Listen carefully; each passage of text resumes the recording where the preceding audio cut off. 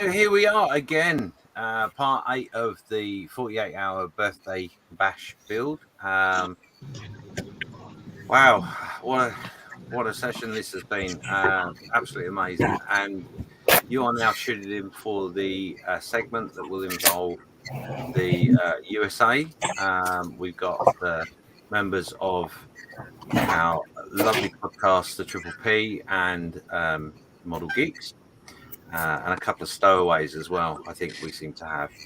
I'm just here to introduce everybody, make sure everybody's okay, and see any progress, etc. We're quite excited about that. Show off my progress because obviously I'm with the Aussies, of which one of those is in the stream as well this evening. So I will be heading off to bed at some point because clearly I need beauty sleep.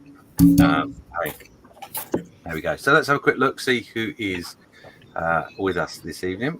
We'll go around with no particular order, but we'll kick off with Scott. Hi, Scott. How you doing?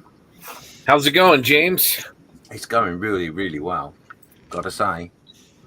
Awesome. Well, it's good to be back. We had a blast last night, did several hours and had a really great time. I know everybody in the group is making good progress on their projects, and we're also have been sharing other things to our pages, our personal pages, as well as the podcast page to try and get the word out for this awesome event. Yeah, I've seen those going up, and thank you so much. It's really great that you're sharing that and promoting it. And like I've said to you in person, but I'll say it so it's live. Everyone knows I've said it.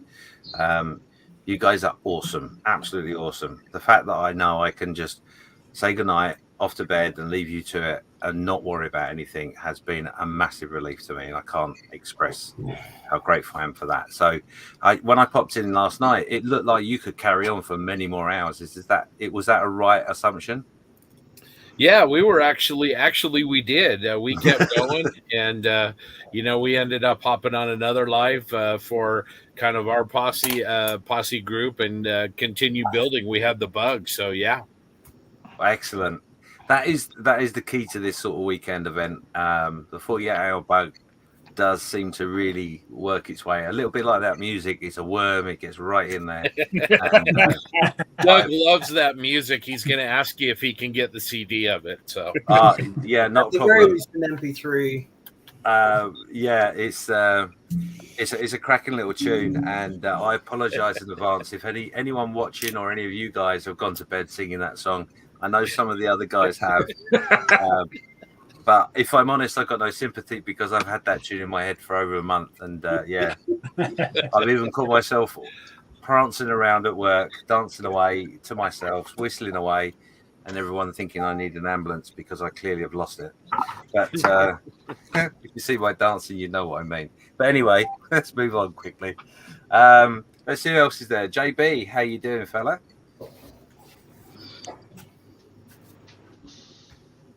You're muted, JB.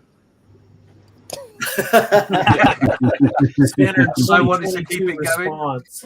Droid tank is pretty much painted. I got a little bit of touch up here and there, but it'll be going to clear coat here in a little bit, and I'll do that outside, and then I'll get to work on the snow speeder, which is over here, and I have it primed, and then the artificial glass I've just did some shading on, so I need to mask that before I start painting it.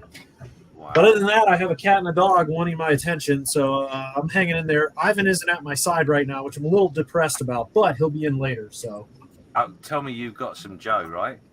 I drank it already. I'll get another one probably in about 2 hours to keep me going. Right, I'm gonna get straight onto Ivan, your wingman. I don't know where he is, but this isn't good enough. You've got no Joe and you've got no Ivan. I know, no Joe and Ivan. I'm struggling.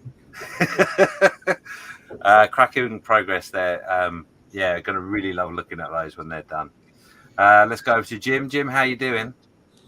I am doing great. I've got a painted hull of the tank. Look at that. Reds are painted, so he's looking all right and moving along, working on the turret, and then I've got the little trailer to do. So all is wonderful here in the Pacific Northwest, other than the mountain isn't out. So other than that, it's good. Oh, that's not good. When you say the tank is moving along, am I getting the sense that you've been doing the tank noises and dragging it around your bench? I can neither confirm nor deny. But the answer would be, of course I have. Yeah, of course. Absolutely. That's why I've not put my propellers on my plane yet, because otherwise I'd be winging around the garden all over the place. Oh, absolutely. Okay, let's see who's next. TJ, how you doing? Afternoon. Looking suitably chilled, I see. I am enjoying a nice glass of Cab Soft here in my Steam Fitters Local 602 wine glass, and getting ready to put some paint on the Gaz Tiger, which is all primed. Wow. Looking mean and black. Soon it's going to be green and tan and black again. Mm-hmm. So there we go.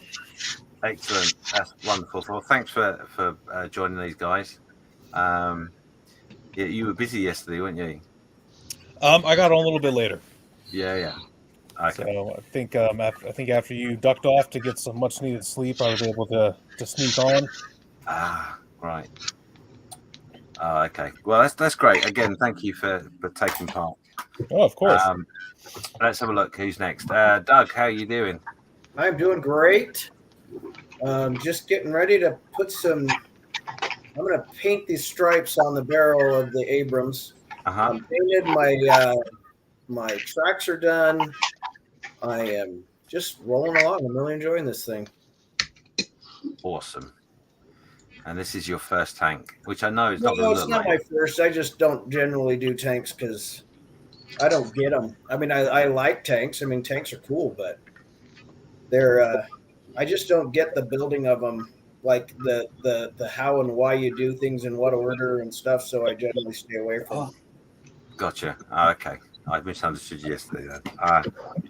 I thought this was your very first tank, but it wouldn't look like it anyway. Even if it was your first tank, you're a good modeler. So Thank you. cool. Thank you very much. Next up will be Grant. Grant, how you doing?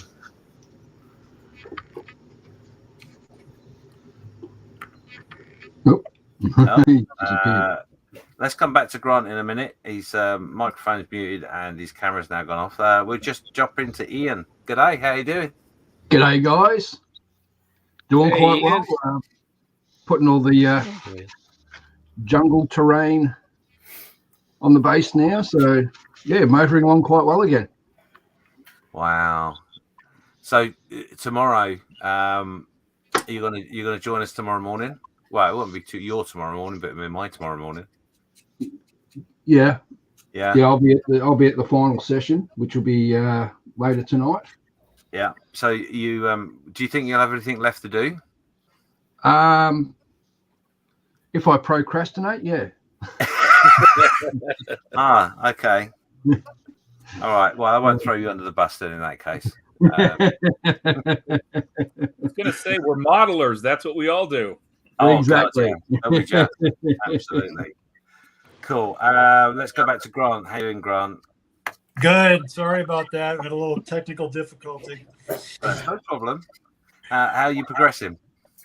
Good. I've got the vehicle all painted, decaled up, weathered, racks in the back, working on painting some more weathering and starting to work on rockets and some other stuff.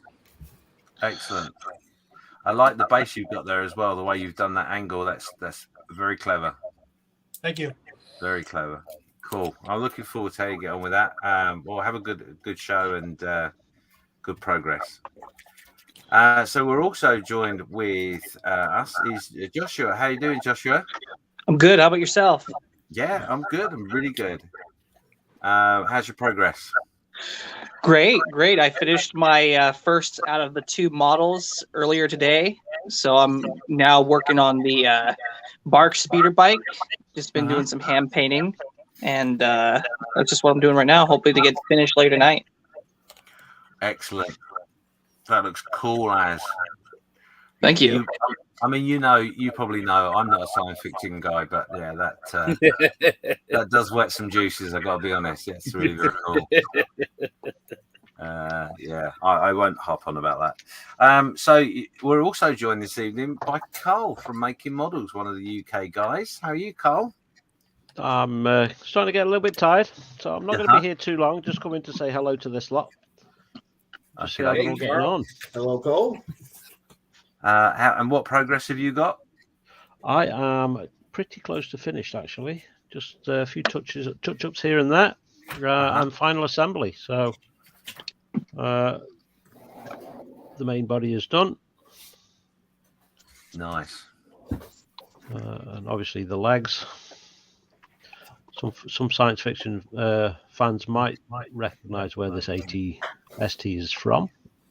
Yeah. Mandalorian. So we're just currently working on the bag on the side of the leg at the moment. Right. So just getting that fixed into place. So, yeah. The base isn't complete either, so.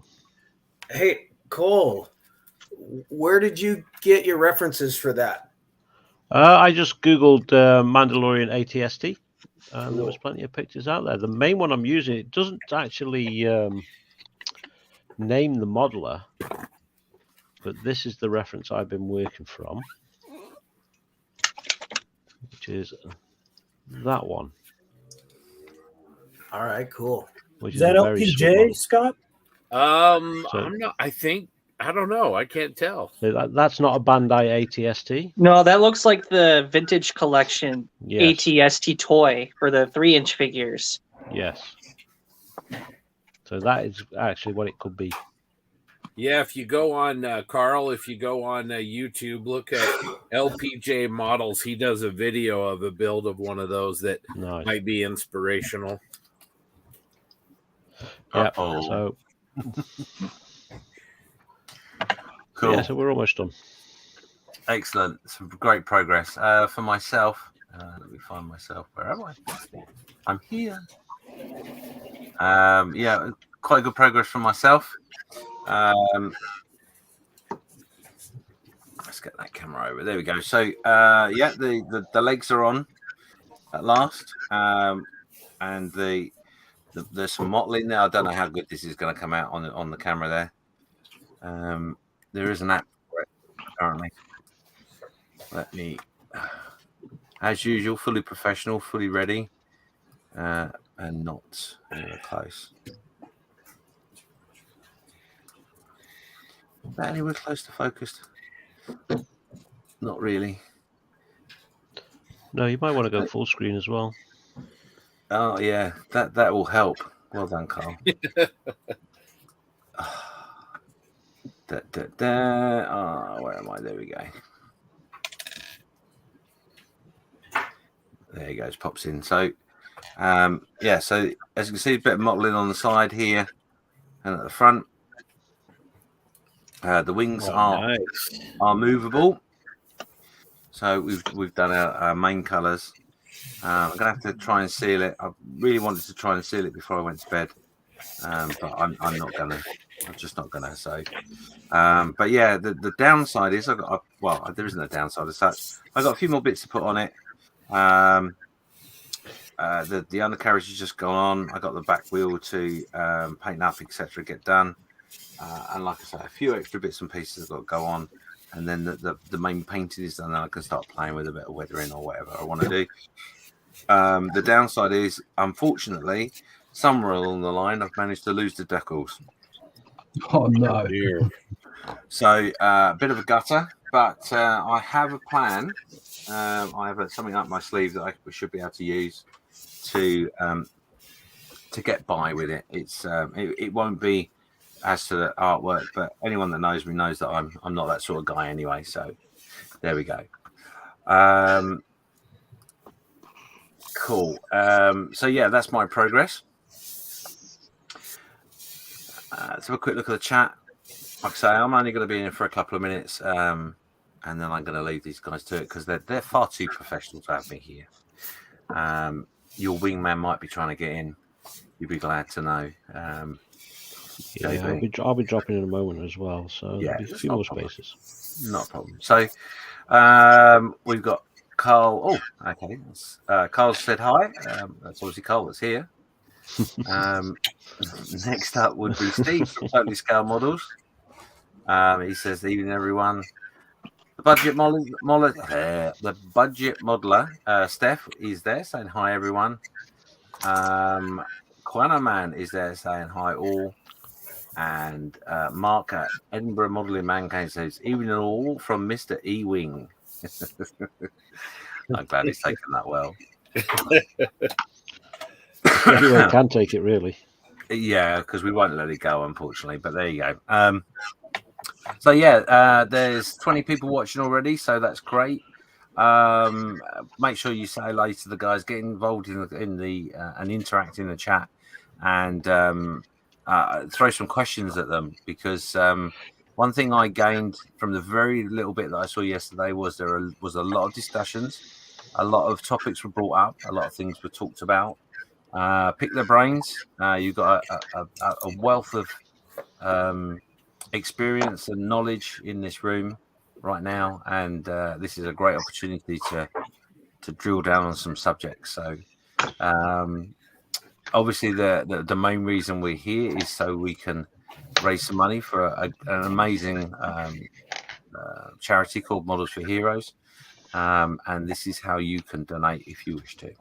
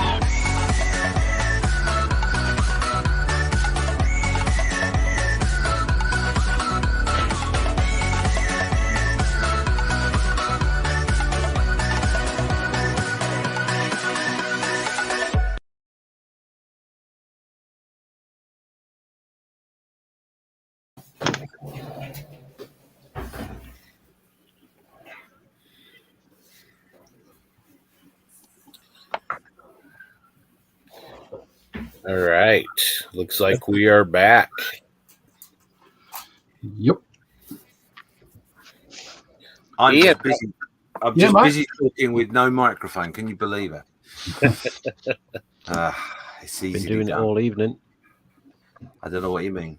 So yeah, that's the key for tonight, is to generate some money. There will be an auction tonight, guys, which you're aware of. Those that are watching should be aware of.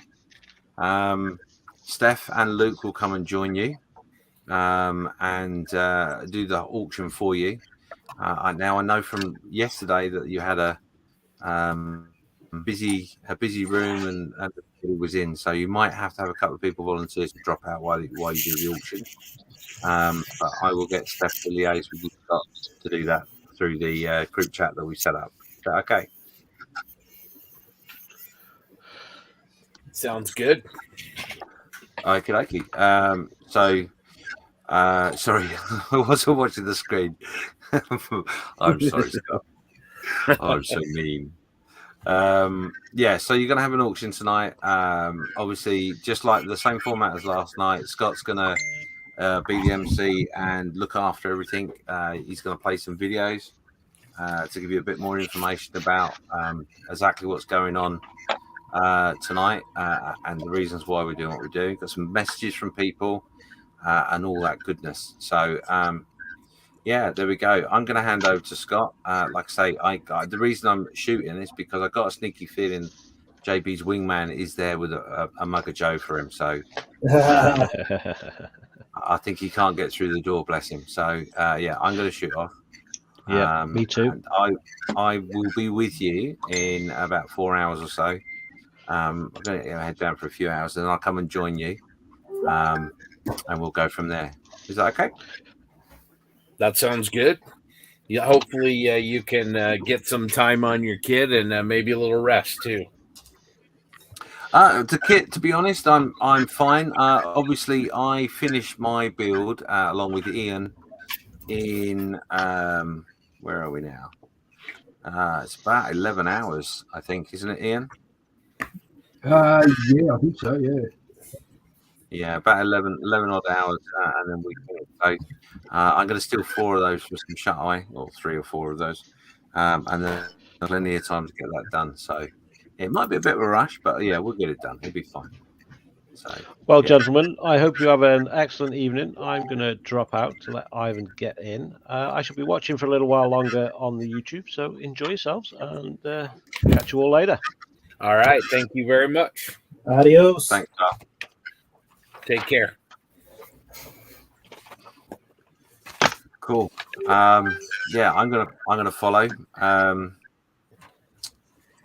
Yeah, I know I'm living in amazing hands. Not only is Scott a great MC, but I know everyone around the table here right now could jump in and help him out at any moment. So thank you very much, guys. I appreciate it. And when this weekend's all over, we must try and make a day where we can all get into a Zoom call, because I guess 10 spots isn't enough right now.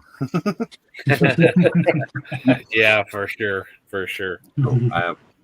So until I see you soon, I bid you good night. I'll see you later. Take care, James. Thank you, James. Cheers, guys. All right. We'll see if I think we got a couple guys that are trying to get in the stream. For those of you that are listening out there, please remember the scrolling donation information is on the bottom. We're doing this for Models for Heroes. It's a great cause. We are all very passionate about it. So please donate if you can. If you're out there, please send us some comments and share the screen with us while we build tonight and talk and ask questions, and we'll just have a good time. So anyway, let's start off, and let's go over to Mr. Jim Bates, a Scale Canadian TV. Jim, how's your crocodile coming along? Well, we're not spitting fire yet, but the good news is it looks like we won't be a wreck on the beach. We do have a painted, and I don't know how well you can see this. I've got AKSCC 15. Got my treads painted. So now I've just got to go in and highlight. I'm actually finishing up the turret. He's pretty much ready to go other than the barrels. So it's going well. This is I was very fearful last night of the tracks, and JB was right. I was overreacting and got him to work. But it's Tamiya, so that's not that special. Yeah. And I also realize I'm not wearing the shirt, and I have not said the mountain is not out. And if I'm a little distracted, it's the Leaf Habs game on in the background. Oh. How's that going? I actually haven't turned it on yet, so I'm going to step out here after we're done talking and go see what's happening over there. All right. Mr. Bonani. Oh, gosh. Just doing some painting. I'll show this. I got droid tank nearly done. I got to paint this one bottom section black, so I'll crank up the airbrush one more time. And then, yeah, it's going good. It's a great little kit. I'm so happy I bought one. So you should get one too, Scott. Yeah, I'm definitely going to need to. That one looks really sharp. Have you busted out the snow speeder much yet? Yeah, I painted the false glass this morning, but I wanted to get this clear coated and put to bed for the night, and then I'll start painting on that one soon. All right. Awesome. Got my hands full here. All right. Let's go to TJ. TJ, how's the gas coming along? Sorry, I was muted. It's green. Oh, very nice. Very nice. I'm using AK Russian green. It's a little too saturated, in my opinion. So I added a little bit of gray green to it to kind of desaturate a little bit. Probably could have gone a little bit more, but what are you going to do? Yeah. Awesome. Doug. Yes. Coming back to the bench. How are things going on your Abrams? It's looking good. I've Loving got a it. lot of little details to do, but it's assembled, it's painted. Just a lot of little stuff, chipping some to the lights in the little peepholes and stuff, and dirtied up. Very nice. Grant, how's that truck looking? Looking good. Just working on rockets, and I painted it with MSP Paints, which is a company out of Texas. And I did some sculpting today for some tarps and some value gear added to it. So we're getting there. Very nice. And Ian, how's your project coming along? Very, very well. Definitely on track. Let's see if you can see that a bit better. Oh, very nice. Nice. The Komatsu? Yeah. Yep. It's a great kit. It's, typical Tamiya. Just basically close your eyes and just throw some glue in the box and just give it a shake and it's done. So today I'm just going to spend doing the jungle work and paint the figure and hopefully have it finished by knockoff time. Very good. Very good. Like your scenery. Joshua, what do you looks like you're painting a trooper right now. Yeah, I'm in the middle of I just got done cleaning up on this Bark speeder bike, and I'm just working on painting the little driver and side gunner for the speeder bike. So just slowly taking my time on that since I don't have the best brushes on me at the moment, and these guys are really tiny in detail. Looking good. Looking really good. All right. Well, let's see. We'll start off with a coffee break at the half hour. Here we go.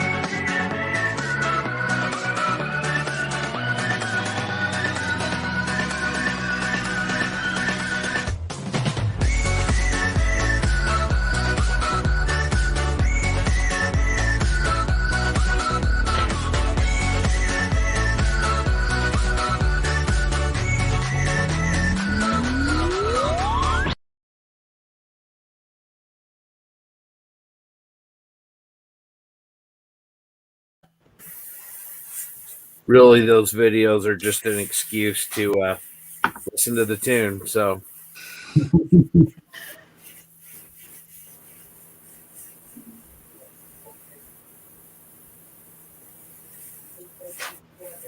During those videos, I can imagine Doug just getting up and pulling his best Napoleon Dynamite dance. yeah. All right, I'm just going to wrap up some airbrushing. I think we've got somebody joining us here.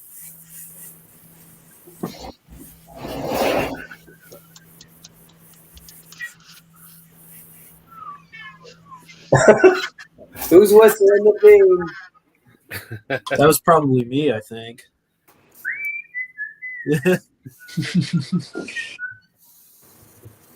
It's bad enough we have to hear it. Now we got to hear the whistling of it. All right. Well, I guess I was wrong. Doesn't look like anybody's joining us, at least not yet. Let's see what the comments are.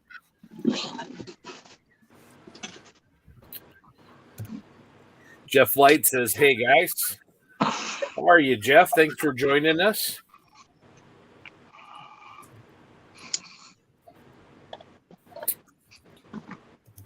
Hey, Steph.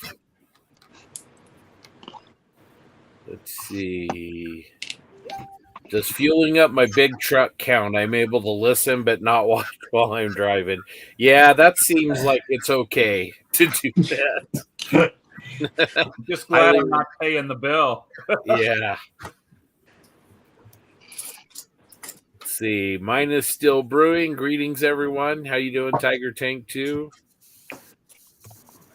And John from Down Under, tired of nuding up to twerk every time the music starts. I'll just stay naked except for the full face double canister mask. All right. So, note to everybody, we will not be adding John Marley to the video stream anytime soon. Also, note to everybody, John Marley is funny as heck. Oh man, that's great. Hey, Mark Ewing doing battle with the weathering of the Sherman tank, but the end is near. And Steph says too much information from John.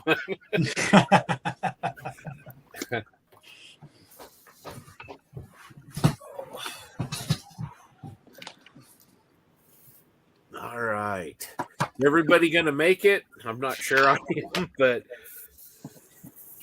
Yeah, looking good. Yeah.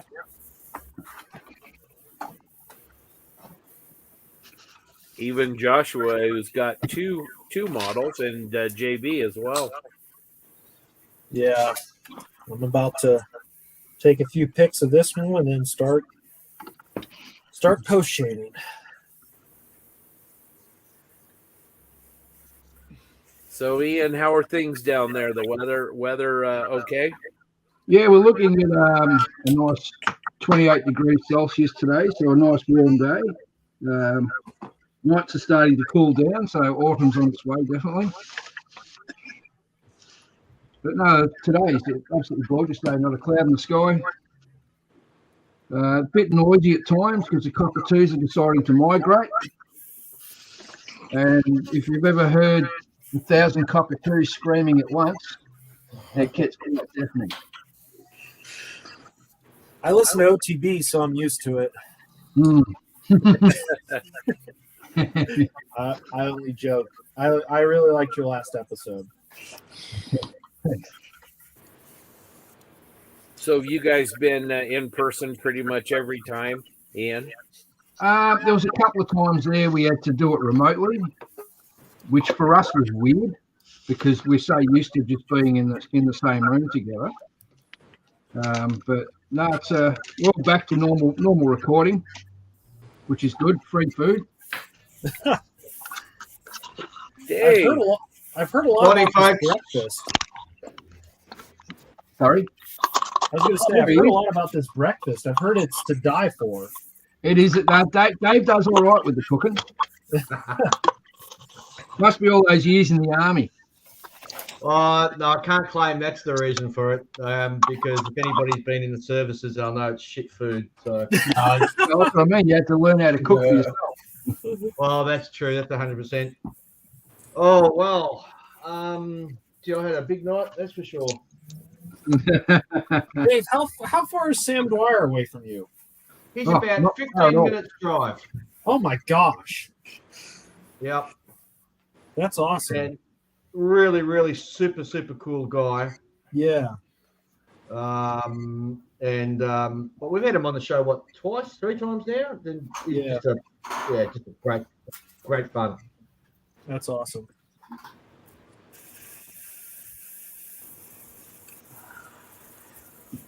Well, goodness, I've hardly done any progress in the last 20 hours with my kit, so I am not going to make the 48 hours and finish it. I'll give you that tip right now.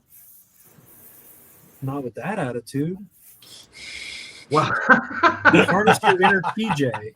Well, we've got. Let me think now. It's what's the time now? 10 o'clock, 11, 10:30 here. Yeah, 10:30 here. So we finished 8 o'clock. So that's what 8 hours, 9.5. Yeah, it's still a big push, but yeah. The way I build, I'm not confident I'm going to get that done. Where's my thing? There we go. Because I've been out of loop for a while. How did all the auctions go? Good. James said the first one, the ones for your area down there didn't go so hot, so he was kind of hoping for better. So Okay. maybe just something people need to warm up to, you know. I think John Marley did. He won the Airfix kit, so. Well, he's still going, eh? Yeah.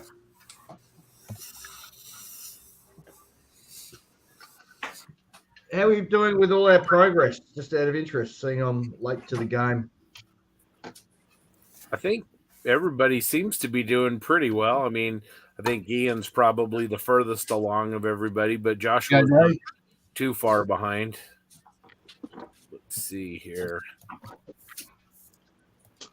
Yeah, Ian, put that back up there. Sorry, I'm a little slow. There we go. Oh, wow. No, getting there. That's very nice. Still got to paint the figure though.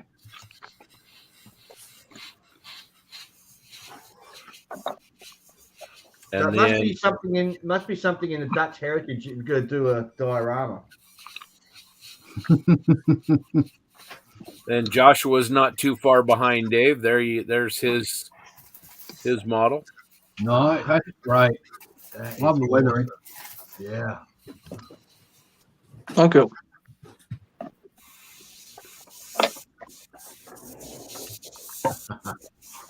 I just saw what John wrote in overcast, cloudy in Sydney.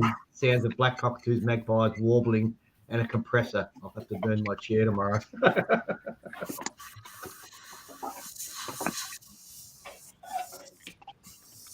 Budget model says made Australia $160. That's all right. Yeah. Very impressive.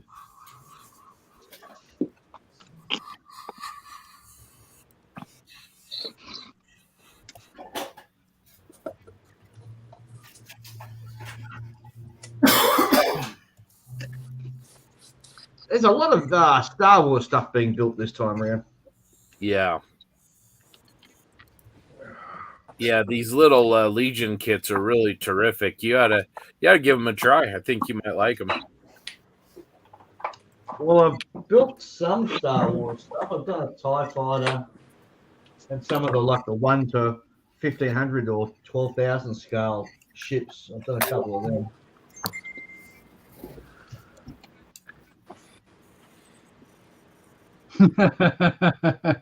No, not good. I don't think I have enough time to do a bigger base. And yes, John Marley was the victor for the victor. Very good. All right. Looks like Did you get a deal with him about postage? Yeah, no, I said I'd cover the postage if he won it, so I'll stick to that. And let's go find a box big enough to send it up to him. And there might even be a couple of extra goodies in there for him as well. Seeing he's being such a good egg. How is that Victor kit? Is that a pretty good model? Yeah, by all accounts, it is. I've seen some finished ones of it, but I just sort of bought it on a whim. It's one of those models that you sort of walk past and you go, "Oh, that looks good. I might build that one day." And of course, it just sits there, and you go, "Yeah." I thought that's how you buy all your models. Isn't that how you do it? It is. And I tell you what, it's worse because usually Ian, Julian, and I go shopping together, and Julian, he'll be walking up and down the aisles, not looking for himself, but looking for things to put on my pile. And he'll come up and go, "Hey, Dave, this looks cool." And I go, "Yeah, it does." And it ends up in my pile, and I end up spending, $500, walking out with about 5 or 6, 7 kits. And Julian walks out with nothing. Oh, wow. So you need to go shopping with JB. What happens is he'll just be like walking down the aisles and the owner of the shop will come up and start giving him stuff for free. Have you guys seen the new 3D Wild kits? The which one?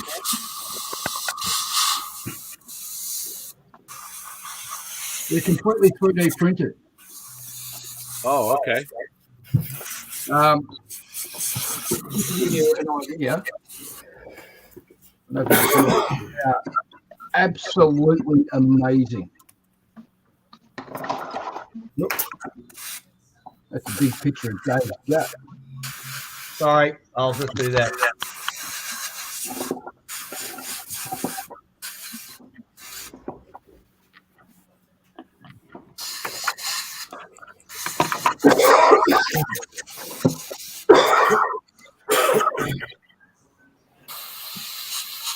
Oh, that's not the right one.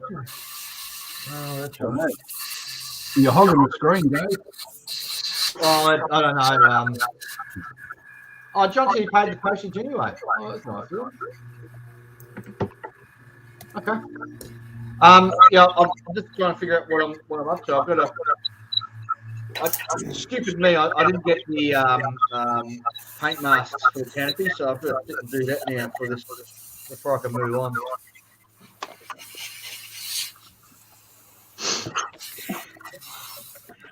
All right. Well, we're supposed to remind everybody to make sure that you're taking breaks and getting drinks and not sitting down for too long. So.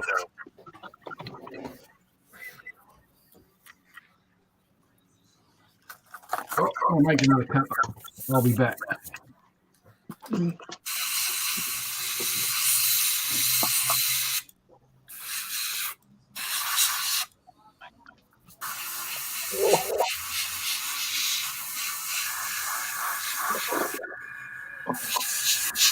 Grant, when you get to a place where you can stop, we need to see a close-up of your truck. Let's see here. All right, hold on a second. Okay.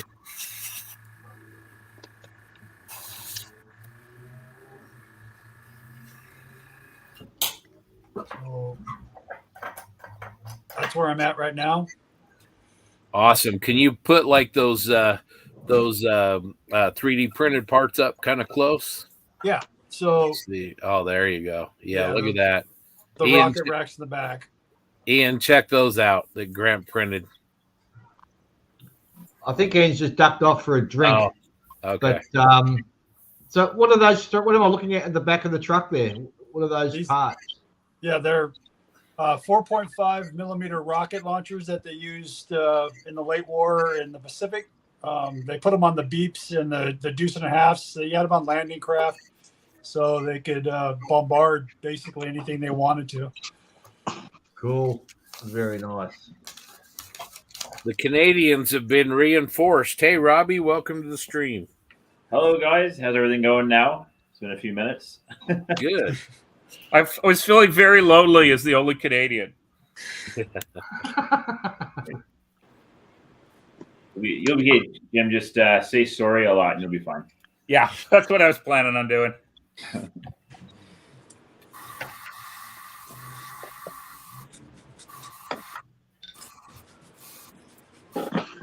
Are you still shooting your green? Or did you move Yeah, back? I'm doing my highlighting at this point. Oh, nice.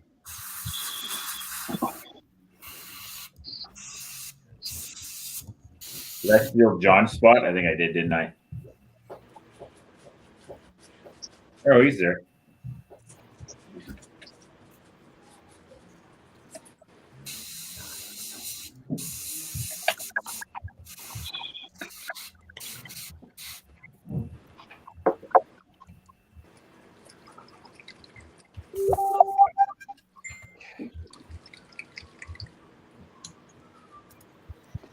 Grant Crazy Loca says the truck looks great. He'd be happy to drive it. Hey, you're willing to drive it. The rocket's right behind your head. You're smart. You're a better man than me.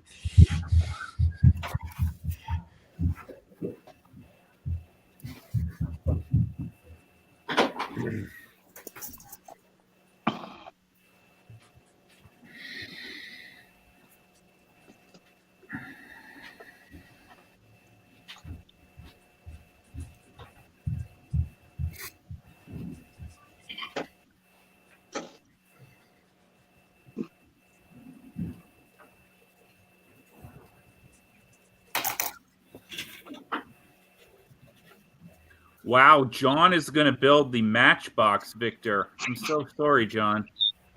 You're going to have a better one coming.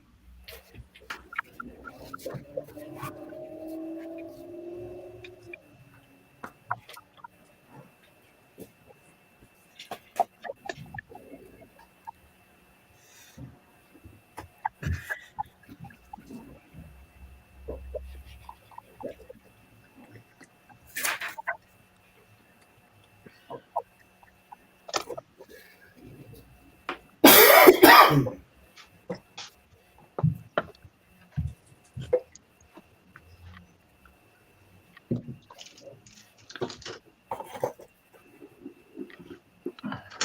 Robbie, where are you at this point?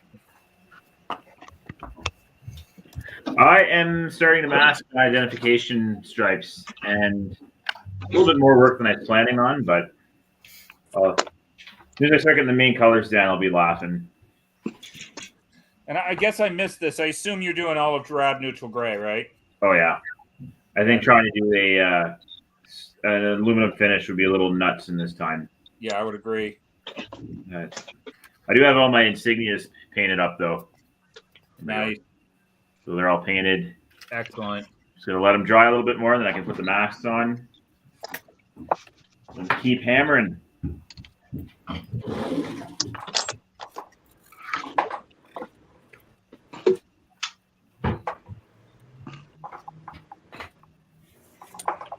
Just sprayed some of the new Tamiya LP Insignia white, man. White paint is notoriously hard to deal with, but it's beautiful. Just goes on really, really well. Covers nicely. Dries almost instantly. It's nice. I am a huge fan of their LP11 and their LP70, the two aluminum colors. Yeah, I've got just got a bottle of LP11 open right now. As a matter of fact. So, do you find their insignia has a little bit of a gray tone to it? It's I would say, to my eyes, it's got a little bit of just a slight brownish tone, but it's very slight. It's not like gold gray or anything to that extent, but it's not a perfectly clean white, but it's very, very nice. It covers well and goes down nice and smooth. Let's see if I can have the camera show you. You're not drinking it, are you? Not yet. That would be Dave and Mike. The night is young. That's good. I might have to join you on that drink. Well, I'm drinking Jim Bates and my brand here, the Coke Zero. So yeah, that makes two of us. When does the hockey start for you tonight, Jim? Or are they not playing? Actually, I've got the Habs Leafs on in the other room, and last time I looked, it was not looking well for the Habs. I'm not sure if the Kraken are playing tonight or not. That would be in 3 hours. Like, it's 5, so if they're playing locally, it'd be at 7. Okay.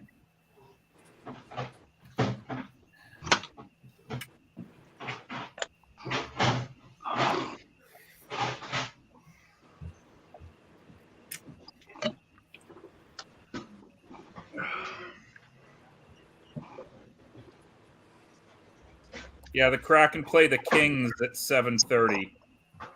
So that probably will be a bloodbath.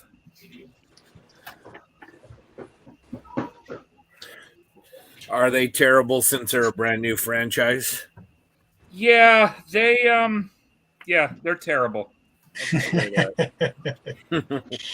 I think we all got kind of, or at least I did, got roped in by how good the Vegas Golden Knights were.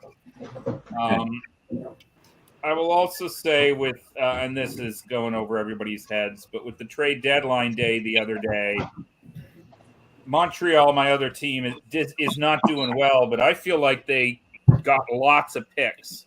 And I think Seattle got lots of picks too, but they were much lower in the draft. So I wasn't hugely impressed by their choices. But what do I know? They didn't call me. They didn't call me to run the team. So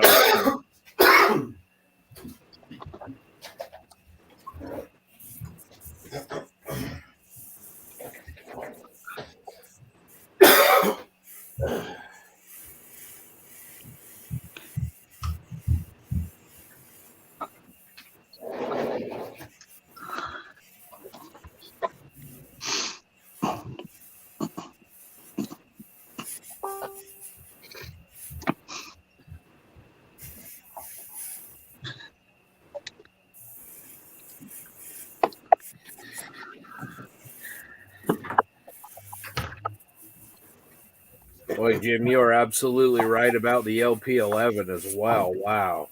Oh yeah, it's awesome. Sounds I like I'll be tend investing. not to exaggerate ever. Like I always tell the truth and would never lie, or exaggerate anything. But LP11 is awesome. What's that joke about how do you know if the lawyer is lying? His mouth is moving. Well, if we're gonna go down that road, I've got to tell my favorite lawyer joke. All right, let's hear it. How many lawyers does it take to shingle a house? How many? Depends how thinly you slice them.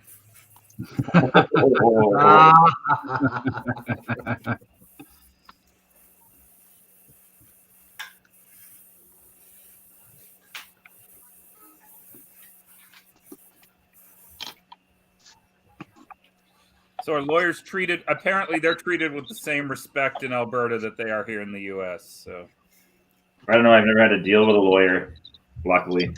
yeah, good. Keep it that way.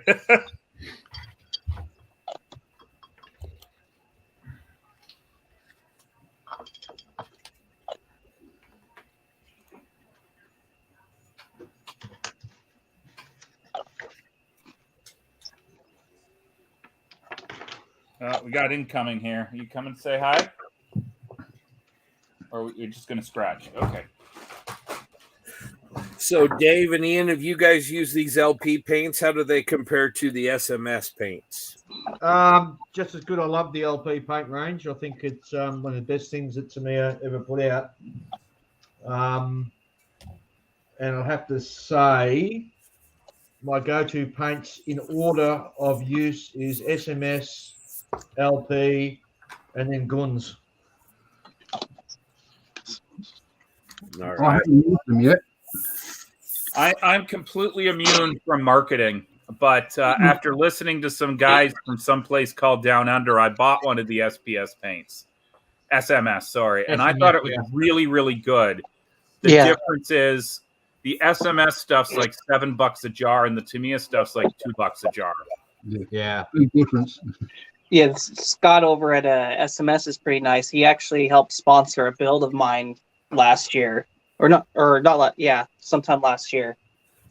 So I did a small little build and tried out some of his selection of paints. They were pretty nice. He's a terrific guy to deal with, actually.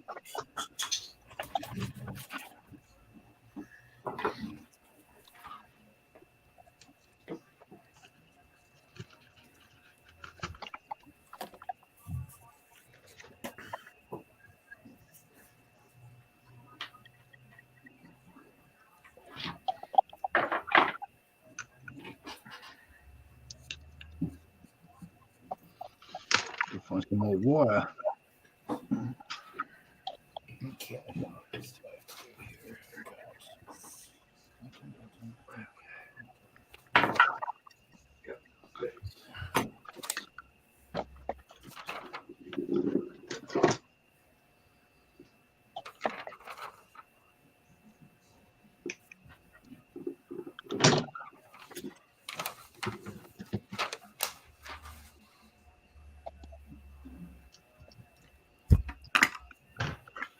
It was a late night there last night. What's that? All right, I'm aiming at Ian. Ian, it was a late night last night. Yeah. Got home about 12. Michelle had probably had way too much champagne. And then, so I set my alarm to get up at 9 in the morning, thinking I'd be a half decent sleeping. I had a few beers. I wasn't sort of off my face. I go up and there's Michelle sitting there, all nice and perky. The girl doesn't get hangovers. Well, there's something wrong with it then, isn't there?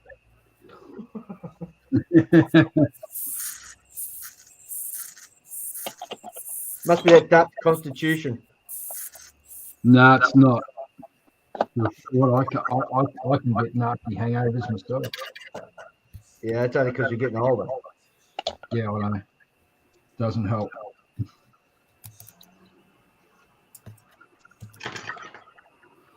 Geez, I might end up going through nearly 2 full packets of these Browdy's Works. Your speaker's a bit weird today, mate. Mine. Yeah.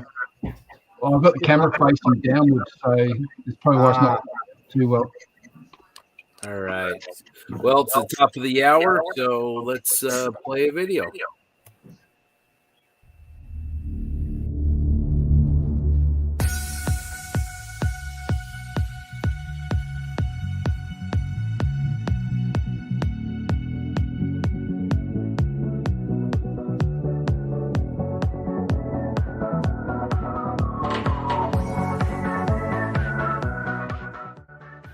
Hi, good evening. My name's Mark Bridge. I'm an ex-Royal Air Force weapons mechanic veteran, and I would just like to say how M4H has changed my mental state and mental health. It provides me with a focus of being constructive and something to do, and allowing me to focus on something that doesn't involve me stressing or worrying about my mental health. Provides me a focus on keeping my brain active in working out schemes, decal options, builds, how you're going to build it, how you're going to arm it, and so on. It's provided me a focus and a joy of satisfaction on completing a model that no other hobby does. For that, I have a great deal of thanks and respect for Malcolm Childs and all the M4H team and volunteers. Thank you.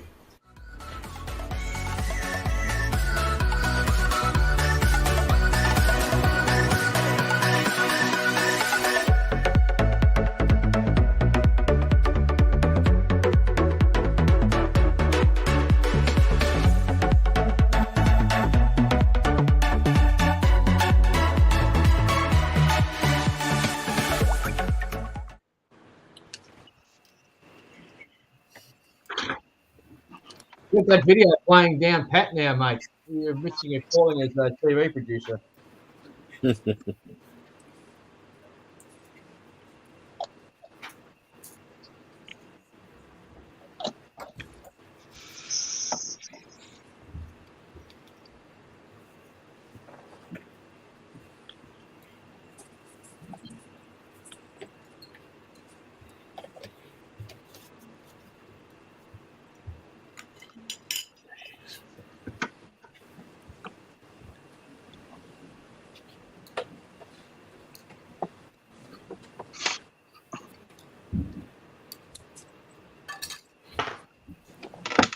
Robbie, how's your Mustang coming along?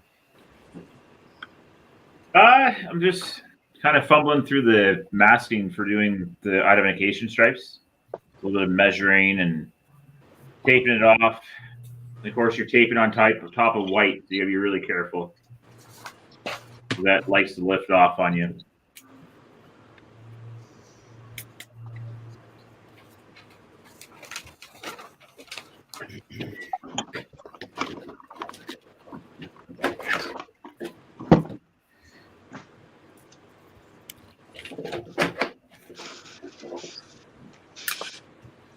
But I'll be happy once I start to see that green coming down. Yeah.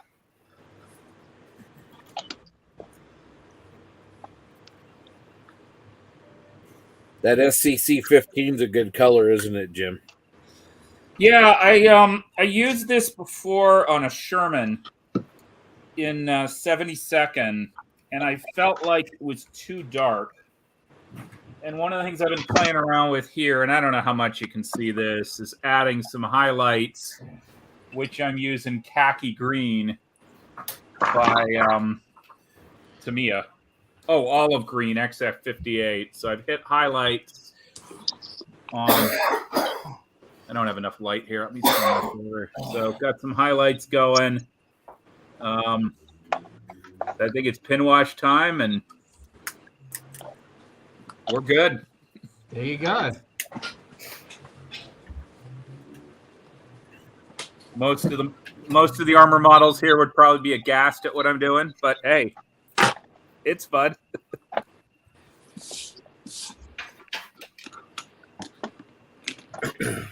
Jim, I think you're doing it just right.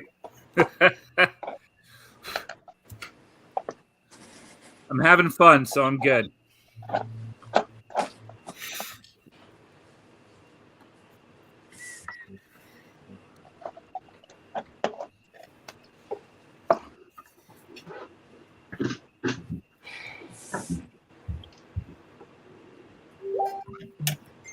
Well, I am trying really, really hard to use every paint I own on my bench at the same time.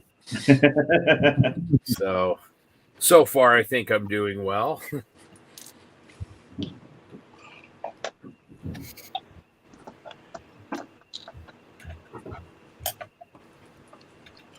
know that feeling.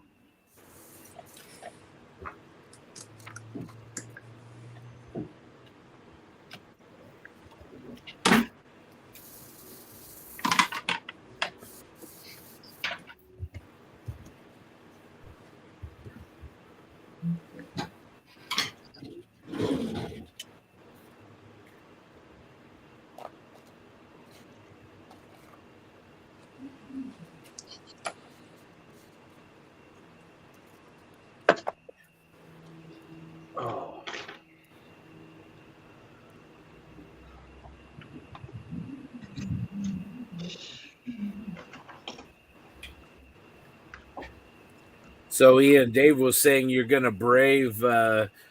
Is Ian back? Yeah. Yep. Dave was saying you might brave the trip over and bring a ship model with you to Nats. Yeah, I was thinking about bringing me little USS England. Oh, wow, that's awesome. So, we can't really go without entering something. Yeah. We just got to build a sturdy enough box for it. And then you carry the box on the plane with you, or? Oh, definitely. Yeah, most definitely. Yeah, that'll be pretty much carted around by hand for most of the trip around. I think you're crazy. Build a good enough box for it, small enough. It's not that small. It's a 1/350 scale destroyer. It's a destroyer escort, so it's quite small. Not compared to 1/700 scale, it's not. 1/700 scale. Sorry about that, Ian. There's always that guy, isn't there? That one guy. Yeah, there's always that one guy, and he's called Dave for some reason.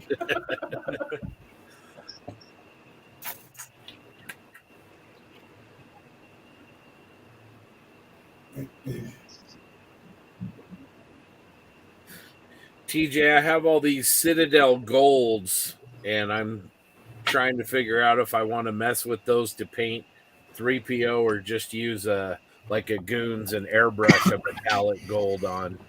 Airbrush that. Come on now. Yeah, that's kind of. You gotta airbrush that gold, man. Got to airbrush whenever you can. That's sure. Right. No. Gold leaf. Come on. Step it up.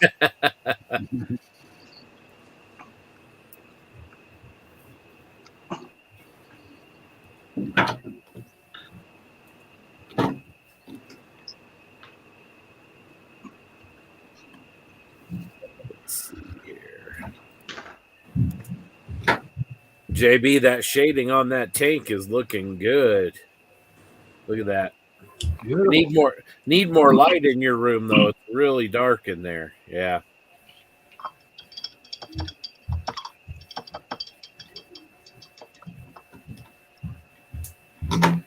Okay, I'm just going to go grab some dinner. I'll be back in probably about 15, 20 minutes. Okay. Cool. Now, what's for dinner? I think we're doing Toad in the Hole. We're doing what? Cool. Toad in the Hole. It's a Scottish dish. Have you ever had Yorkshire puddings? It's basically a cake made from Yorkshire with sausage in it and all kinds of other veg and stuff. So I'm told it's a Scottish dish. I think my wife's just trying to pull my leg, but it's pretty good to eat, so I'm not going to complain. Okay. Yeah, after supper, we're ready to start shooting color again.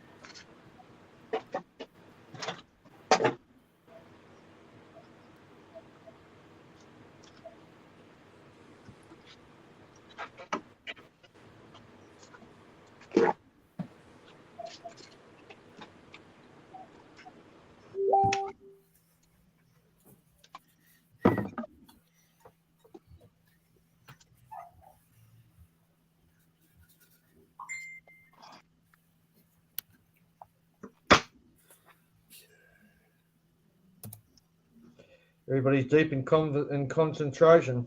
Yeah, we're very focused. Okay, so that's my canopy masking done. Thank goodness that's out of the way. Oh man, Tiger Tank 2 and John have a good back and forth going.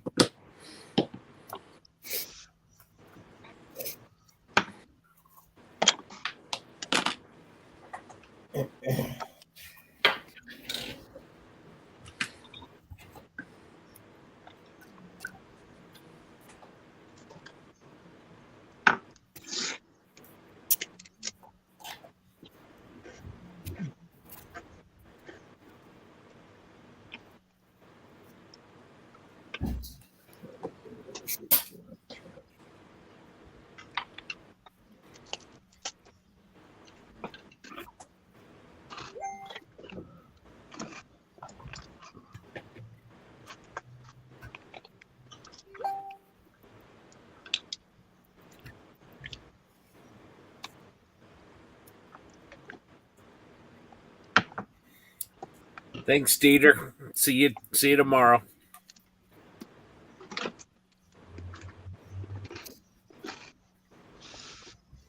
So TJ, would you airbrush a silver over the black base, or would you just go gold on black and then dry brush silver highlights? Whatever's fastest. Okay. Come on, man. You know the answer. I wouldn't have gone with black. I would have gone with like brown. Yeah. Just because it's easier to bring up a gold tone over brown. But you can do it over black, especially if you're airbrushing. It's gonna take a little longer. Yeah. Or if you really want, hit that bitch with some brown and then do your gold. That's what I would do. It'll be faster. Less layers of gold. I've got some of this Goon super metallic. It's really good. So, but I mean, yeah, I would go whatever gets gold on there fastest. Okay.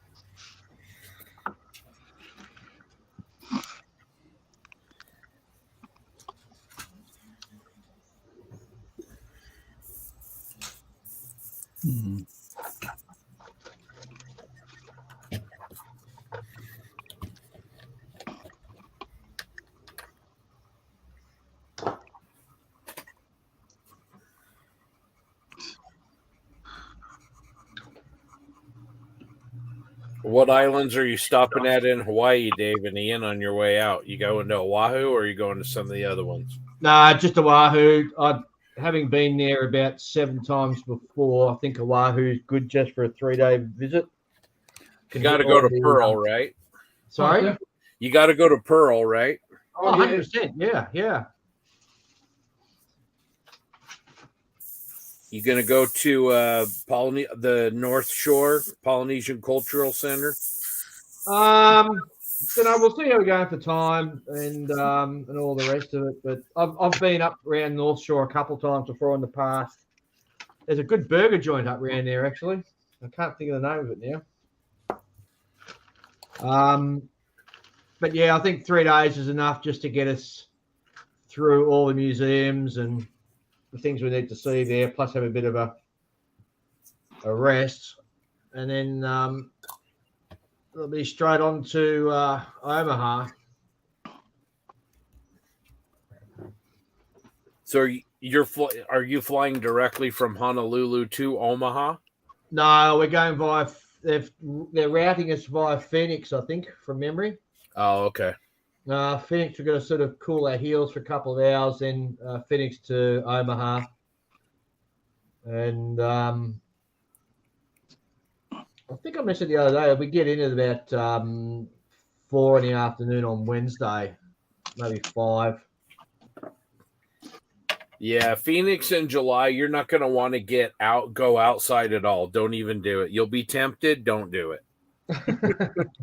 Just stay inside where the air conditioner is.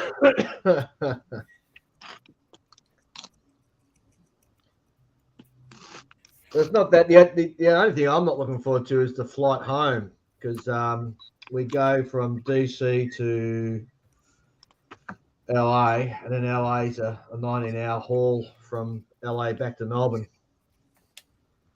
That's a long time to be cooped up in an aluminium tube.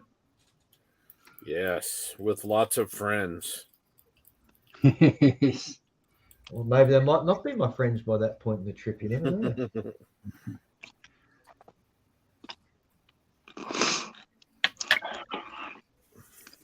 Big on flights like that, you probably have pretty good sized planes, though.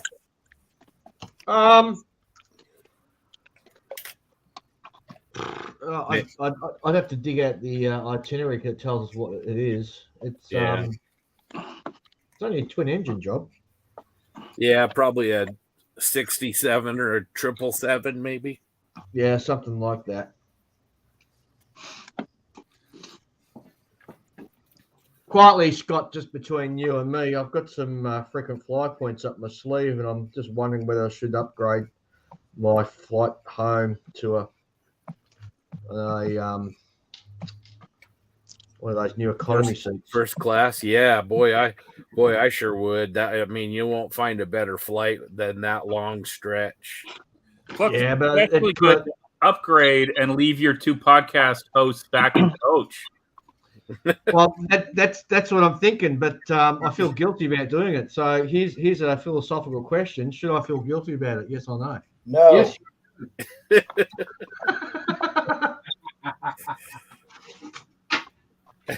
As a Canadian, I'll give you the answer. Just tell them you're sorry, and then sit down in your first class seat.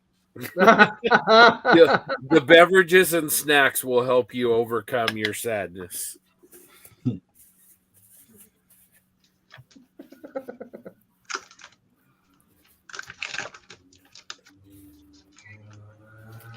I think the real answer to the question is, what would Ian do?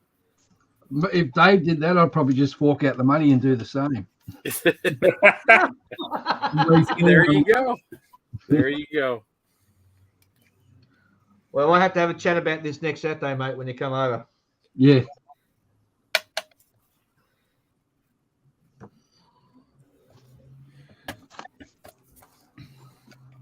I just can't. I'm at that age now where I don't mind doing 9-hour trips in coach, but 16, 17 hours. Oh man, I'm not young anymore. It hurts. Yeah. Let's see. Yeah, that's a long time to sit in a seat.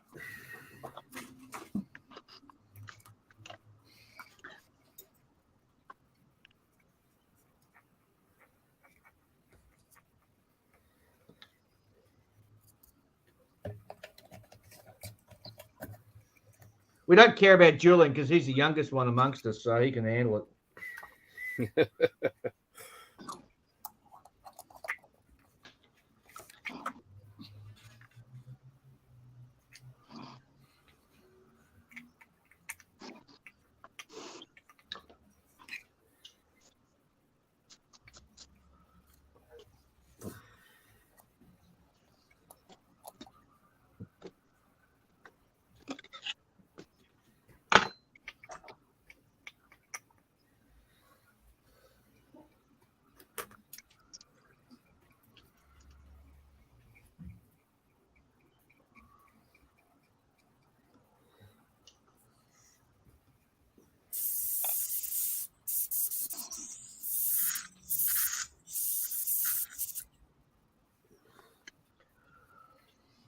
Oh boy. I wonder if I can show this.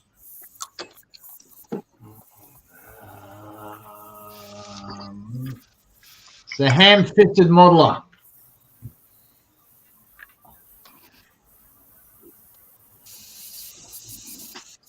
One great big thumbprint on the side of the model. Oh, shoot. That's all right. Nothing a bit of sandpaper can't fix, I guess.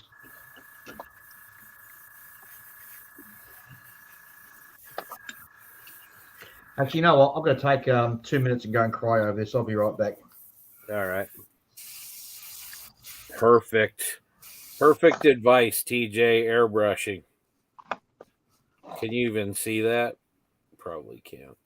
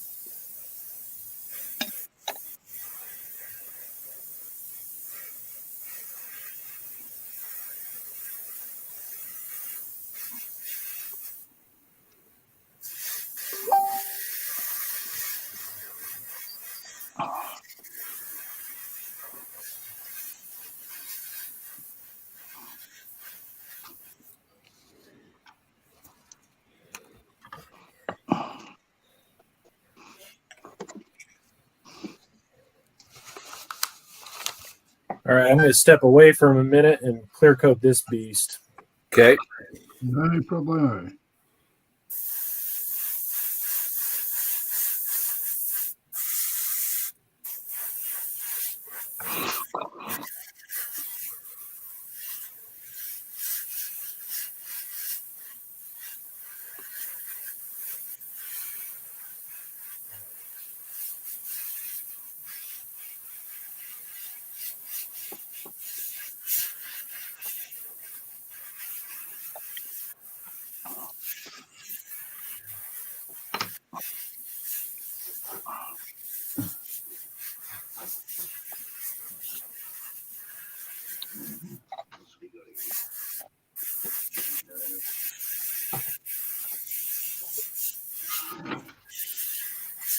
So now it's down to deciding, is this second platoon or fourth platoon? That's all I got to decide. I'm going to go with fourth because it'll be an F4.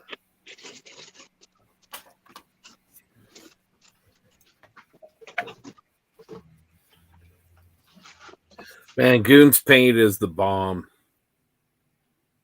Wow.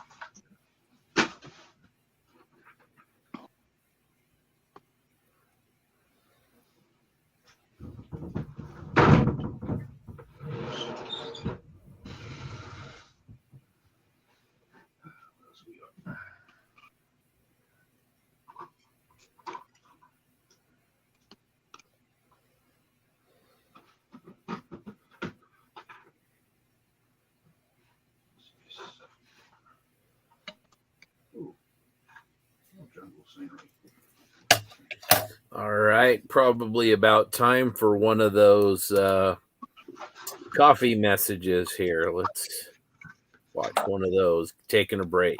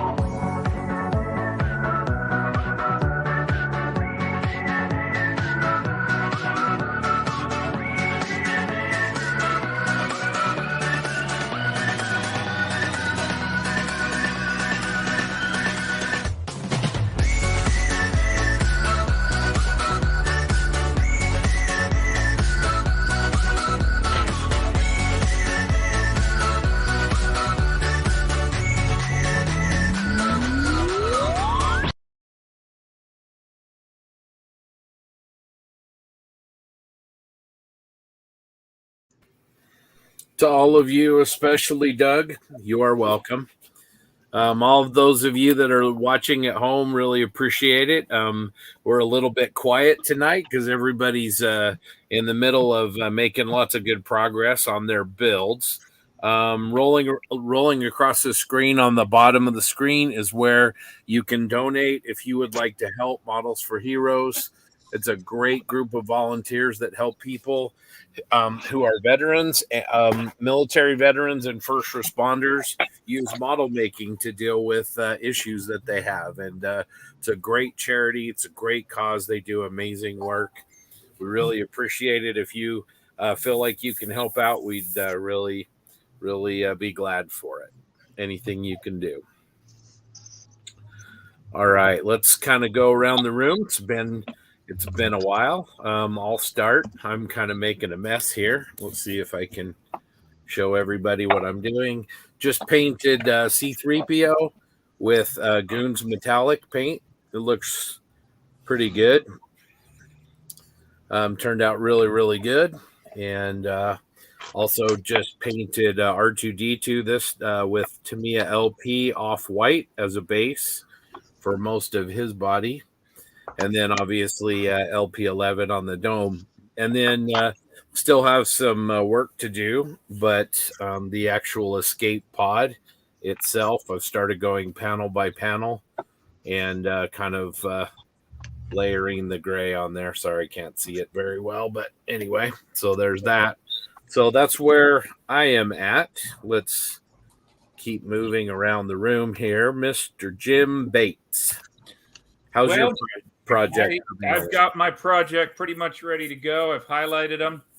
I am going to now go over with a clear coat. I'm mixing up, I'm going to try something crazy. I'm mixing up Tamiya X22 with a drop or two of the AK to get a glossy kind of layer coat. I've got my turret here built, textured. So I'm just letting that dry. I put some glue texture on there, and I'll put the barrel in and paint him next. So awesome. We're doing all right here. What about the little trailer? Have you started on that yet? The little trailer is right now in 2 pieces. So yeah, that's my next project. I got to build a little trailer. Awesome. How you loving the kit so far? I am really liking the kit. Even more so, I'm liking the fact that I'm making progress, which doesn't happen on my bench much. So it's enjoyable to think, wow, I started this last night. Yeah, well, might be done soon. These events are great, and I think Mr. Tamiya probably gets some of the credit for that too. I would agree. Mr. Tamiya has a lot of responsibility for this being fun. What it does make me sad is that I have this T55 sitting over here that I need to finish when this one's done. And no, it will not be this weekend, but maybe next weekend. Yeah, there you go. All right, so heading over to JB. I believe he is still out with his dog. Yep, I think he is. So let's go over to TJ on the East Coast. Give him a minute to unmute himself. How's your Gaz Jeep coming along? Getting there. Adding the yellow-gray disruptive. I got one more big blob to do, and then got a little bit of black. I don't love it. I don't think it matches. It definitely doesn't match the picture in the instructions, but it matches pretty close to some pictures I found on Google. So I'm just rolling with it. Don't care. It's going to be done. It looks sweet. I hate painting camo, so. Yeah. Well, your camo always turns out really good. Again, appreciate the advice on the airbrushing. That turned out really good. So, of course. Mr. Doug Smith, Big T, over there in Utah, where I am. How's the Abrams looking? It's looking good. I'm putting decals on, so we've got some identification. That's where it's at. Just little decals like that, little details like that, and then I'll start worrying about more weathering and stuff like that. I actually kind of had the same problem that Podfather Dave had. I put a fingerprint on it, but I just sponged on some worn paint over that and took care of it. So nice. Good save. Are you going to do any kind of a base or anything to put it on? Maybe not this weekend, but eventually. Yeah. Okay, cool. All right. And out on the coast, Grant, how's your truck looking?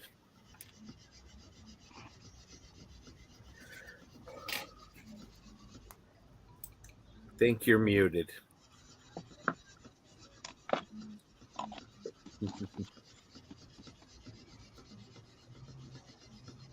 Sorry about that. Base is done, painted, ready to go. Working on the tarps right now and trying to finish by tomorrow. Awesome. You having a good time with it? You having fun? Yeah. Cool. Yeah, it's a fun build. It's a really nice little fun kit to do. Ian, your little Komatsu bulldozer's looking really, really good. Yeah, it's getting right into the jungle scenery. So just making a few more leaves. And don't know if you can see it, but there's a teeny tiny little lizard, which I'm going to add to the tree. Holy cow, you're not even kidding, tiny.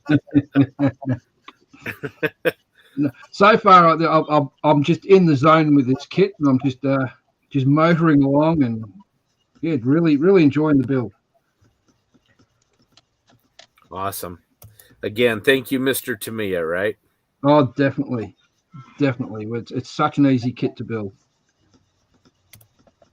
Joshua, how are your little bark speeders coming along?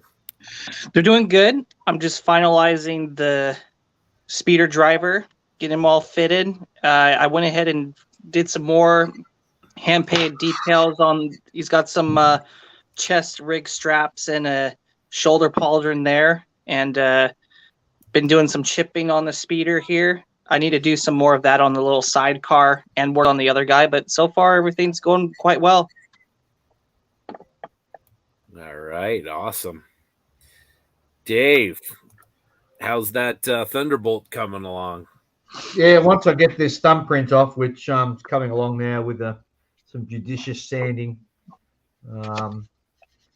Canopy's all done, as I mentioned earlier on. So once I get this final stuff all sorted out, I'm going to get really close to start doing some painting. Although I haven't done the undercarriage yet, so I've got to figure out when I'm going to do that at some point as well. But I'm really keen to just move forward, push forward, and get some paint down. Yeah, for sure. Awesome. It's looking good. So we got a couple of questions. Grant, which kit is the truck that you are working on?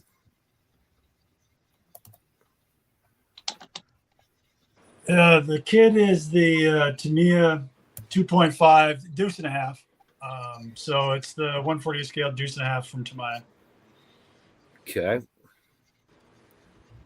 And Robbie and JB are out, so we will hold off on them for now and just kind of go back to the group. So how many of you guys, most of you participated in this last year? Like who's a first timer this year? I am. Yeah, that'll be me as well. All right. Yeah, so kind of mix of both. What do you guys think? Is it a good motivation? Would you do it again? Oh yeah. Definitely. Oh, absolutely. But awesome. It depends when you ask me. Next weekend, probably not. Next year, absolutely. Yeah. I wonder. I think that these 48-hour group builds have to be good for the local economy for the shop owners. I know I went and spent money on paint and finishing supplies. So.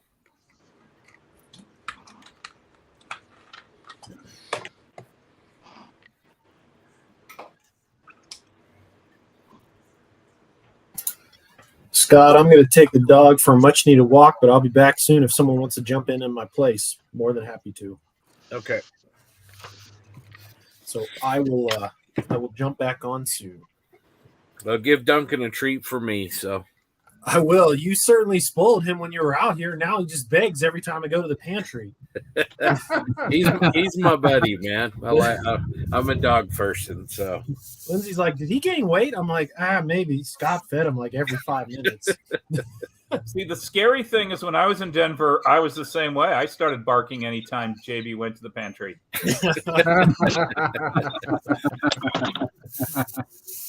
So how many people here have dogs or cats? I think most of us, right? The cornbread is somewhere behind me sleeping. I can just see his head poking out. All right, I'll be back. Dave, do you have any pets? And I'm not talking about Julian and Ian. And fur babies, as Michelle calls them. Yeah.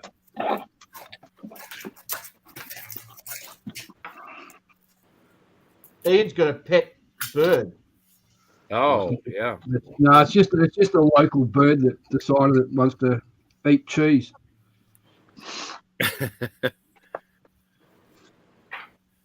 But he's a cheeky little bugger, though, isn't he, Ian? Oh yeah, he's gotten into just as well. Let me know he's there. He swoops me and whacks me in the head with his wingtip.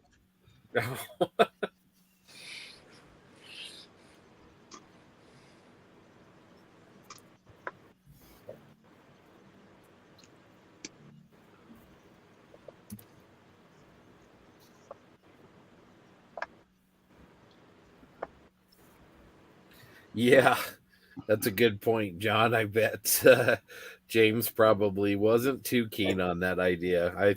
I think he seems like he hasn't had too much sleep.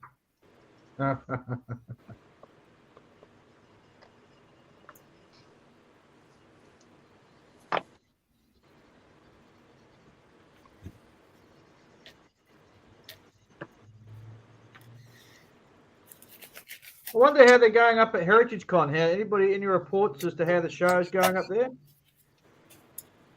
I haven't seen any yet, but we're expecting, I think tomorrow over here, that we should be seeing stuff. Okay, I'm actually gonna boot John and Robbie because I think they want to start doing the auction now. So we'll bring those guys back here.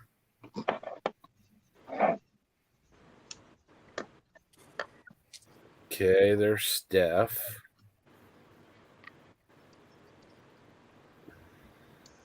Evening. Hey, Steph, how's it going? Hey, Steph. Oh, yeah. What the hell am I doing up at this stupid o'clock time? How are you guys going? Fantastic. We're doing really, really well. Good. See, it looks like I'm going to have to boot somebody else, and we'll let you back in. But anybody want to take a break for a minute so we can get Luke in here? I'll boot out. All right. All right. I'll see you guys later. Okay. See you in a bit. Thanks, mate. Thank you very much. All right. So, Steph, I'm going to hand controls over to you for a minute while you do this auction and let you kind of run things. So, okay. I believe we're going to kick off about 1 o'clock. Okay. About 10 to, I'll just quickly run through the rules and regs again. Okay. I asked a question earlier to the guys in the Britain EU session. It's aimed at people who haven't got any military background, so who've not served in the military, parents weren't in the military, have got no understanding of the military background apart from what they've learned through their lives. You know everybody here, Scott, so if I ask you the question and you can ask the other guys, what is your motivation for helping us? So we do have some veterans in our crew, but I think just speaking for myself, I mean we felt like from the start of our podcast that we wanted to make a positive impact. That's part of being a member of a community, is that you try to make things better and help other people. And I know, speaking just for the Plastic Posse, the number of guests that we've had, the number of interviews we've done, the number of pieces of feedback that we receive from people thanking us for not only talking about the hobby and kind of helping them feel like a part of the community, but not being afraid to talk about some of these issues like PTSD and anxiety is important to a lot of people. And I think starting that conversation and bringing it out into the open, but then also helping people, like Models for Heroes that are actually making a difference with people. That's why it's important to me. So I'll be quiet now, but anyway. Cool. Thanks for that. Who else would like to answer that one?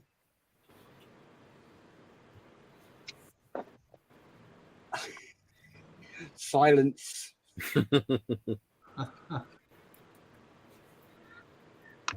One of the things I like about Models for Heroes is the fact that you can talk about your mental health. I know Luke and I have touched on it earlier.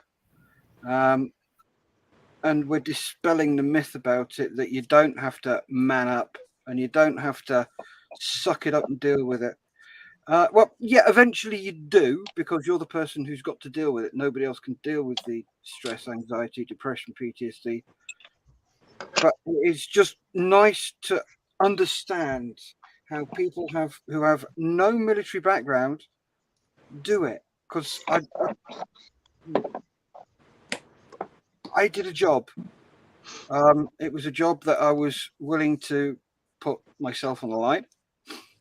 As we say in the UK, I wrote a check to Her Majesty the Queen for up to and including my life. Now I have to cash part of that check back in because of my disability and everything that's happened to me. And it's just really, really awe-inspiring that people who have no connection with the military want to help. And I sometimes I really can't get my head around it.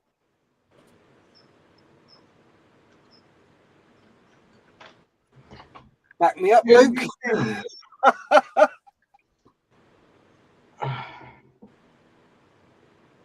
How are you?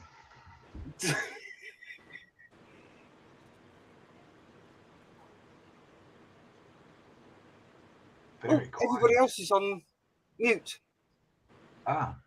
No, we're here. And look, certainly supporting what Scott said and what you said as well. I think we have advanced a long way in both our understanding and acceptance of mental health issues, and I'm going to use the term mental health injuries. And it's great that we're at that point now in society that we can openly talk about it, and it's through the talking about it that we can actually heal these injuries to a better extent than what perhaps we have done in the past.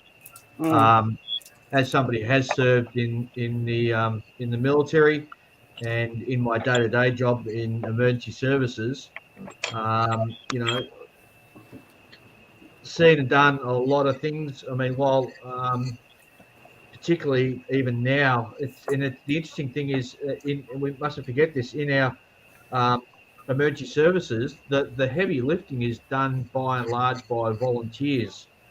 So that's people who don't get paid to actually go out and do the stuff they do. They don't get paid to go and cut people out of cars or do a search for somebody missing or looking for a loved one who's unfortunately gone off and themselves have decided to sort of perhaps commit suicide. And that has an impact on the volunteers who actually go out and look for these people.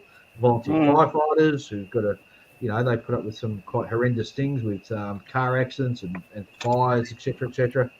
And it's and I guess why I'm sort of raising it is just to for an understanding of a wider audience that it's not necessarily just the paid staff like police and all that. It affects a larger portion of the community. And then there's the on-flow effects too to the loved ones and families of those members that are actually suffering from mental health issues as well. The impacts are far and wide-ranging.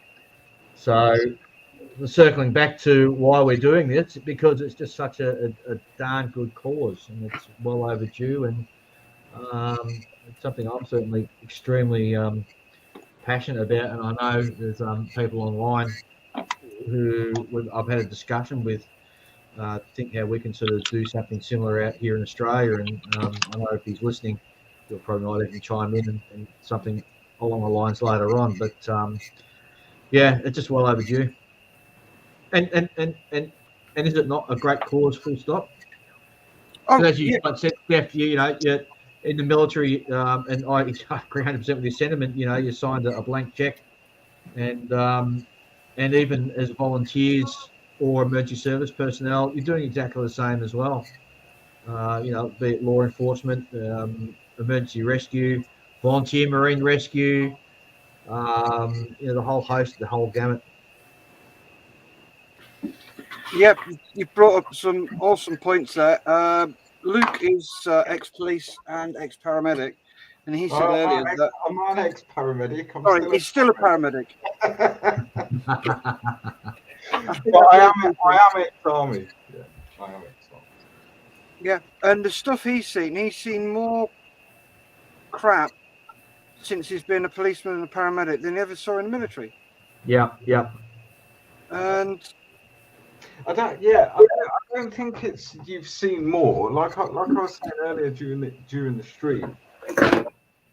Now if I go to what we would class as a big call, whether that's a car accident on the motorway or the freeway, as you guys call it, or whatever, where you got multiple casualties and all that stuff. That is nowhere near when an IED goes off in the middle of Afghanistan. No.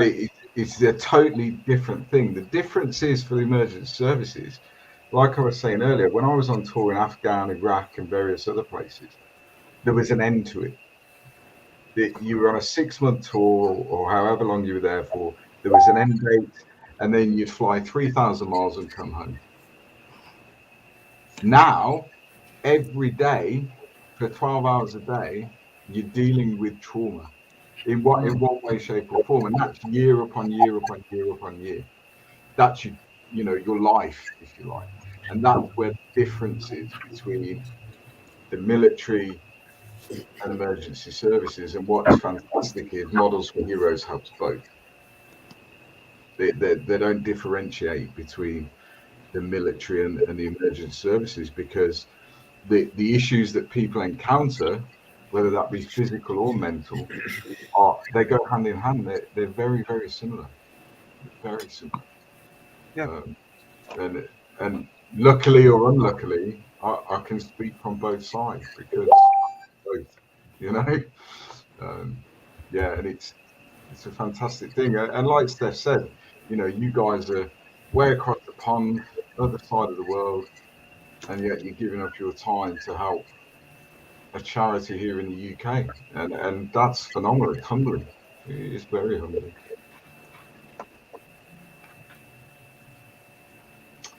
Well, it's a great cause, and what you guys do for people, and help each other and help other people is just terrific. I mean, I have so much admiration for what Malcolm does and for what all of you do.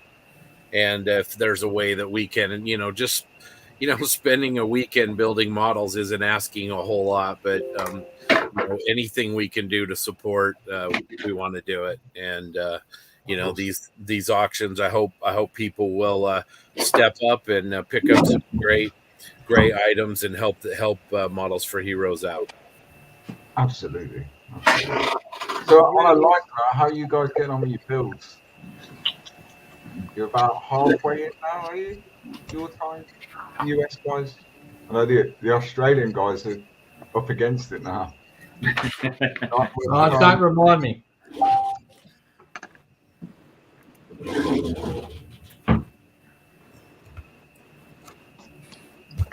Yeah, I think everybody's busy tonight and not very chatty because we're all kind of intent on what we're doing. But yeah, I think everybody's making good progress. It seems like everybody's painting, and yeah, it's going really, really well. It's been a lot of fun. Good So stuff. Good stuff. Excellent. well, Steph and Luke, before you guys do the auction here in a few minutes, normally we've been running kind of videos. Maybe if it's okay with you guys, maybe I'll run one right now, and then let you guys after that just kind of get rolling on what you'd like to do with the auction. Sounds good to me, man. Sounds good to me. Okay, here we go.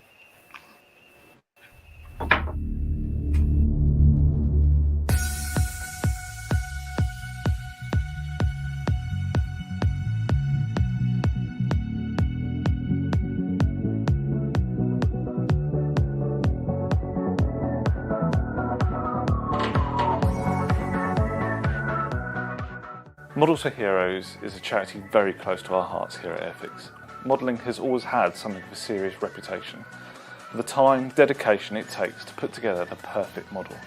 However, we believe that the journey is far important than the destination, regardless of how long it takes. Over the years, Airfix has proven we're more than just a business. Airfix is the foundation of a fantastic community which welcomes every modeller with open arms. We're proud that the modelling community is inclusive, accepting and endlessly helpful, and we vow to mirror these attributes in everything we do, especially our support for Models for Heroes.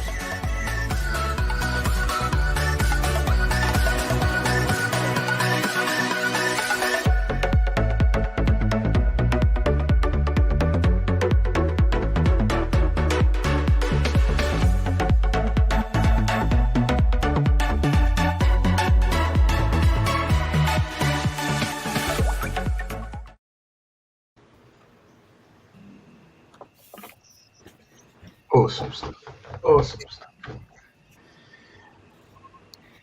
Well then, Steph. Right then, 1 second. I have 3 more turnbuckles to sort, and I will be straight with you. Okay. While you're doing that, I will run through the lots that we have, and then Steph will talk about how it's going to run. So this is the USA auction. So for everyone in the US of A, this is for you. And Canada. And Canada, yeah. North America.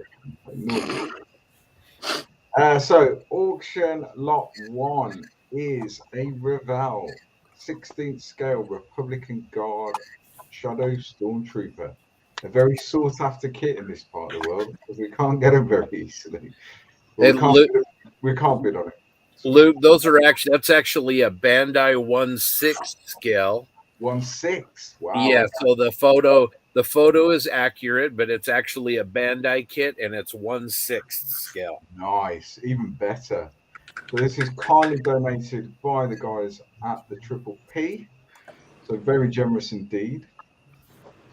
And next up we have a Tamiya 148 scale F4B Phantom 2, which I'm led to believe, I'm not an aircraft guy, but I'm led to believe is a fantastic kit. Yeah, I heard it's okay. Lot number 3 is kindly donated by tankcraft.com, and it's a 12x18 Pro Modeler cutting mat, which they're very nice cutting mats, very nice. Awesome stuff. Lot number 4 is a Tamiya 48th German self-propelled anti-tank gun known as the Nashorn. And having just finished my build, which is a 48th scale Tamiya kit, can't recommend them enough. They're also little kids. Awesome. And lot number 5, donated by Tankcraft, is an aluminium glue base. I've definitely been guilty in the past of spilling extra thin all over a new cutting mat. It's not a pleasant experience, so yeah, that's very useful. Auction lot number 6 is a ice and snow kit, or snow and ice from Precision. So essentially with these, it's not necessarily the kit that's pictured there. If you win the auction for this particular lot, then you choose what you want from them, essentially. I've used this stuff in the past, and it's fantastic. It's the best one I've found for the snow and ice. Number 7 is a mystery box from Value Gear. So it could be all sorts in there. And Value Gear, I've actually just put some on my Achilles for stowage. I love their stuff. I love it. Yeah, that's fantastic. Really good quality stuff. And last but not least is lot 8, which is a Tamiya 32nd scale Zero Fighter. Ooh. Very nice. Very nice. So yeah, they're what you guys are going to be bidding on. And I'll leave it up to Steph now to tell you the rules and how it's going to run. Right, rules and regs for this auction this evening. All auction items will be 3 minutes long with a timer. Before each item, we will state that this is for the US only. We also request and Canada, North America. Yes. I'll get it right one day. We also request people not to make comments during the auction. If they do, the first time we'll just ask them politely. The second time we will mute you. The reason for that is we need to concentrate on the bids. So we would be really grateful if you wouldn't make comments during the auction. Begin the auction, we will time start at the beginning, start the timer, and then type stop at the end. This means what you see on the screen is just under 3 minutes. But because we type start in the comments and stop in the comments, the whole lot is 3 minutes. So if you want to snipe, start your timer when we say start. Not when the screen goes start, because you've got about a 10-second delay. We'll give you a countdown. 2 minutes, 1 minute, 30 seconds, etc., etc. Once we've typed stop, the top bid will win. We will also put the top bid at the time in the screen. We will then take a screen capture of the chat at our end. So if there's any questions, we've got a picture of what we saw. We had an instance in the Oz auction this morning where somebody typed a bid, but it came in after we said stop, so we couldn't accept it. If someone comes back to us after the bid and says, well, actually, I can't really afford that. I'm really sorry. I want to pull my bid. Not a problem. Nothing wrong with that. But we've then got a picture of the cat which shows us who bid second. Finally, second to last, we'll ask the winner to contact us. That's James Skiffins, DM in through Facebook. And finally, we're going to take your money. Okay?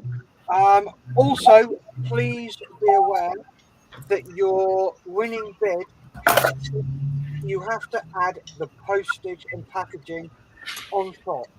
So if your winning bid is $50, then what you have to pay is, say the postage is 20, that will be 70.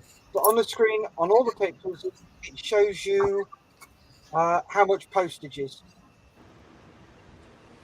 So they're the rules and regs. Crazy Lako has asked, bidding in dollars. Yes, bidding in dollars. We'll keep it local currency for you. So, are we ready, Luke? I'm ready, mate. I'm ready. Right, let me just...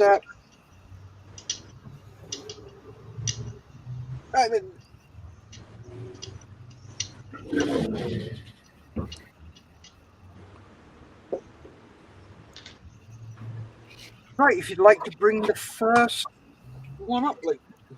There we go. So, correction, this is a Bandai 1/6 scale, not a Revell 1/16. Shadow Stormtrooper. So that is what you're bidding on, kindly donated by the Triple P. Right, we will start in 3. Payment types accepted. I think we're going with PayPal. Tiger Tanks, give me a sec. Yes, it is. It is. There is a PayPal address. Yeah, I'm just got to find it now. Look, not that one. Sorry about this, guys. We'll get sorted as soon as possible.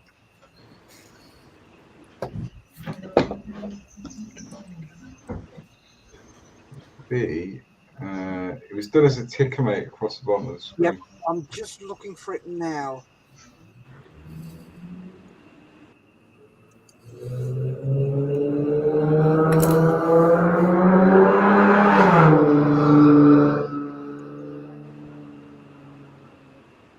You got it?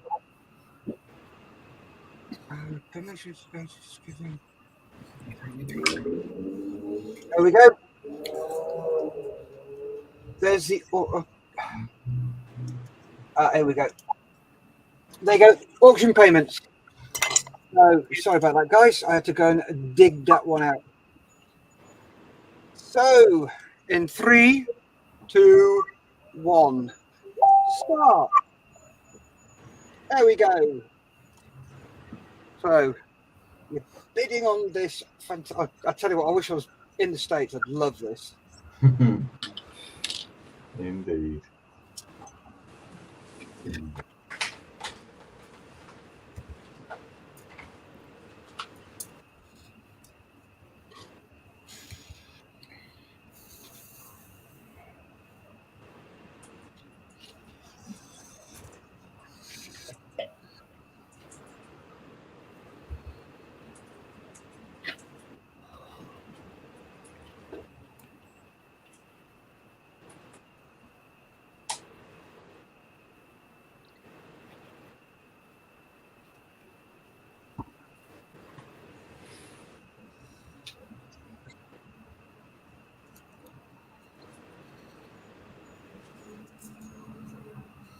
Two minutes left.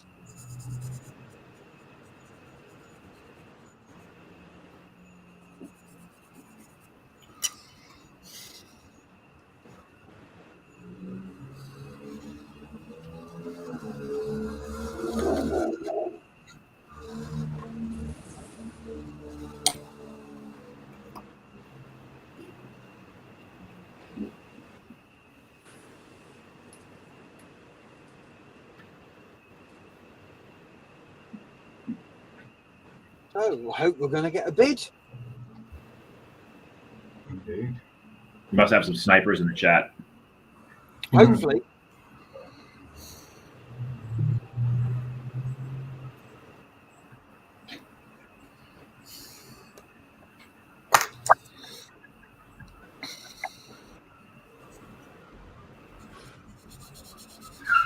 One minute left.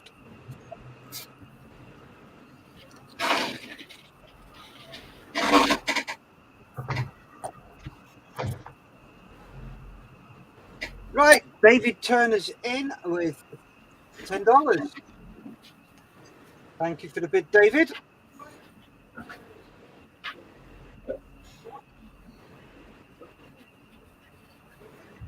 So, any advance on $10? 30 seconds remaining.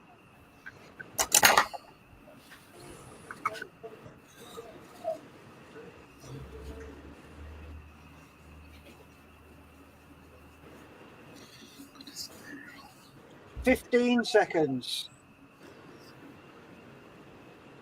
10, 9, 8, 7, 6, 5, 4, 3, 2, 1, and stop. There we go. Congratulations, David Turner. Bargain.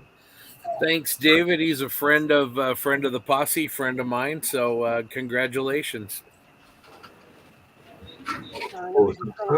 screenshot of that. There we go.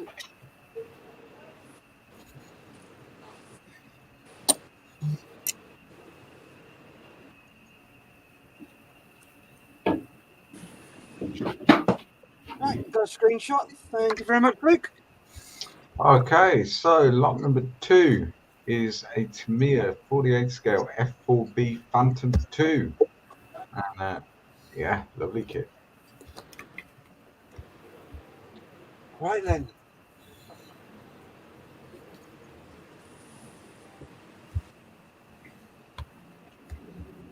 Right, so ready on lot number 2. We go in 3, 2, 1, go.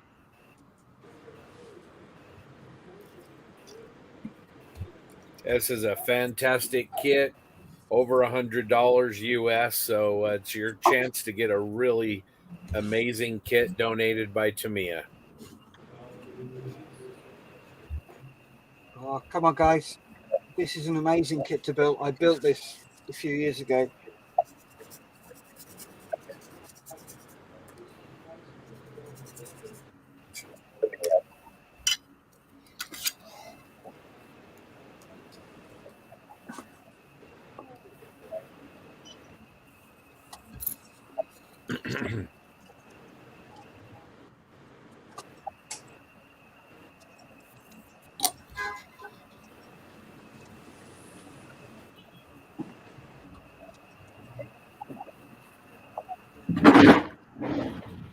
Right, we've got Grant Mabry in with $60. Nice. Thank you, Grant.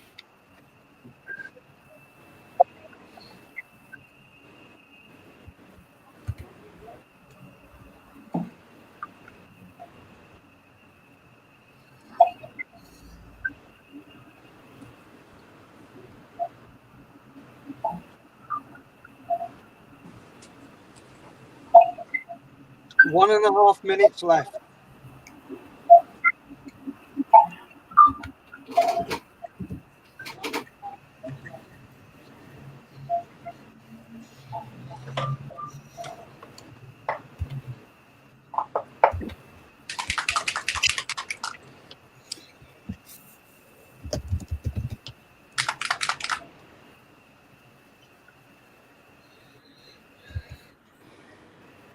One minute to go.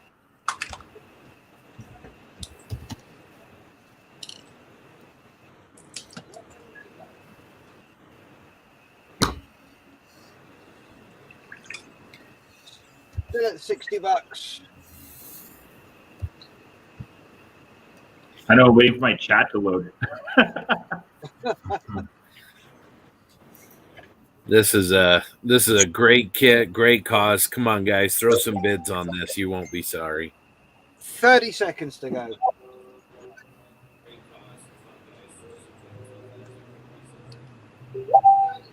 $20. Yep, David Turner is up to 65. 15. Trying to secure his beard.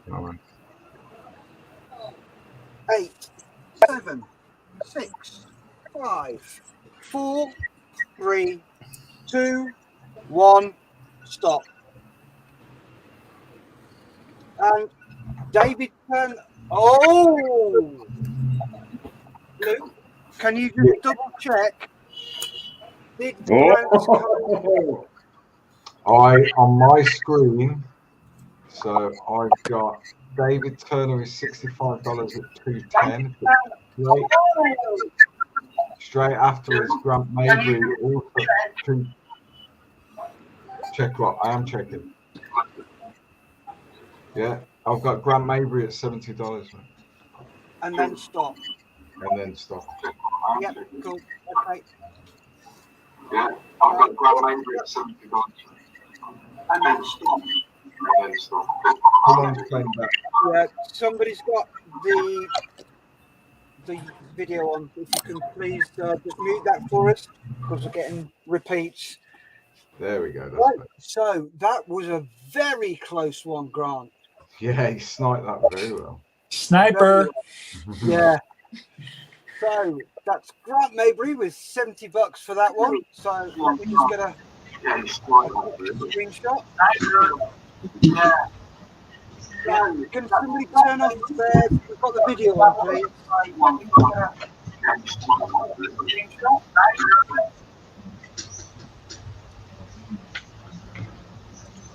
Thank you.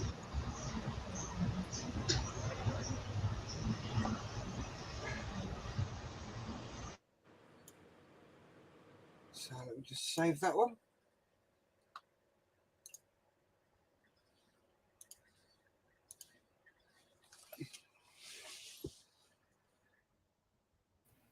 All right, everyone's muted except for Steph and Luke. Go ahead, guys. Okay, brilliant. Thanks for that, Scott. Keep yourself unmuted as well. Whenever you're ready, then, Steph.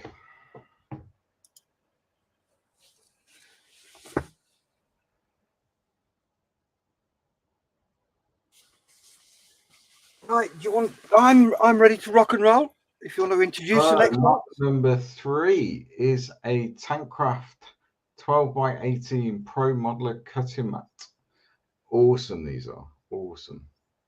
So yeah, whenever you're ready, Steph, we shall start the clock. If they ever produce a tornado one, I'm getting one. 3, 2, 1, start. Yeah. Scott, these are 12x18 inches, aren't they?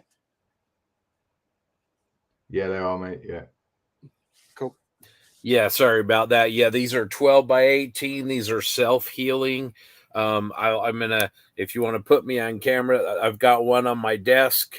These are top quality. They're gonna make your bench really, really nice. They're durable. Yeah, just fantastic. Tankcraft makes great quality stuff. So it's almost a shame to put it on your bench. Yeah, they look fantastic. They do. Yeah, I always cover mine up. Yeah. You don't want to ruin it. Right, so John Banani came in with $20, followed closely by Crazy Loco with $26. 2 minutes remaining. Just wanted to clarify too, Tankcraft will supply any mat that you want, so you'll get to choose the design. This shows the Sherman, but you can get a Spitfire, a Mustang, a Tiger, whatever you would like. Nice. Do they supply to the UK? They have a distributor over there. Yes, they do. So cool. Anyway, let's get some bids. This is for a good cause, everybody. This is a great mat, great cause. Let's get some bids out there. Come on. I believe, Steph. Yeah. I think off the top of my head, I would need to check. I think Premium Hobbies supply these. Cool. Awesome. Right. We're nearly down to a minute. So 1 minute remaining. Up. John Banana's in with $30 and Crazy Loca is in with 35. Oh, we've got a bidding war going on here.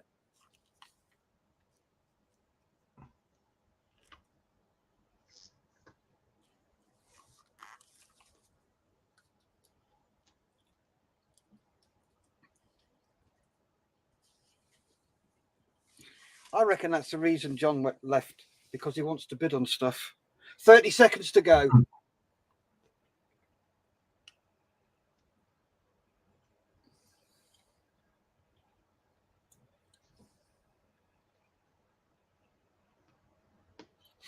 $15 seconds.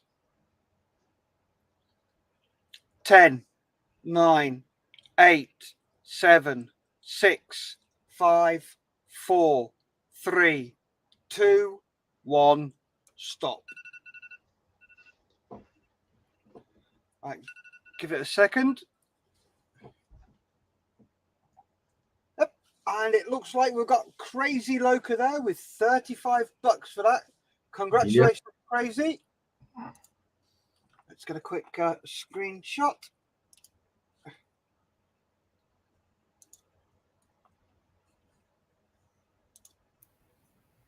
Thanks a lot, Crazy Loca. You will really love this mat. Oh yeah. Yeah. Like Thank you. You'll do what Scott does and cover it up so you don't ruin it. Yeah, absolutely. Absolutely.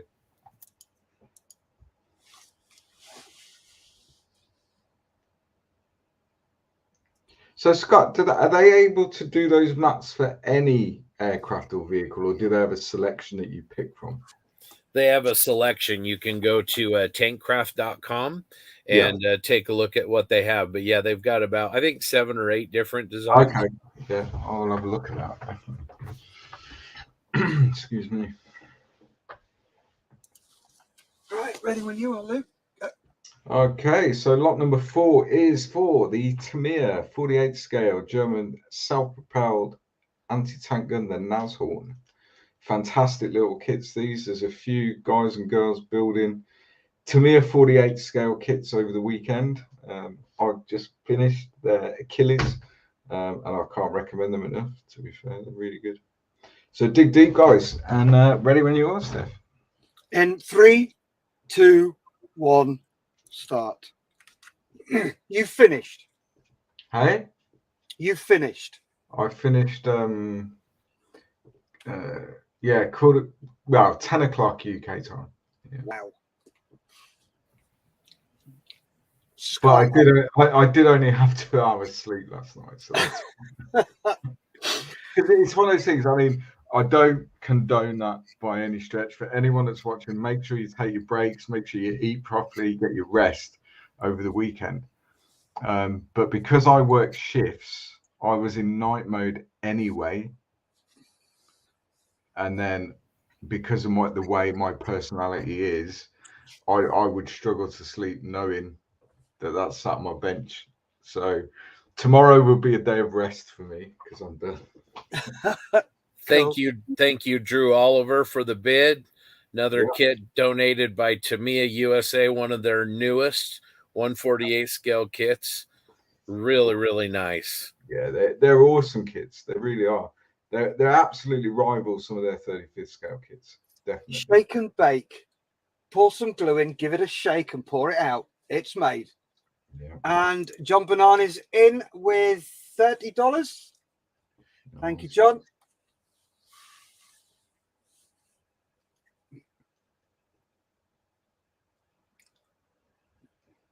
Yeah, we've got 1.5 minutes left.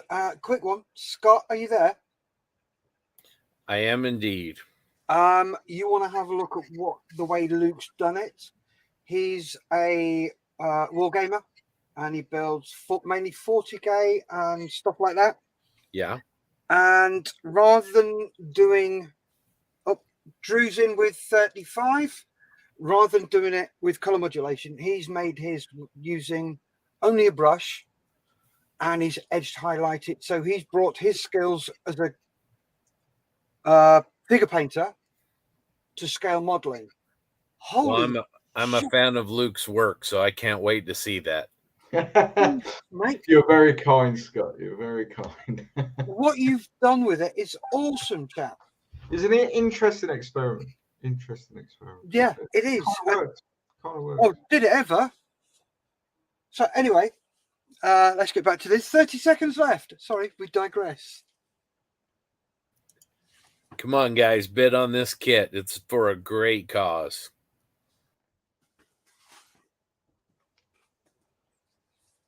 So I love that box art as well. That's awesome. Yep. 9, 8, 7, 6, 5, 4, 3, 2, 1. Stop. And Drew Oliver has won it with a bid of $40. Yeah. Thank you, Drew. Great Awesome job. stuff, mate. Thank you very much indeed.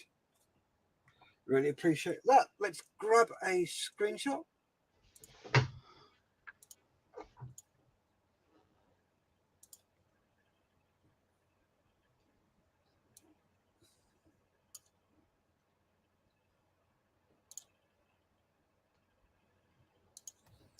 Lot number 4. So we're halfway through the auction.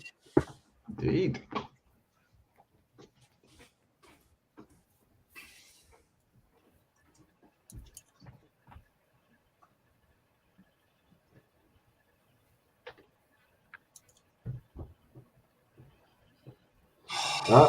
Steve, totally scale model, saying he's finished as well, Steph. Yes, I've just seen that.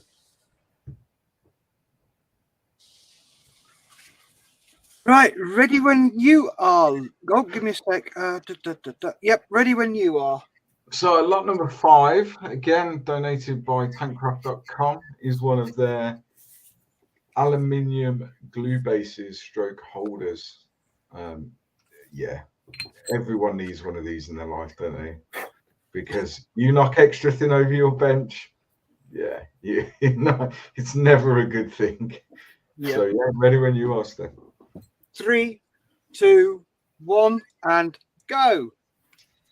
Yeah, Luke, you're exactly right. And not only is this, protect your bench, but it's made out of anodized aluminum. It's nice and heavy, and it's got a rubber pad on the bottom. So it's stable. It's not going to move around on your bench. Once you have one of these, you'll wonder why you didn't have one before. Yeah, it's great. And it's their stuff. What I like about Tankcraft is Crazy Locas in there with $10. Excellent. It's just, for me, I'm what we call, I don't know whether you guys call it the same over there, I'm what's known in the UK as a tool tart. I like shiny, I like aesthetically pleasing things on my bench, and Tankcraft just do that so well, don't they? Everything they really do. Is cool. TJ's in there with $15. Nice. Yes, V&A. Valuable and attractive. Well, and Tankcraft really, in their products, they strike that line between form and function. Like Luke's saying, they look fantastic on your bench, but they also perform just highest quality products. Yeah. And the thing is, you spend that little extra money on tools, and they last you a lifetime. You know, it's worth spending those few extra bucks, I think, on better quality tools and products, because they last you so much longer. Yeah. I mean, that's aluminium. It'll last you forever. Yep. You know.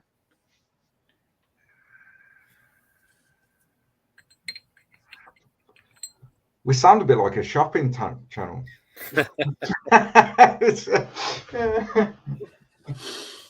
1 minute left.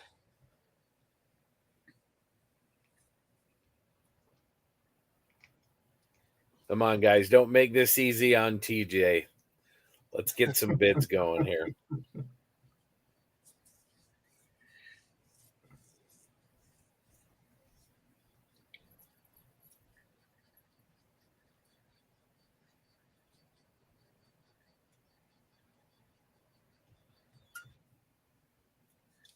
$30 seconds remaining. And we've got Crazy Loca in with 20. David Turner in with 18. So we've got Crazy Loca, who's 15 seconds to go. 10, 9, 8, 7, 6, 5, 4, 3, 2, 1. Stop.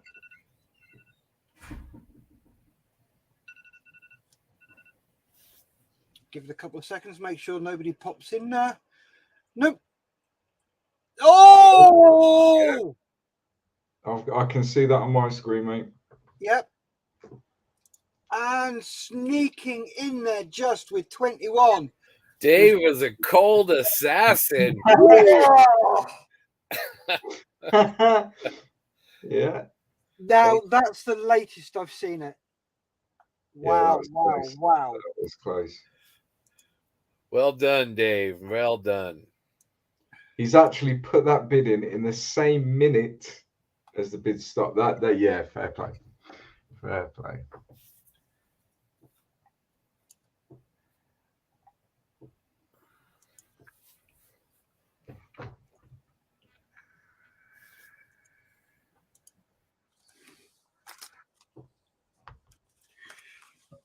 Right, let's just save that.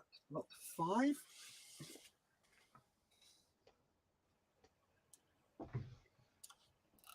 So, ready when you are, Luke.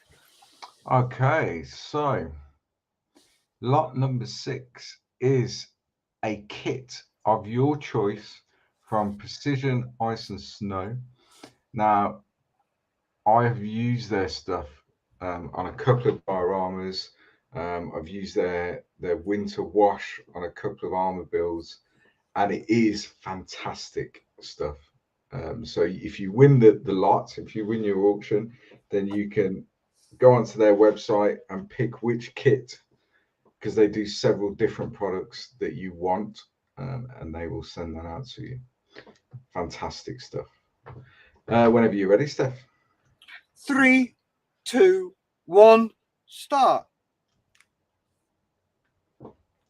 Yeah, as I said, it is the best I've found. There is always a danger, I think, with scale modeling when you're trying to do snow in particular, that it can almost look like either kind of sugar, or it can look a bit like talcum powder, particularly when you start using adhesives to fix it to a base or a vehicle or whatever. This stuff doesn't do that. It looks like snow.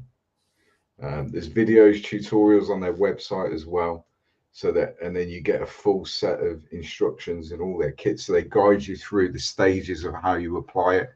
And Excuse me, Luke. Sorry. We've Go on, got 3 bids in. Yeah. John Bonani, 25. Model Officer, 25. Sprue Box, 25. Model Officers. Scott Gentry bids 25. Hey? He's bidding on his username for Scott. Yeah. Okay. Got ya. John Bonani's up to 30. John's going to sort it. He wants this snow, I think. TJ Oh, TJ. TJ's in there. Look at that.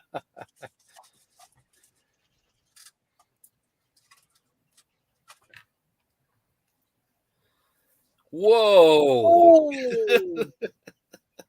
JB's up in the 50. He wants that. He wants it. You won't regret it. Definitely not. I'm just sat here watching TJ.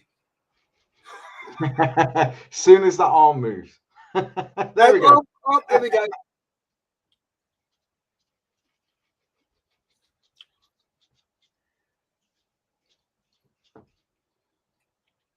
We're down to a minute. Oh, TJ's rubbing his chin. Is he going to be a sniper?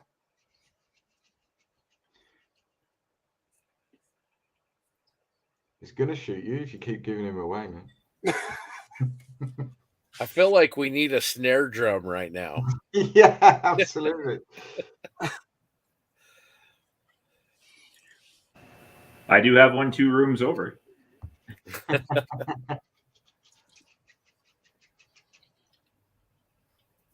30 seconds.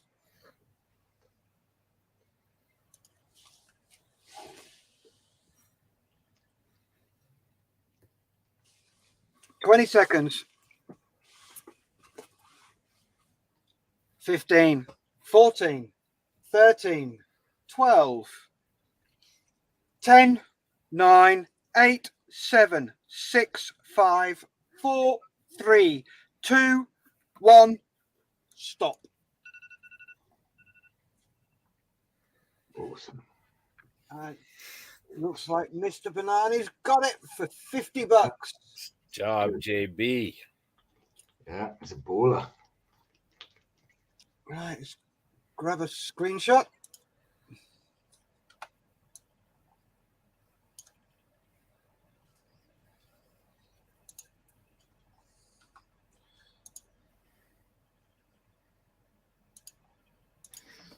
I knew he wanted that. Yeah, it is fantastic stuff. I can't recommend it enough. It's really good stuff. Yeah, it was quite funny watching you, TJ. You sat there and you're rubbing your chin, you're folding your arms, you're leaning on your hand, and you can see you can do I don't I, do I don't I.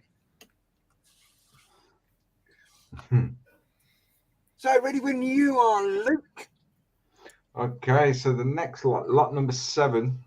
I knew John really wanted it, so I'll let him have it. You're a good man, TJ. You're a good man. It's from Value Gear. If you don't know of Value Gear, they are fantastic products, really good quality aftermarket resin. Yeah, superb stuff. That I've actually used some within the last 6 hours on the Achilles. So yeah, really good stuff. And this is a mystery box, so you get a box of goodies of your favorite resin. This is going to be 1/35th scale. It's going to be a generous box. It's not going to be 1 or 2 sets, and it's going to have a couple of brand new sets that haven't been released yet. So this is going to be a box that a 35th scale modeler is going to want to bid on. Yeah, if I was in the US, I'd be throwing my hat in the ring on this one for sure. So anyway, whenever you're ready, Steph, we'll start the timer, mate. 3, 2, 1, start.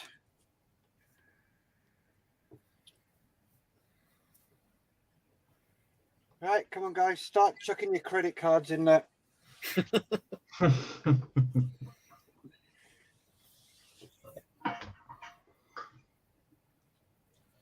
There we go. Yep, Crazy's in with a $40 start. Nice. Nice starting bid.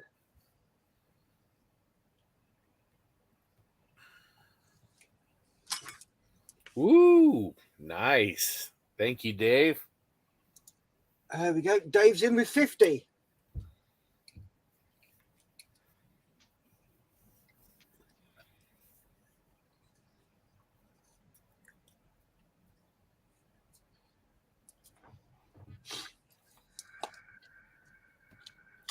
Down to 2 minutes. Oh, Crazy's come back with 60.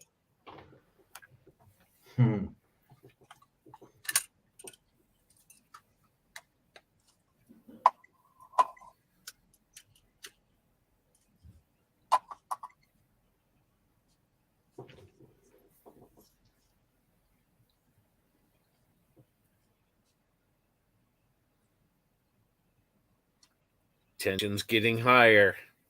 You can feel it. It's tangible. You can feel it. I think there's going to be some sniping going on here.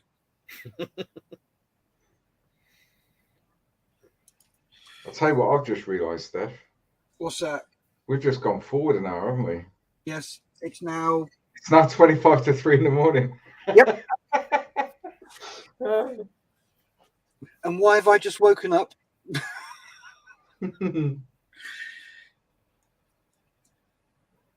Nice. Thank you. And 1 minute left. Nice He one, wants Crazy. it. Thank you. He wants it. Mm. No messing about.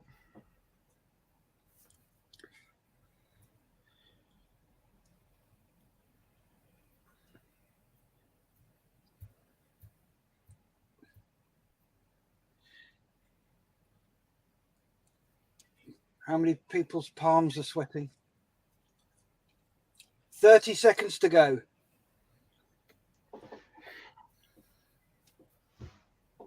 It could have almost sounded like Eminem then, Steph. 20 seconds. 15. 10, 9, 8, 7, 6, 5, 4, 3, 2, 1, and stop. Give that a few seconds. See if there's any snipers in there.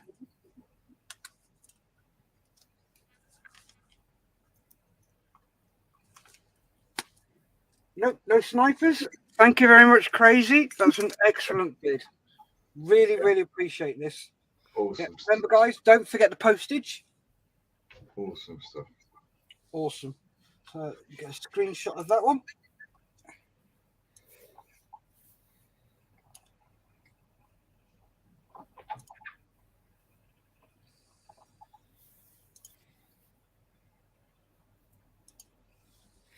Ooh. Check it out. Yeah, that's cool, isn't it? That is cool. Where did this one come from, guys? Do you know? This is a new addition to the mix, so this isn't one we coordinated on. Okay. So. Yeah, look at that. Look at that. That is gorgeous. Yeah. You ready, Steph? I am ready. Yep. Okay. So this is lot number 8, the final lot of what is for you guys this evening. So this is the Tamiya 32nd scale Zero Fighter. So this kit is going to be absolutely phenomenal. Even as a non-aircraft builder, I would like this in my stash for sure. So yeah, it's Tamiya, it's 32nd scale, it's a Zero. What's not to like, really? So yeah, whenever you're ready, Steph. Yep. Here we go. 3, 2, 1, start. Yeah, MSRP well over $100. Come on, guys. You need this kit. If you don't have it, it's a great cause. Let's have some good bids on this.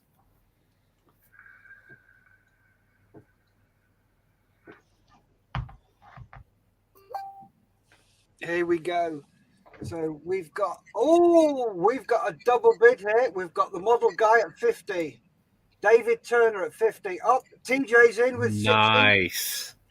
Nice. Oh, David Turner and TJ at 60.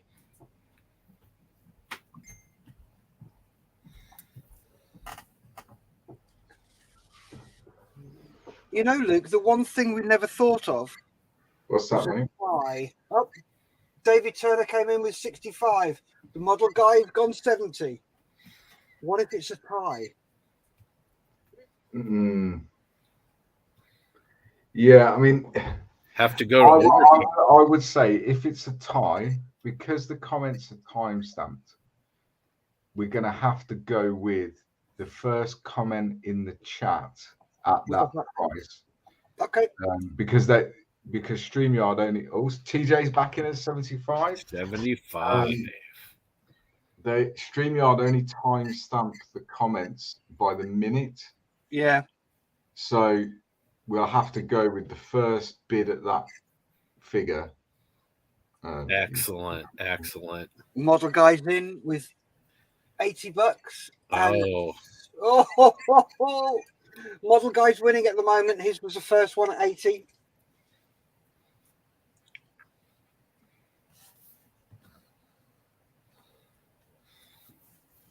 Let's see if we can get this to triple digits, guys.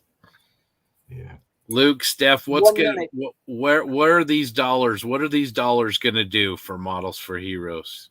We're up to 90 $90. Dave Turner. So essentially, every single cent or penny or dollar or wherever you are in the world, every single cent will help so many different people. I mean, the target for the weekend is £1,500. You know, you're talking about that helping probably in excess of 60 people. I'll give a rundown when we're finished. What 20 seconds. That's incredible. It's incredible. Great cause. 15. Phenomenal. 10, 9, 8, 7, 6, 5, 4, 3, 2, 1. Stop. Whoa! Bloody hell! There we go. Shit, let me give you a sec. Woo! We got TJ came in with 95. The model guy came in with 95. David Turner took it with a round ton. Wow. Oh, that was brilliant. Nice. Sniping game was good to go. Yeah, he's a bit of an assassin, isn't he, old David?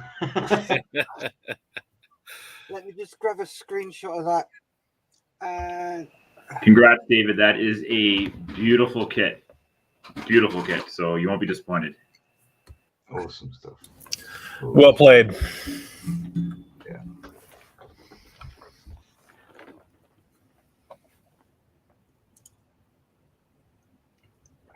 Give me a run for my money there, Robbie. It's a nice kit. There's definitely some. Right, thank you. I was trying to figure out how long it was taking for my bid to show up. That's the thing with online auctions. You're trying to figure out that time lag between when it goes in the chat and how long have I got. Yeah. I think we all kind of figured it out though right at the end there, how fast those all came in together.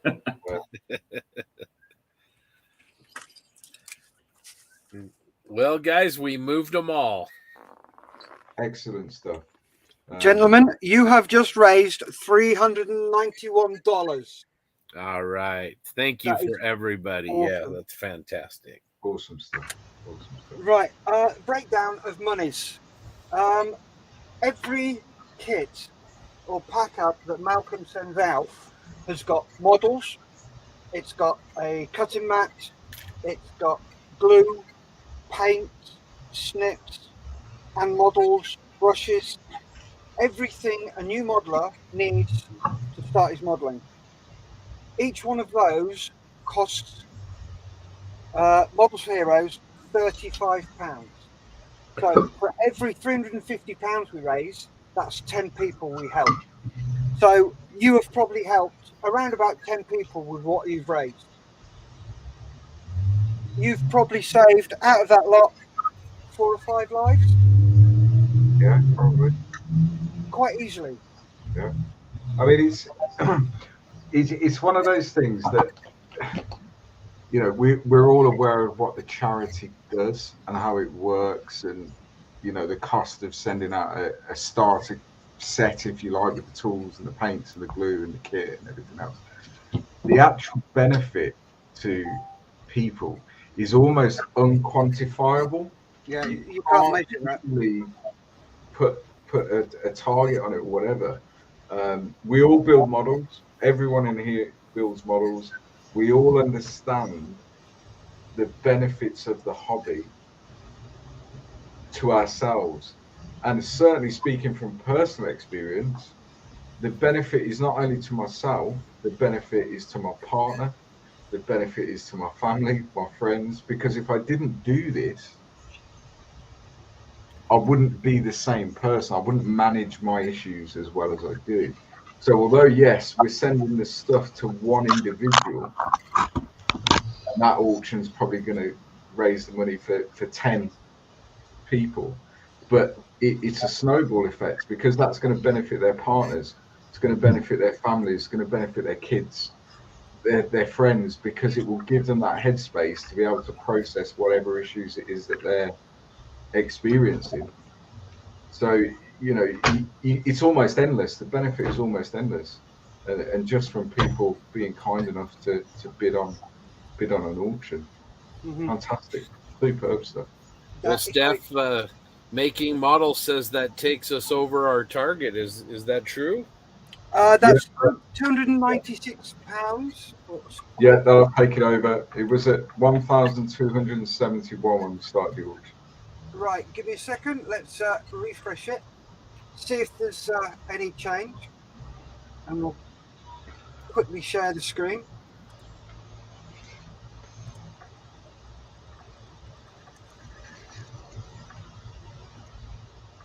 Share that one.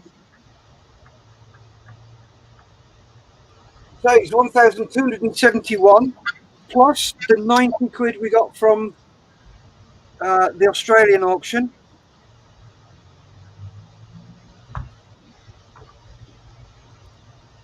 That's nearly £400 at 387. So that takes us over 1,600. Wow. All right. That is awesome, guys. Awesome. Job done. Well done, guys. Well done. Thank you so much. You are going to change lives, literally. Absolutely. Absolutely. As Carl says in the chat there, if you were not lucky enough to get yourself a kit, but you'd earmark that money, then feel free to head over to the Just Giving page and donate it anyway, because literally every cent helps. Every cent. very, very much. You guys have done a cracking job. Absolutely stonking. Good stuff. Really proud of you. Really chuffed and really happy you joined in. Yeah. As I said before we started the auction, I mean, it's humbling. You know, you guys are over in the States and you're giving up your time to support the charity here in the UK. And that's humbling for everyone involved. Absolutely. That's absolutely stunning work. Thank you very... Thank you. I can't get... Yeah, good stuff. Excuse me, I'm sorry. You're all right, mate. Take a minute. Yeah.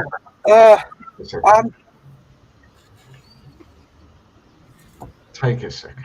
Thank you very, very much. You have touched the heart of my bottom.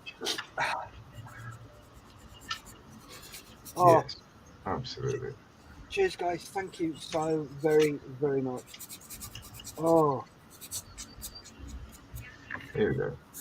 While you take a minute, Steph, I am going just for Scott, as I finished, and he said some very nice things. There you go, mate. That is my Achilles, all done, all brush painted. Wow. Is stunning. Oh my gosh. Essentially, the base itself, that's actually a Games Workshop base for one of their, you know, their Night Titans, like their bigger that stands for 40k, stands about 10 inches tall. That's a base from that using just wargaming basing products. I wasn't going to do a base, but Malcolm Charles said I should. But the kit itself is the Tamiya Achilles. But yeah, it's all brush painted. Oh, beautiful. Beautiful work. Beautiful. Yeah. So that is my effort for this weekend. Wow. Nicely done, Luke. That's an incredible project. And you tell people that you got that done in 48 hours, they're just going to look at you like you're crazy. But he got it done in just 26 hours. He got that done. Yeah, probably. Yeah. Well, I did sleep for 3 hours. So what, 23 hours from start to finish? But it's a Tamiya 48 kit. That helped a lot because it just falls together, you know. Incredible. Well, thank you guys for doing that auction. That's exciting. Thanks to everybody that bid, and we really, really appreciate it, man. That's awesome. Yeah, brilliant. I mean, thank you, guys. We can only express our thanks for allowing us to come on and do it and raise some money. You know, you guys are fantastic. Right, and I think on that note, it's 10 to 3 in the morning here in the UK. I think I shall retire and let you guys carry on. Yep, you're not the only one. Yeah, you're doing a great job. Some awesome work. I've been watching intermittently. And, Sorry about that. No, that's all right, mate. So, yeah, you're doing some great work, guys. Keep going. How long you got left now in the States? I think James is going to pop on in an hour or two and see how we're doing. So we kind of took 2 shifts tonight. So okay, cool. Yeah, so hopefully we'll catch up with you guys. Well, later today for us now. Yep. Yeah. So thank you very much, guys. You take Thanks care. a lot. Thanks for sharing. No problem. Model. Thanks for doing the auction. Yeah. Yep. No problem. See you soon, guys. Bye-bye. Thank you very much, guys. You take care. All the best. Stay safe. Keep modeling, and we will see you when we see you. Thank you again so very much. An absolute bunch of stars. Take care, guys. Bye. Take care, Steph. See you, mate. All right. On that note, let's remind everybody that they need to get up and stretch. So we'll run the coffee break.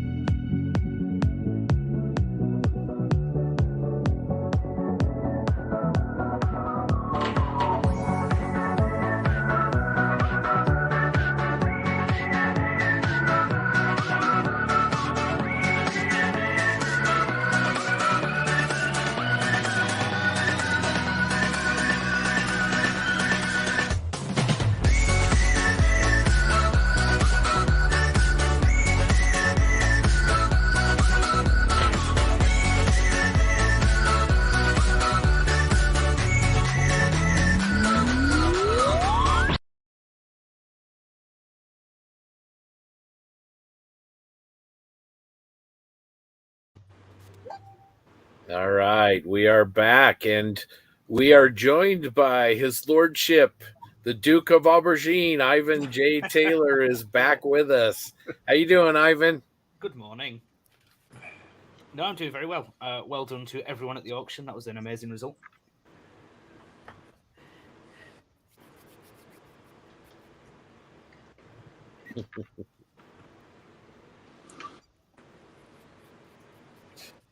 All right, let's go around the horn here, and let's start with Jim in Seattle.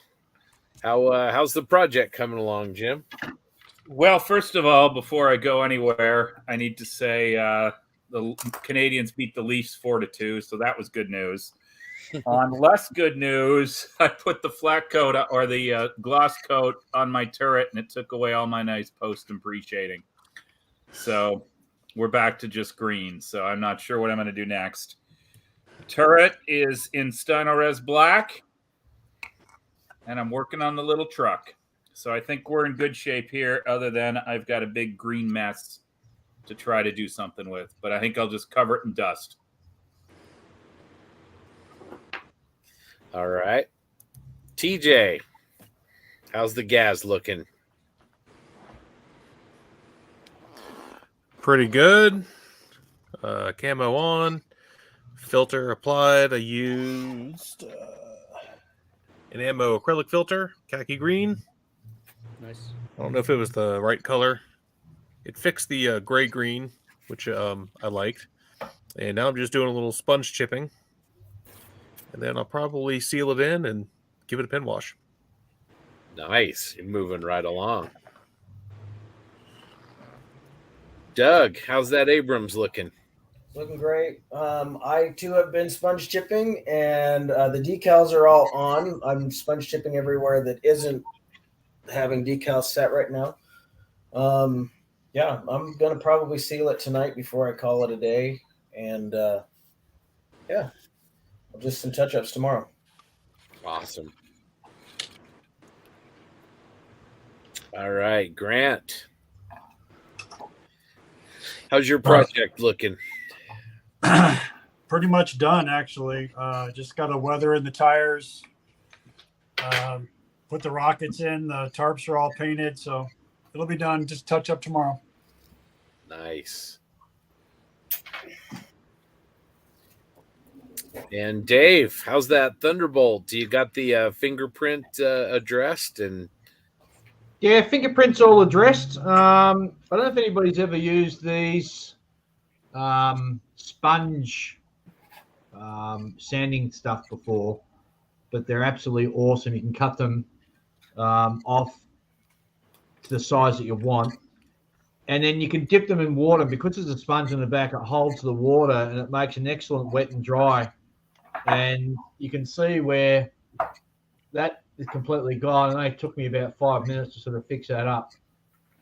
So it's magnificent. The wings are on now, as you can see, and I'm just about ready to put the canopy on as well to close that up and then start thinking about putting down my first layer of paints. nice. Robbie, it looks like he's catching up.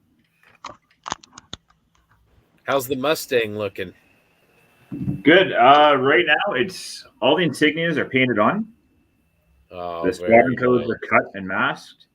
And at this point, I am ready to start with I think we call it sandwich shading now. That's the aircraft term for it. I'm going to come in with some dark grays, light grays, greens, and just get some real interest going on there at the paint. So I'm where I want to be at the halfway mark, which is right now. So that still gives me a good chunk of time to paint and get oils in there. So we're looking good at the halfway point. Excellent. Josh, how's it going on those speeders?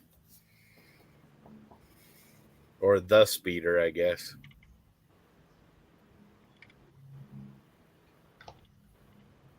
Very nice. Very, very nice.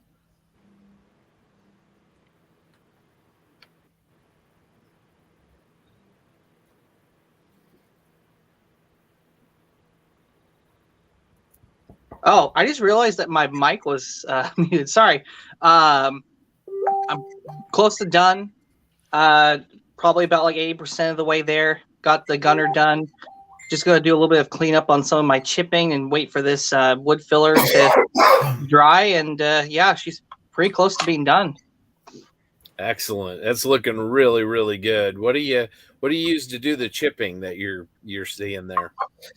So I just took a little, just did sponging, and I dipped it in lacquer paint, and then just rolled it on a tissue and gently try to get the excess off. So I just did some whites and some grays, depending on whatever surface I want the chipping effect to go. Nice. Yeah, that sidecar looks really cool. Really Thank you. All right. And last but certainly not least, the hands of good grammar. Ivan, how's the T-34 looking? Every time you come to my desk, it looks more and more messy. It is shocking. You're almost down to that little 12-inch square space. It's just shocking. We're doing all right. So in like the space of today, I've obviously modulated it, filtered it, pin washed it, done some oil work, put some sea ball all over it and some wilder textured mud. I've now enameled that, wait for the enamels to dry off a bit. And then I'm going to do some like dirty grease work on the engine deck and the rear exhausts and fuel tanks. And then hand paint some markings on, because for some reason I forgot to do that really early on. I don't know what you guys think. I think Ivan likes to say sea ball a little too much.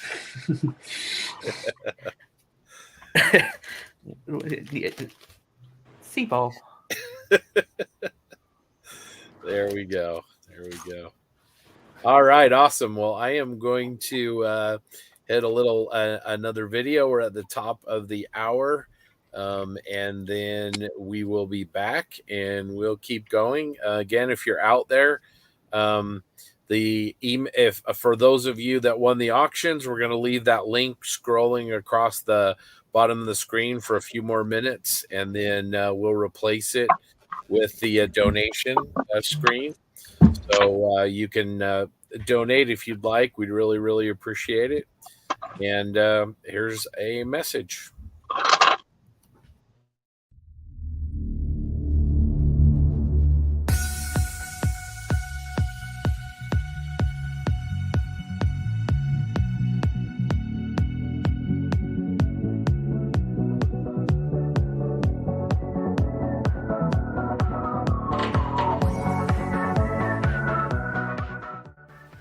Hi everyone, it's Owen from Quick Kits. I think Models for Heroes is a great charity to support because it brings this fantastic therapeutic hobby to armed forces and emergency services personnel who can really benefit from it.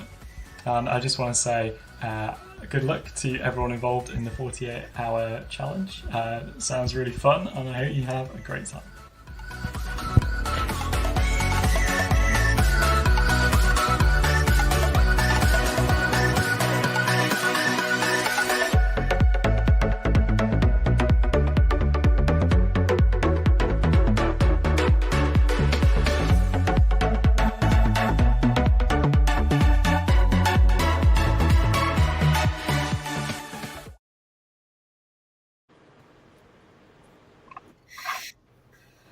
All right. Well, I am going to take a quick break. So one of you guys like to take over for a few minutes? That'd be awesome.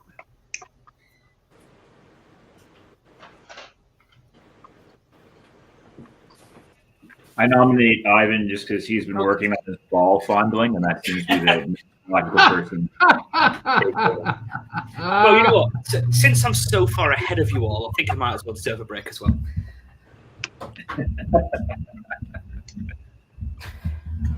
Oh, right. Don't know what I'm doing, but... Next thing I'll be gone. Get him out of here. I'm done. So, the most important question, does everyone think they're going to finish? No. Hell yeah. No. I don't have a chance. I lost 18 hours anyway. I'm probably closer to 20. So, no. Love the confidence. I'm just being open and honest. So it'll get finished eventually, but at least I'm sort of pushing forward. And if nothing else, it's a great excuse to sit at your bench for all weekend. Oh, yeah. It's certainly that. I act like I do nothing else, but certainly that. So, Ivan, tell me, you're looking forward to hitting the States for the big event? Like you wouldn't believe, never been there before. I've always wanted to go to the States. You've never been there before? Never, and I'm going for 2 weeks. So that's quite a first trip. You have a culture shock, man. Yeah, I'm looking forward to it. Yeah, I've always wanted to do it, but I've never really had a good enough reason to just do it. And this is like the perfect reason. Well, I'm sure you'll be well looked after over there. That's no doubt about that. Oh, absolutely. So tell me, you hooking up like with TJ and all that and going across the in a big caravan? Yeah. So when I first get to DC, we have a weird echo. Whom is the echo? Okay, I think we're all right. So yeah, I get to DC. I think I'm there for about 3 days. I know I'm meeting up with TJ and doing some stuff, and then we'll fly out from DC to Denver, and then meet up with JB and Scott and Doug and that, and have a whale of a time, and meet up with Grant, and like I think every American on the planet is going to JB's house, so that'll be fun.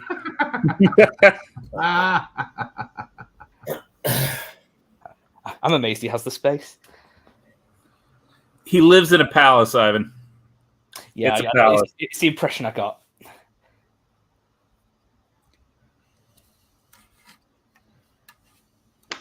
It's going to be special. It is indeed. It's the whole reason I've got these 3 F-14s to build. That's funding this trip. How does building 3 F-14s fund the trip? Oh, you on sell them, do you? You build them? Yeah, they're a commission. Oh, okay.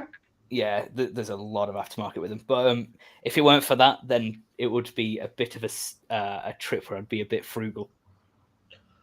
I always take my hat off to people who can do commission builds because, you know, there's times where I struggle just getting them a bench just to do my own stuff, let alone having to sort of, if it felt like work for me, it would make it even worse. Yeah. No, I get that. So I mean, hats off to you if you can do it. Thank you. Luckily the markings are the really nice marking choices. Just doing it as an assembly line, get them done as quick as possible. Well, not as quick as possible, but getting them done in timely manner and to a high quality. Hopefully. Why is this working? Well, isn't it a trick to find someone that actually appreciates the value of what you do? No, this guy was put in contact with me, and this guy is the biggest. He said it himself today, so it's not an insult. The biggest F-14 nerd ever. So he notices everything. He recognizes the work that goes into them. So it wasn't tough to find. Well, the guy found me, so.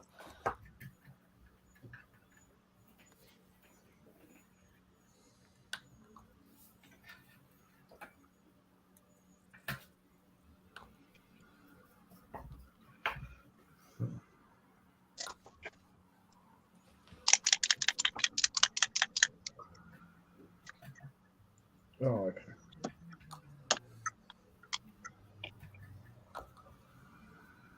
Let me just whack YouTube open, see if I can see I'm the just- comments.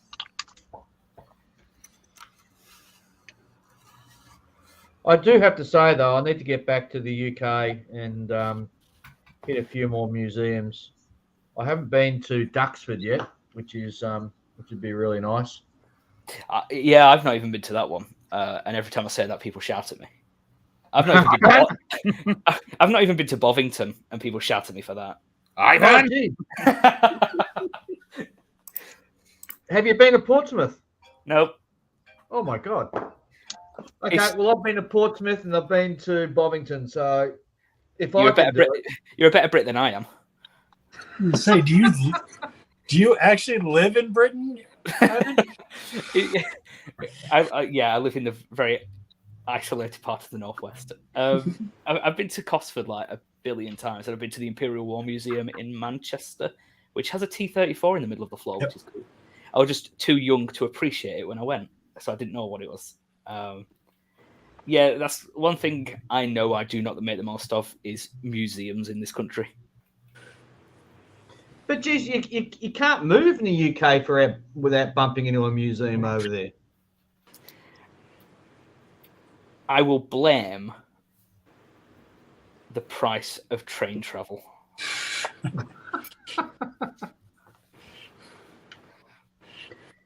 Well, if you think that's expensive, wait until you buy a ticket from Australia to the UK to go and have a look at a museum.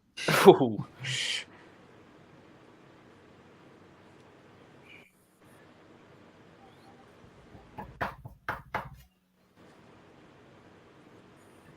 Anyway, I've got all the culture I could need in Preston. My town had the first KFC in the UK. Oh. Oh, okay. Well, that would have been back in what, the 60s or the 70s? Oh, I don't know. It's time ago. So you've been to KFC, but not Bovington. Yep. Priorities. Clearly, he doesn't have his cultural priorities right. So, I hereby charge all the North Americans on this to fix that when Ivan gets over to the US.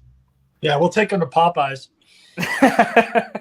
It's funny you should say that. Everybody said to me, "Oh, you got to go to Popeyes. You got to go to Popeyes." So we went to Popeyes in Hawaii, and it had to rank as one of the worst pieces of fried chicken I've ever had in my life. Yeah, pretty much. Oh, that's not good.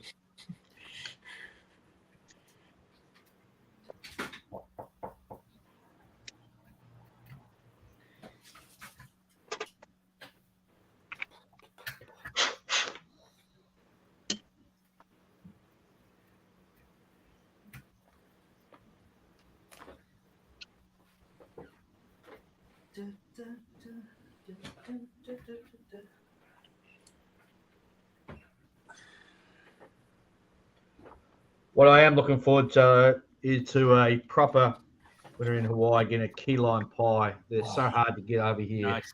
And to find a decent one. Oh, yes. Nice key lime pie. I think someone might need to check on John Marley there. He's up, he's dancing, then he's flaccid, he says. And apparently Ivan's dead to him, so. It's great. It's great to have the support.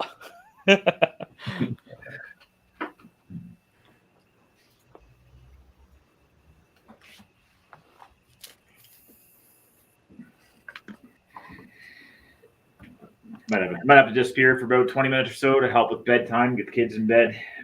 All that mental stuff. Sure. Ivan, if you'd like, I'll read you a bedtime story. Please. My middle guy found my War of the Worlds book, so he's about to traumatize himself. It's an illustrated version of it, but yeah, he can read it. So, How old is he? He's 7. Oh, cool. And he's picking up and reading stuff now. That's good. Yeah, he loves it. And he's probably reading the 3rd or 4th grade level. He really loves his books. The oldest one's reading too. He's doing really well. So excellent. So I can't really spell words in front of him anymore.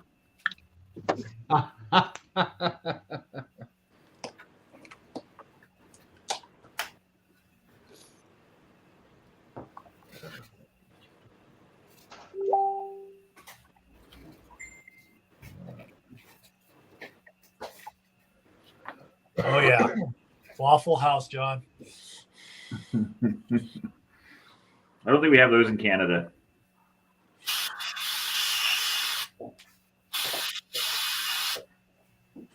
We've got what is called Roscoe's Chicken and Waffles, and it is the best thing ever out here. Here's a question for the guys from the US. Is IHOP as good as the British are made to believe it is? No. No, it's not that great. That's so disappointing. Doesn't it It's stand for propaganda. International House? Doesn't it stand for International House of Old People? I thought that was Applebee's. Like a Denny's. I'll choose Red Robin over anything. Well, we do have Denny's up here. Oh, I miss Denny's. We used to have it out here, and they closed.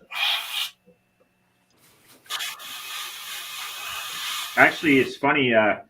Lethbridge, which is an hour east of me, Marilyn Manson played a concert down there, and he actually got in a fight in the Denny's. So his, I think his metal days are kind of over because I didn't think Denny's would be a hangout. You hear about that, Jim? Oh, he's muted. His mouth's moving. Or he's a great ventriloquist. Yeah.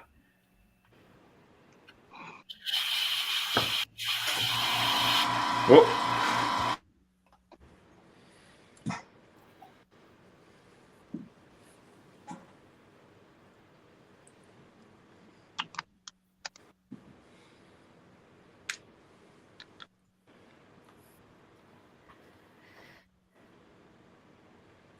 Now, I know I've asked TJ this, and for some reason, whenever I come on to talk about anything, it's food. But is Red Lobster good? Not bad. I'm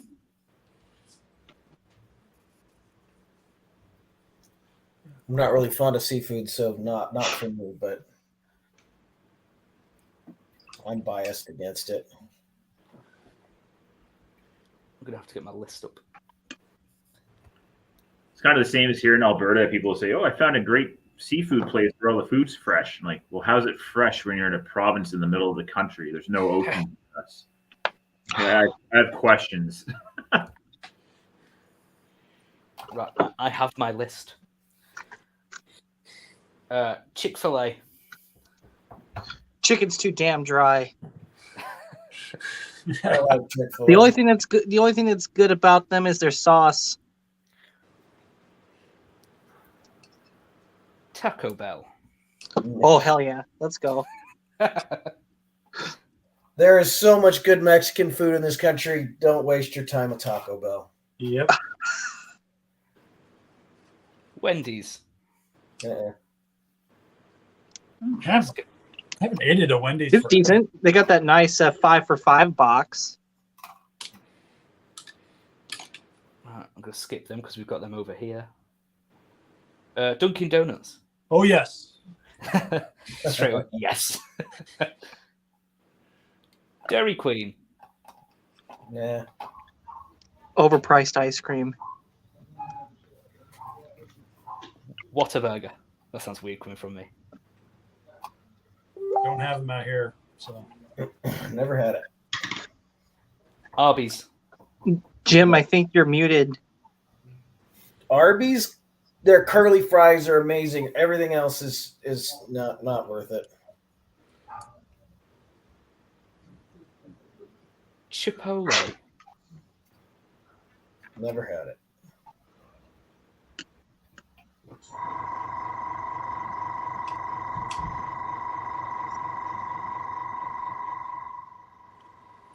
if you're gonna do Dunkin' Donuts, you need to do Krispy Kreme.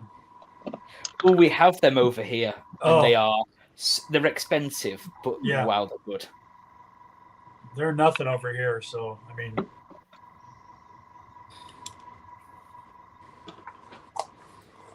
Let me.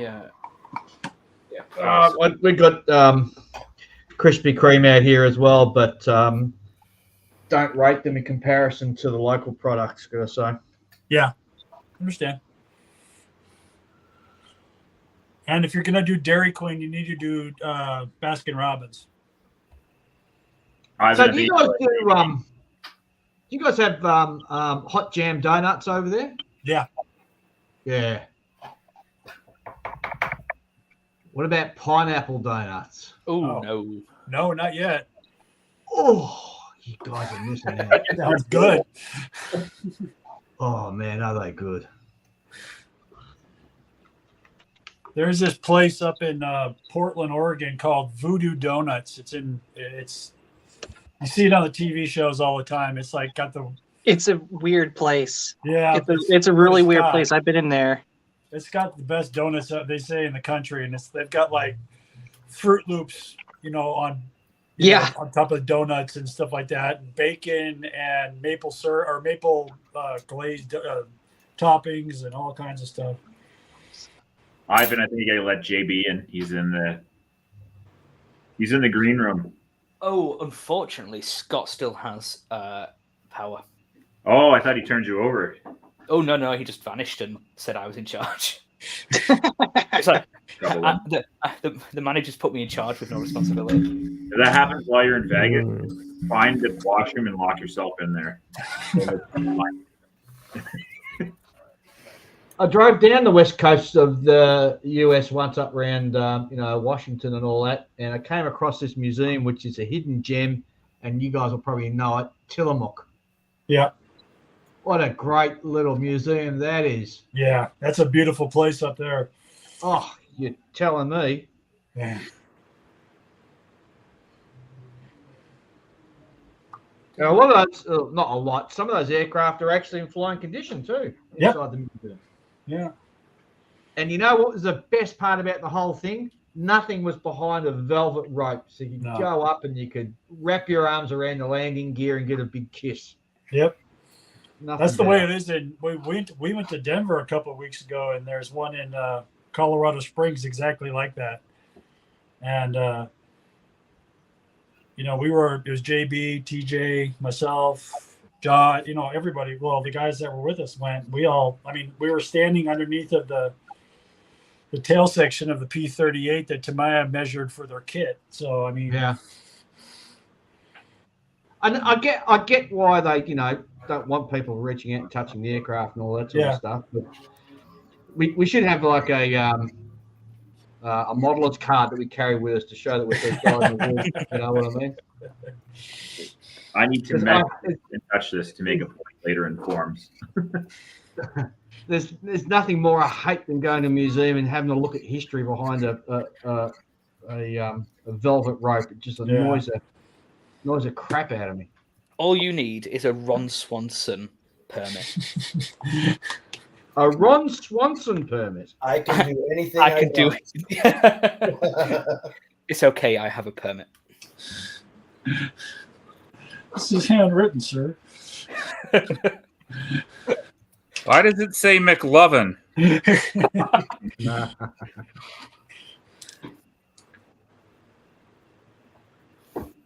Oops, Scott's back. Mom's back. Oh, wow. Now.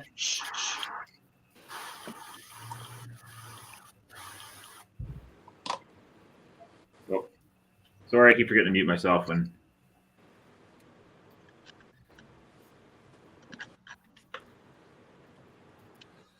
Actually, Robbie, I thought we were getting a bedtime story. Darren, how you doing, man? Hello. We got Darren Cook from Korea.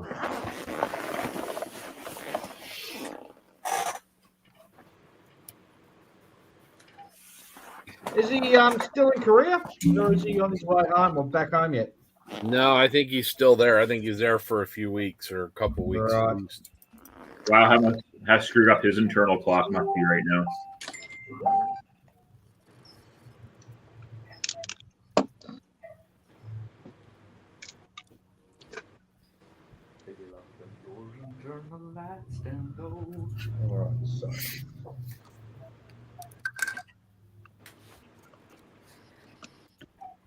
Oh, I believe JB's in the cupboard in the back room. Hopefully, the Darren, the hobby shops in South Korea are meeting your approval, and you're helping to stimulate the Korean economy. From what I've seen that you've been buying, no. He's been very, very, very, very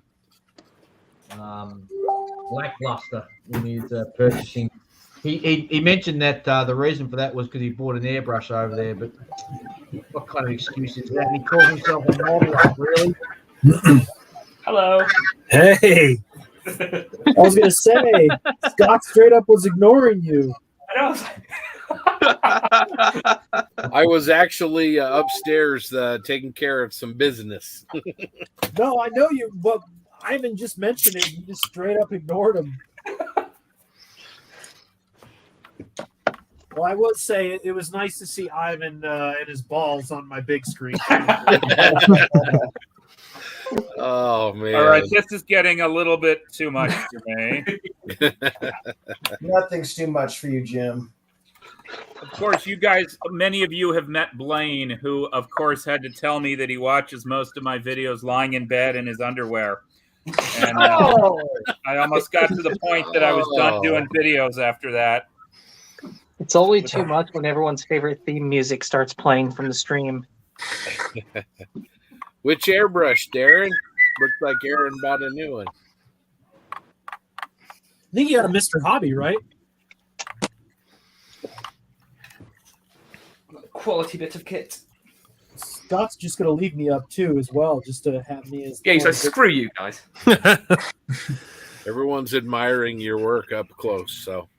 Well, here I'll show the droid tank in a second. Let's see.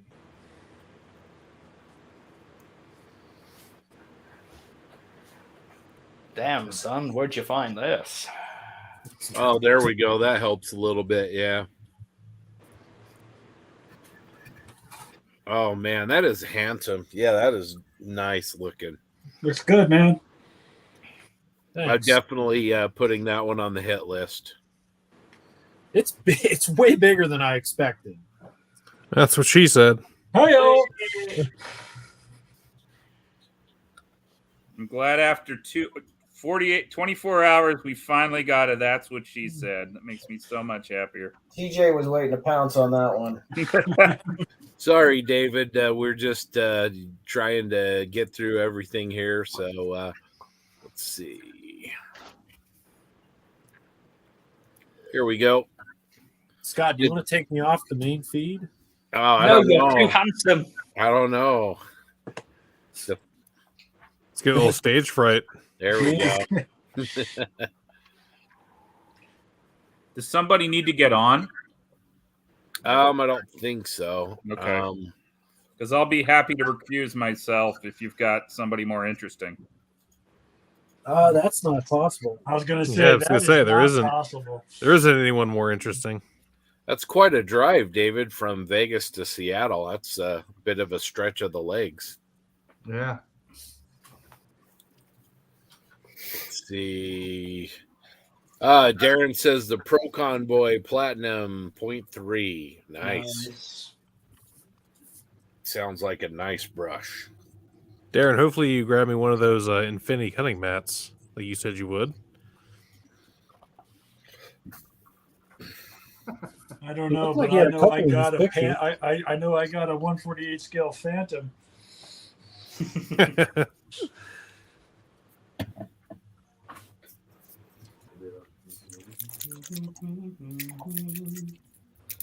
Yeah, I'm glad I had Wi-Fi on my walk or reception. I could get that snow. Oh, thank you, Darren. You're the best. You just let me know how much I owe you. All he wants, TJ, is another session at the pottery wheel. You do that too? Wow. Be more than happy. You don't have to bit. Don't threaten me with a good time.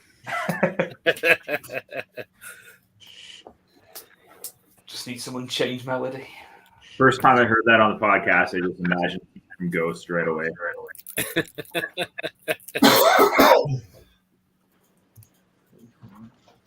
Ivan, I also heard on the TV, I got to give you crap for not going to Duxford. Yeah. Yeah, that is, I got to say, that's some bullshit. I've lost a little respect for that. I think he's lying to us. I think he lives in like Arkansas or something. Yeah. He's actually, every time I hear about Ivan in America, I have a hard time not thinking about Love Actually, where the guy's all excited to meet the American women and they're all thinking he's crazy, and then he comes over and he just charms all the babes. It was great. That's just not going to happen. Well, it's not going to happen because you're going to a modeling event. There's your problem. Yeah, good point. I'm telling you, Ivan, farmersonly.com. I've still got the theme tune in my head.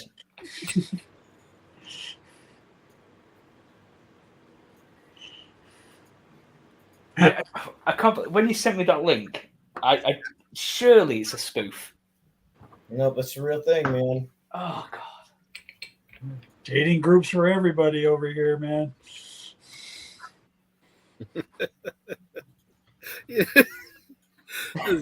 Well, that's hilarious. Surely it's a spoof. It just seemed too cheesy to be genuine. Oh, that's cheesy. Well, clearly you've never been to America. Yeah. I'm not gonna lie, that really kind of fits the stereotype.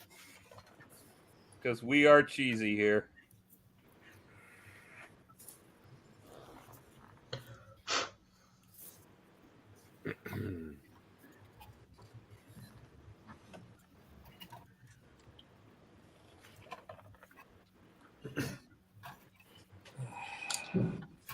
Yeah, I'm liking these Tamiya LP paints, man. They are the bomb diggity. Aren't they nice?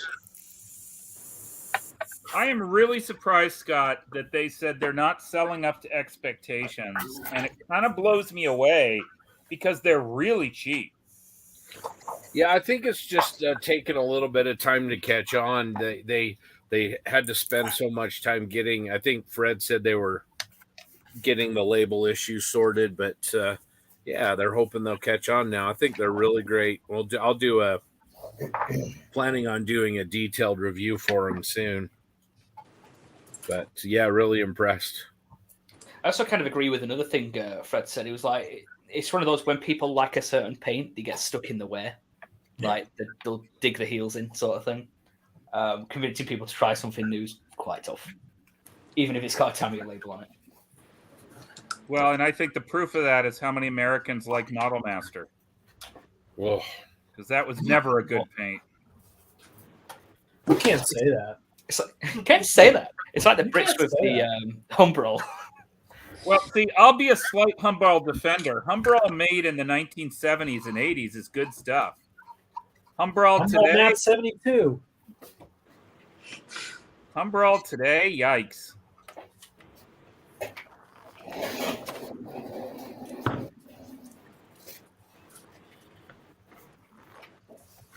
All right, so it is time for Doug's half-hour fix of music. Oh, snap. Here we go. Let's do this.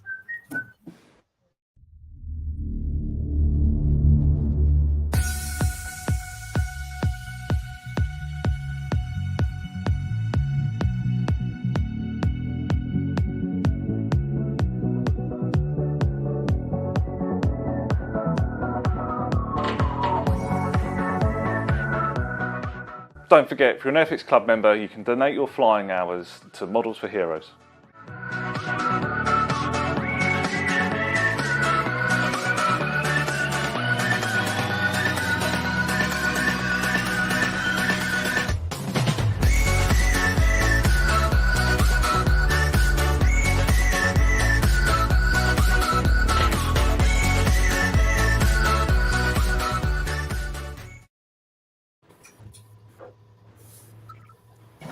I'm not gonna lie, that video was short enough. I think it was just all about the theme song.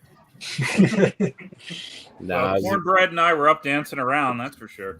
Nah, that's good. It's designed to get you up out of your seat. So anyway, but one more reminder: the auction winners. Scrolling on the bar on the bottom of the screen is where you can go to make your payment for your kits or other accoutrements that you won. So make sure you do that. And thank you everybody for watching. let's start on the rounds again. Mr. Jim, how Yeah. are things? Things are all right. We've still got the turret I got to paint green. I'm just really throwing washes at this thing because I have no idea what to do. So I've just got the Tamiya panel liner, and I'm pretending I'm an airplane modeler here, just painting stuff in.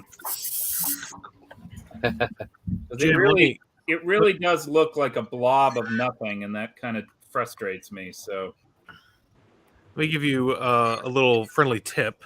Okay. Paint the turret and the hull at the same time. Oh, okay. Always. So I don't end up with different color? Yes. Okay.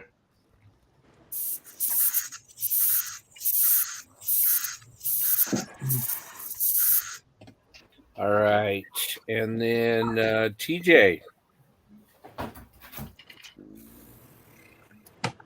See how things are going. Can you put your model up close to the camera? Yeah, 1 second. I got to move this thing out of my way.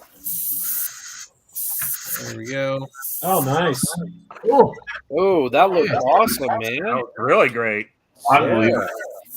I have put pin wash on it. Right now, I'm putting a little bit of matte on it to knock down some of the gloss. It's chipped. It's a little crappy pre-shading. I don't really like it. I might get rid of some of that. Mainly on the gray-green. Everywhere else is fine. But so, yeah. I'm going to go take a picture of it because JB's making me jelly with all of his nice pictures that he's taken. So,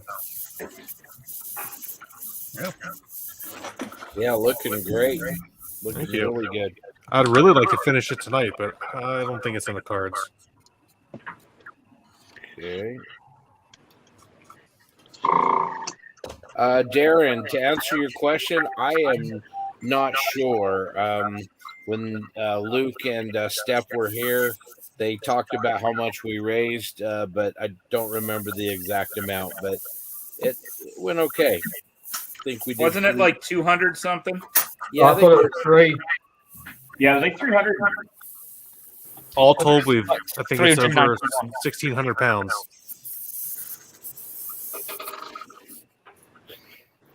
Yeah. So, Doug.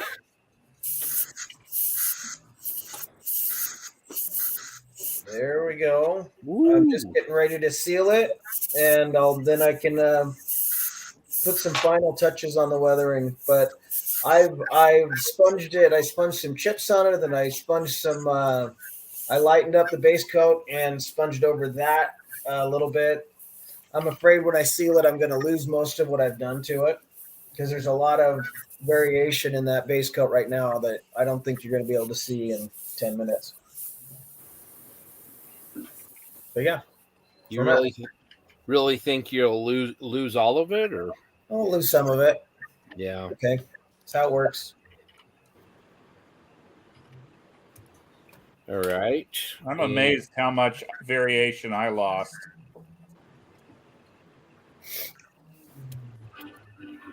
Grant, how's it going? Good. Just painting rocket tips right now, and then take the vehicle to the base and weather it to the base, and I'll be done. Now you actually designed those rocket launchers, right? Yeah. Yourself? Yeah, I used a CAD file and I found the manual online, the old tech manual for it, and then just took the measurements and put them in the system. Awesome. Pretty cool. Okay. This is interesting. Got an airbrush in one hand and a laptop in my other. What could go wrong? Usually it's something else instead of an airbrush. Let's see. Dave, how's the P47 coming along? Yeah, just working on the flaps at the moment, assembling them. Stupid me, I took them off the sprue before looking at the instructions, so I then had to go back and figure out which one went which way and all that sort of stuff. Typical sort of dumb mistake that I always make. Apart from that, though, it's coming along nicely. as I said, I'm still on track to get some paint down on this thing later this afternoon. But by and large, it's a great kit. Any faults of the kit are my making and my making only.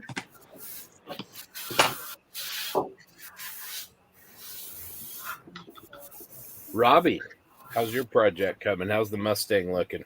Well, I actually saved this part for now. I'm going to pretend like I planned that, but I'm going to remove one of the masks off the bottom here just to see how this has turned out. Yeah.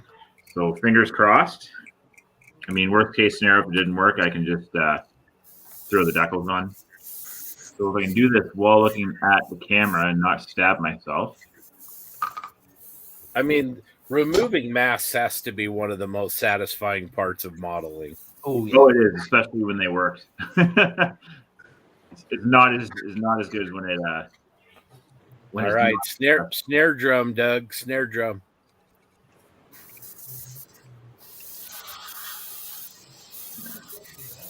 I found the biggest part is just waiting for. Oh man, making sure it's all going to cover, right? Because I paint the insignias and everything first, and then we'll paint the aircraft. So there's been times I've done that and then found out that I missed a spot with blue, and it looks all weird. One more.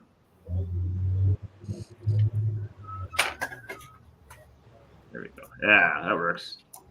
That's a win. Oh man, that looks fantastic. No gloss to deal with, so that's nice. So and the bottom's all gray now as well. So the green's gonna be the big thing. I plan on putting the next three hours or so into the green on top. So very nice. Looks like Darren approves. Says stickers, hashtag stickers, not decals. Next year I'll do a Hellcat, Darren. We'll show some Navy love. All right, Joshua, what you up to? You're muted, by the way. Thank you. I got a lot of the base done. I'm going to hit this with the matte coat. Kind of left a little firing ranging lines on here just in case I ever want to play the game. So that's pretty happy with how it went. I'm not really a diorama guy, so I think I did okay. So now I'm just kind of put in some filtering around the bottom ends of the speeder to kind of make it match the diorama, or at least the base. So getting very close to being done. Nice. Looks really good, man. Really good. Thank you. Ivan. Hello. Good night. I'm painting. You can't see anything. Painting fuel leaks and stains on the fuel tanks and the engine deck and such. Unfortunately, my work sucks ass today, so it doesn't look amazing. But I think it probably looks a lot better than you're giving yourself credit for. All right, Mr. Bonani. Well, I'm in the process of masking all the fake windows and humming the theme song while I'm doing it. All right. Great update, everyone. And again, if you're just joining us, we've hit our goal, so we're all very, very excited about that. We went over the 1,500 pound mark, but we'd like to keep raising even more. James should be joining us at some point here before too long, so we're really, really excited. And just had the U.S. auction not too long ago. That went pretty well.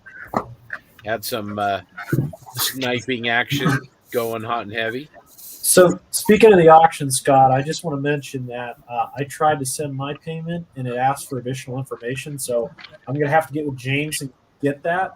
But if anybody's sending a payment, they may get an error, and I would just recommend reaching out to James. Yeah, I think that's going to be the best course of action, JB. Good thought. So, just after the 48 hour event is over, just reach out to James over at the Model Officers Mess on Facebook, and I'm sure he'll get it all straightened out for you. But again, appreciate all the bids, and that's great that we hit our target. So I got my snow. I'm happy. that's right. I think you ticked off TJ a little bit, though. If you're gonna roll with the big dog, if you can't roll with the big dog, stay on the porch.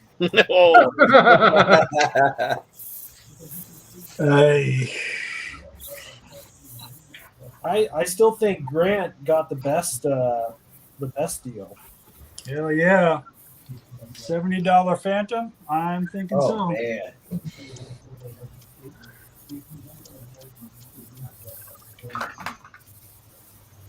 I think that value gear was probably the best one there, though. I'm telling you, man, he's gonna send whoever won that some serious stuff. They're gonna get about 40 pounds of resin. Yeah, they are.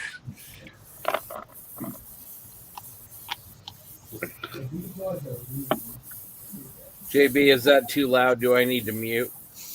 No, you're good.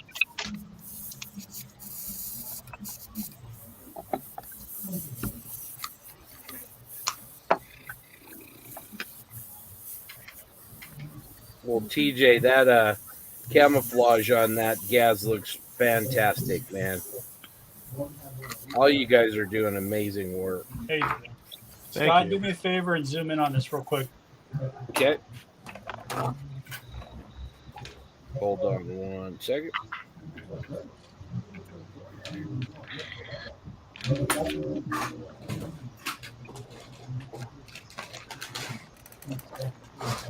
Okay, so if you can see this, I painted the ends of the rocket tubes yellow. Does everybody think that's okay, or should I go back in and do olive drab or something? I like it. Yellow, it makes it stand out. Okay. Yeah. All right. I was just wondering. I wasn't sure if I was going too far or not. No, that looks good. Looks really good.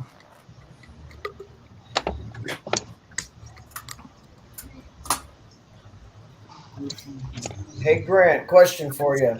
Yes, sir. You would know weathering around the tracks on an Abrams. What do you think?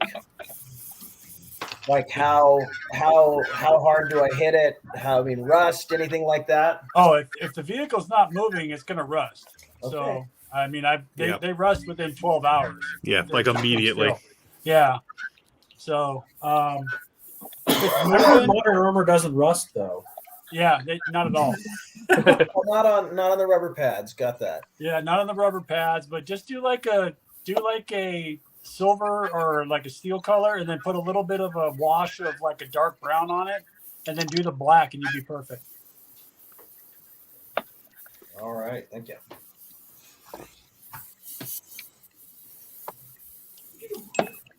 So, Grant, what was your favorite vehicle while you were in the Army that you operated?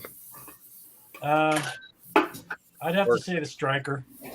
Striker is fun because it was so fast. Bradley had more firepower though, so.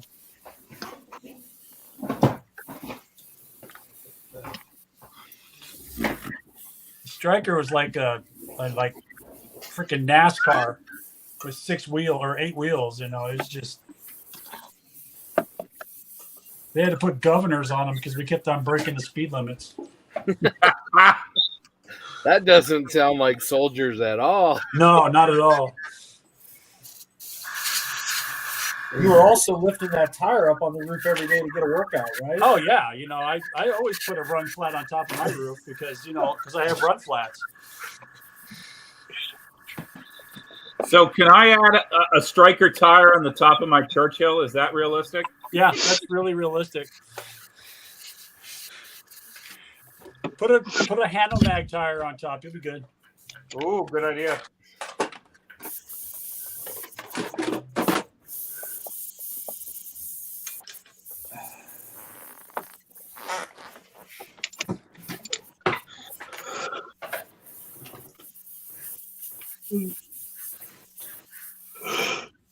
Scott, you painting droids yet? Yeah. Hold on, let me show you. So I've got. I used Goon's Super Metallic Gold Oh, for, nice. For 3PO, and it looks great. Can you pop in full screen? It turned out. Look full screen now. I want to see it. I guess I can do that. Let's see here.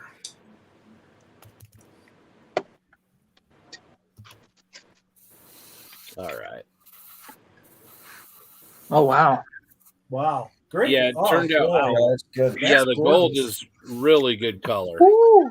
Thank you, TJ, for that. And then I love gold. and then here's R2. Oh, very cool. And got to do all the detail paint work on him. And then back on the escape pod, painting it panel by panel so you can see it kind of coming together a little bit. Yeah, trying to build some depth into it because I won't have time to do a ton of weathering on it. So we'll do some washes and stuff, but trying to build some wear and tear and some guck and grime into the actual paint work. So Sweet. You guys have both been killing it on those Legion models, man. They're looking fantastic. Oh, yours look really great too, man. So thank you, though. I just need to get some nice. We're just trying to keep up with you. Oh, I don't know. I think I should have picked up that third model, like Jim said. Oh yeah, listen to Jim, man. He knows what he's talking about. This doesn't come out much, but Jim is always right. Just say it. Live it. Don't talk to Dave Knights about it. So Grant, Tiger Tank 2 says the striker with the big squirrel gun on it is awesome. Yeah.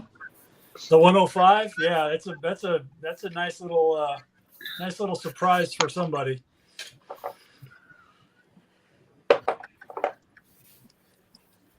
You should have saw. I don't know if you ever saw any of the past national champions, but from 2018, and John, you can correct me if I'm wrong, but I think Jim Wexler did a straight up 1126 striker that won best of show. And so, what was it?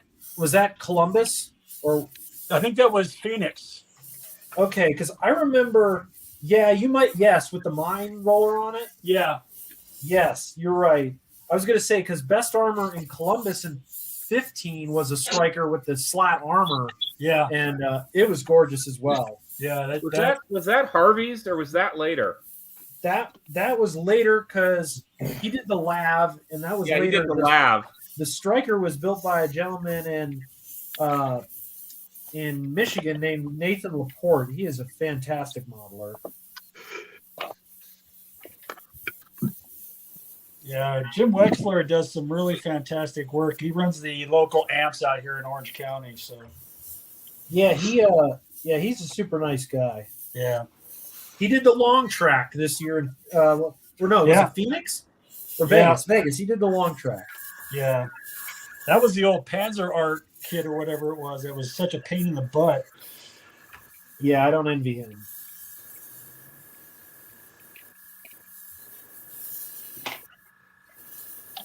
Now, is that AMS group the ones that brought the Patton family to Nats last year? Oh, yeah. Man, that was awesome stuff.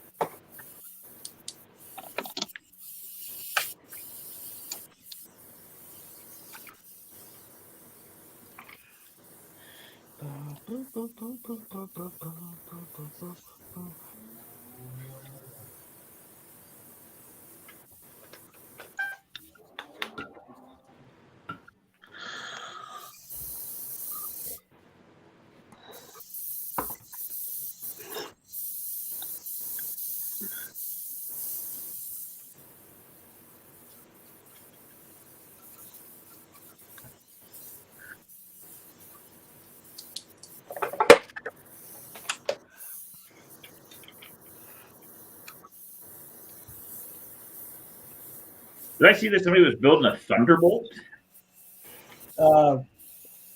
It's Dave, right? Podfather. Yeah, sure. I'm sorry. I'm just eating my lunch, having a chip butty. Oh, nice. Yeah. Well, I say building it, but it's going very slow at the moment. That's a pretty ballsy choice. That's a big aircraft. Yeah, I know. Well, I was actually thinking about building a 1/72nd scale Mercury rocket, but I kind of chickened out at the last minute, thinking that it has to be 48 scale. So I should have stuck with my original plan. It would have been done by now, I reckon. Whose kit? I have that. Is that the model? Yeah. Let me just move the camera up. I'll show you. All right.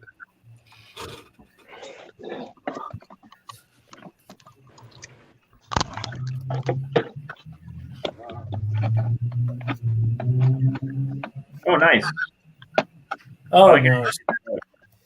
So the Atlas and the Mercury, they're both Horizon model kits, and they're 1/72nd scale. Nice. Really good kits, and there's not too much real space stuff floating around. Well, I'll tell you why. There is in the 3D printing world, and that's my preferred scale when building it. The Horizon models do a great. In fact, I think it's got a sale on at the moment. And it's ridiculously cheap. You get like 2 kits for 1 or some such price. I'll have to go and have a look. The Horizon models, just check it out on Facebook.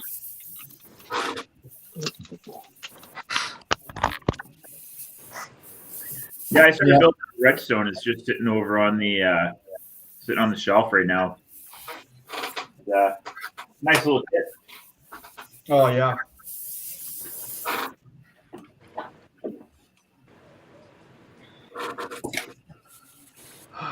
If I'm not mistaken, there's an Atlas rocket just at the entrance outside at the SAC Museum. I think you're correct. And there's so many variations of the Atlas that you can get. In fact, I'll just pull my other one out because I did it as a ICBM.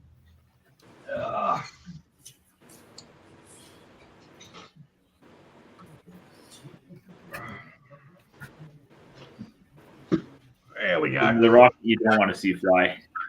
No, that's the one you don't want to see launching. I will say the last, not the last Nats in Phoenix, but the one before, I think it was like 04 or so. You could go out and see the Titan missile silo, which was pretty sweet. Yeah. Oh, that would have been awesome.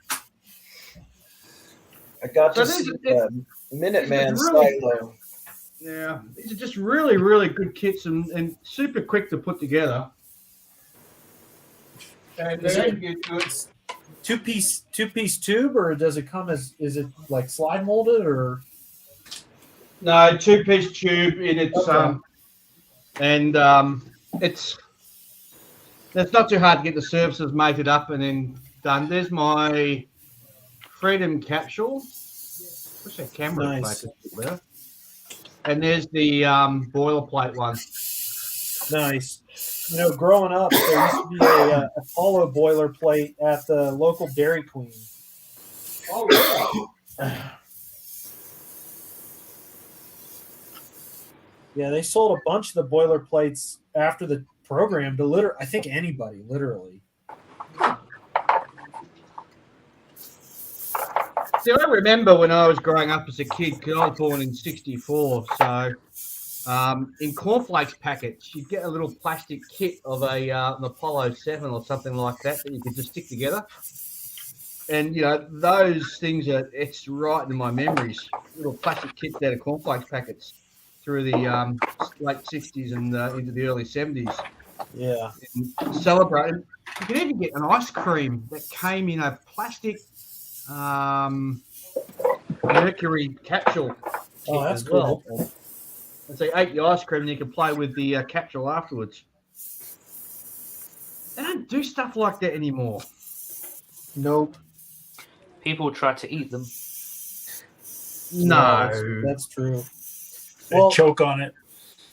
Dave, I wish you went to the 1990 Nationals in Orlando, because at that time there was a shuttle launched at the same time as the show, and I went down to the cave. I was super young, but I went down and saw it at night. It was unbelievable. I would have loved to have seen either an Apollo launch or a shuttle launch. That's a bucket list item. Yeah. Well, if you're in LA and you have a little bit of time, there's one of the space shuttles is down by the Getty, by the airport. So yeah. Oh, we're going to Smithsonian, so we should see it in Washington. Oh yeah, Udvar Hazy has a You'll see shuttle, Discovery, right? Yeah. You got to see it. They're massive.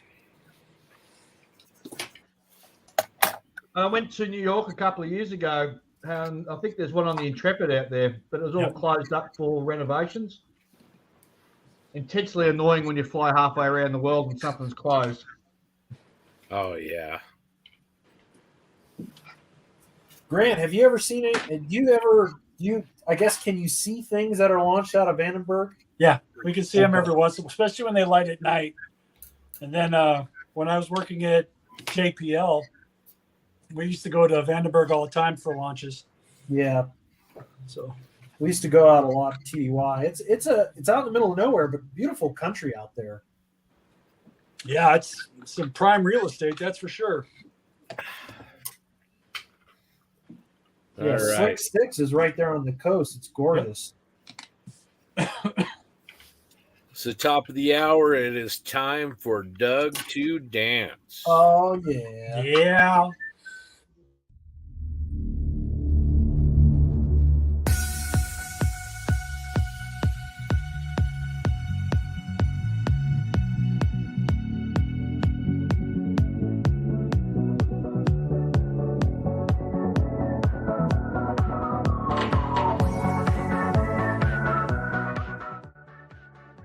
Hi guys, so those of you that know me, my name's Luke from Black Rifle Model Works. I am a veteran and now a frontline paramedic for the NHS.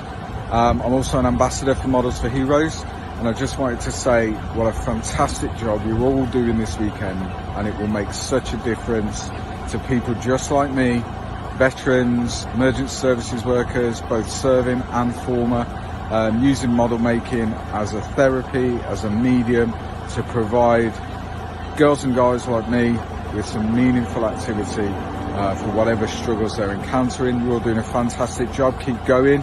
It's no small task to build a kit in 48 hours. I'm obviously taking part and I'm looking forward to chatting to you guys throughout the weekend. Special thanks for the model officer himself, Mr. James Skiffin, for putting all this together. A lot of work's gone into it, a lot of behind the scenes stuff.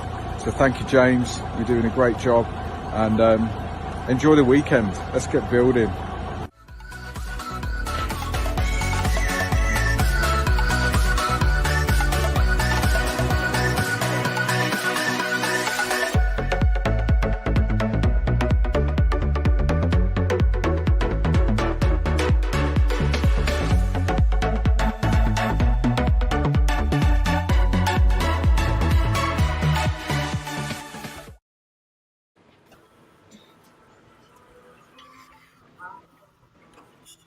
I want to say that his beard in that video is epic.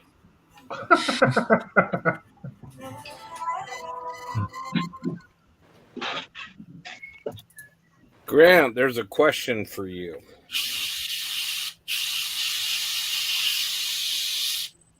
Yeah, I spent a lot of time in Georgia and Fort Benning. I went to a couple of my senior NCO academy schools there at Fort Benning, and I also went to Knox and spent some time in Georgia. Never went to the third ID though, but I did spend some time in Georgia. Went through some fun times there.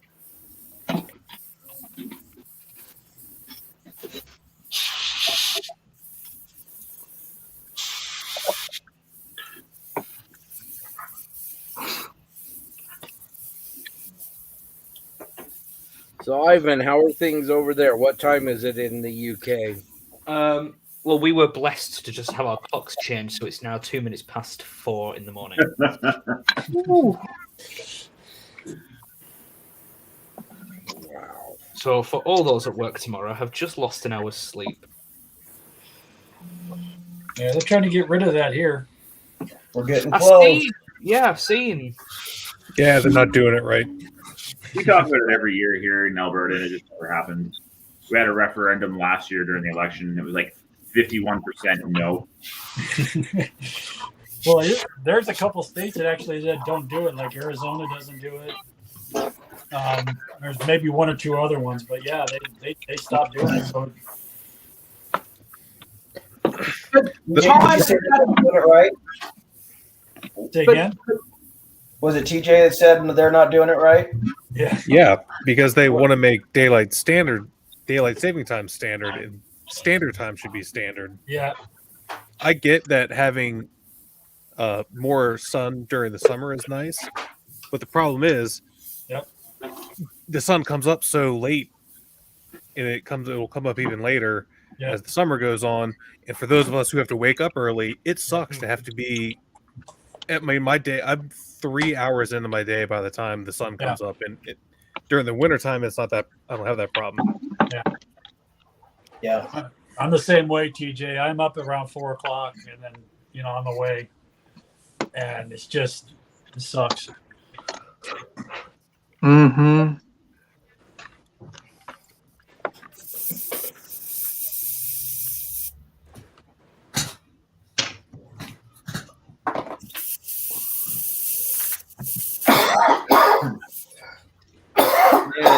Man, these TJ, do you have any of the Legion kits there? I thought we'd been over this, Scott. I have a Legion army. Oh, you have an army. Wow. Yeah, it's just for gaming miniatures. I mean, these are just really tremendous. Yes, I have a clone army. You have the tank that JV's doing right now? No, that's a droid tank. Oh, that's right. He's probably got himself an ATRT and Bark Speeder if he's got a full army. No, I do have a Bark Speeder. Do you have one of these? What is that? The Saber. Let's see, the TX Saber fighter tank. No, I don't have very many vehicles. I have just a bunch of troops mainly. I think I'm going to buy a starter set of them. See, I think maybe I'll have to come to Nat and bring my game pieces and start playing some Legion. I've made that mistake with Warhammer before, and I bought this get started sets. I bought 4 of them, and every time I'm just yeah, not for me. Yeah, I'm not getting started. Well, that's the thing. And then I walk into Warhammer a few weeks later. I'm like, go on, I'll give it another go.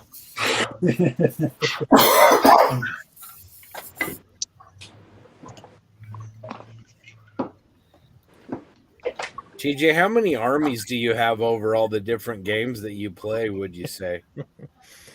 That's a trick question. Tabletop. How many armies do I have? I don't know. Let's see. I have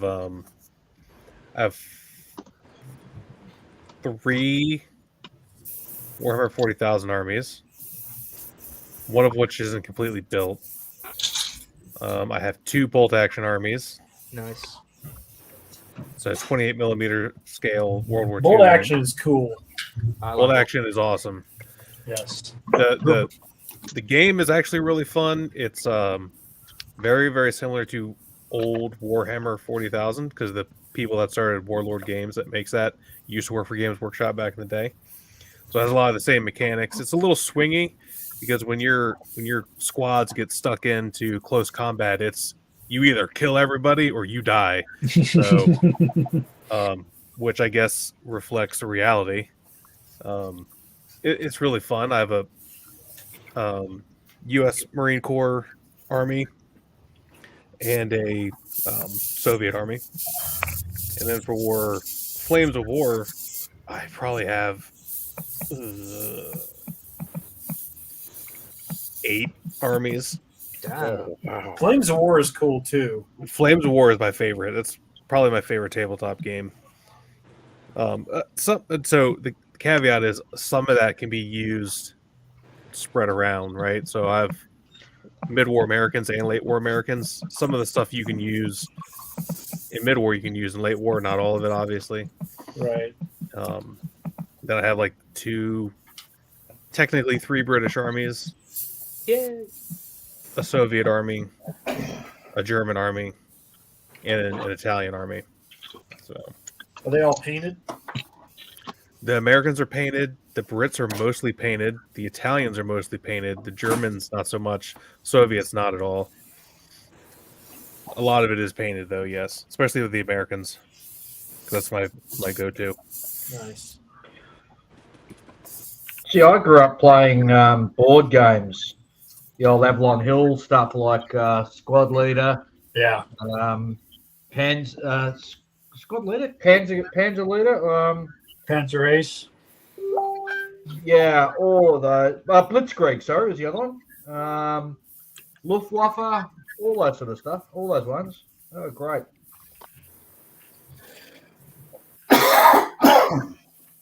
Guess I'm showing my age by saying that. Don't worry, I'm with you, man. Hours of fun, though.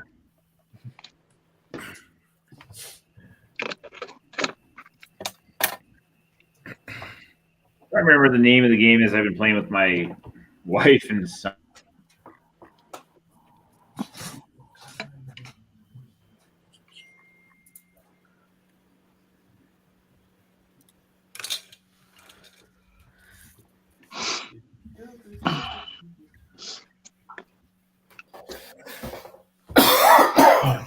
Tiger Tank 2, he's in Columbus. Be sure to check out it's IPMS Rickenback. If you're not a member, check them out. They hold BlizzCon every year in February, and that's a fantastic show.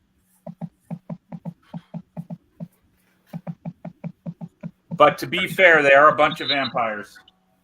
Yeah. I think that they're out of the tomb now, though.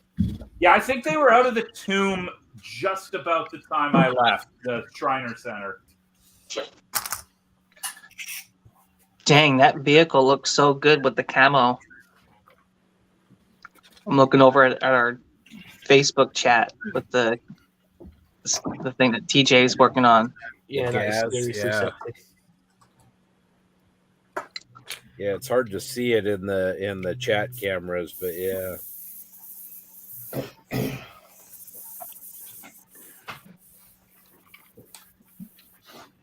It wasn't even close. The game I played with them called Memoir 44. It's a board game with all German American stuff, British. It's pretty cool. Fantastic game. One of my favorite board games. Yeah, we're getting to this point now where we're just bringing in the tanks and he can understand it. The tanks and the arty.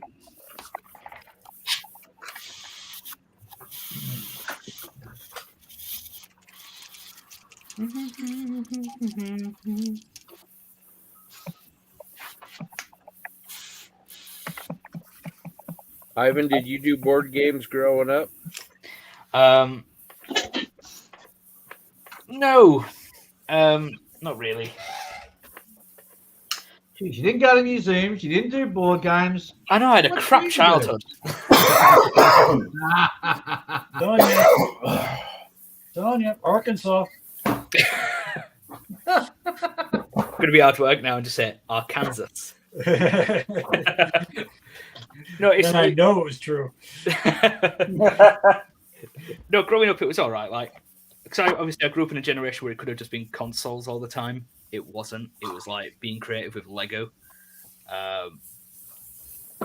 It's weird now because I see like other people who are younger than me and how they grew up, and I'm like, I'm actually really glad for the era I grew up in because it was like actually doing stuff rather than shut up and look at a tablet while I go shopping, sort of thing. But to answer your question, no, I didn't play board games.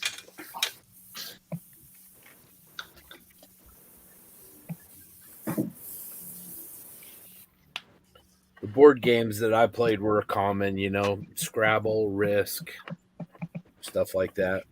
I think we used to usually get them out around Christmas and New Year. I love Scrabble, but it always got like quite aggressive. Stratego.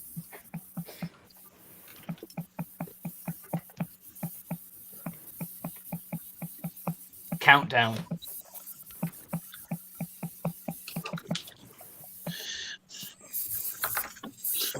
What about you, Jim? Do you play board games when you were young?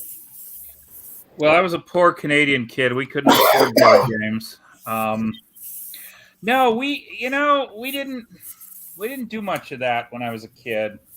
I didn't start getting into that until I was later. But yeah, build models, read books, went to air shows. That's what I did as a kid. That doesn't sound too awful. It was not terrible.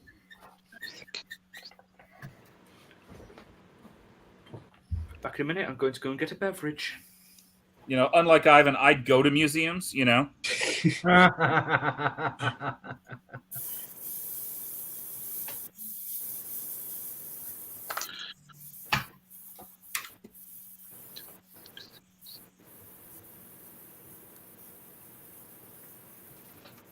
The Bovington thing blows my mind.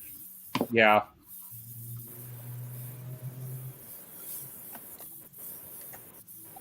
I think he is literally just a bad human for never being to Bovington. You know, it's the same here, though. In Utah, we've got 5 national parks, and we have people that come from Germany and France and all over the world, and there's people that live 2 or 3 hours away and have never been because they're just here. So you just kind of take it for granted, I guess. Yeah, and I really shouldn't complain too much. I never got out to that AMPS museum that was in Boardman, Ohio, and it was less than an hour away. But I was just an innocent airplane builder at the time, so.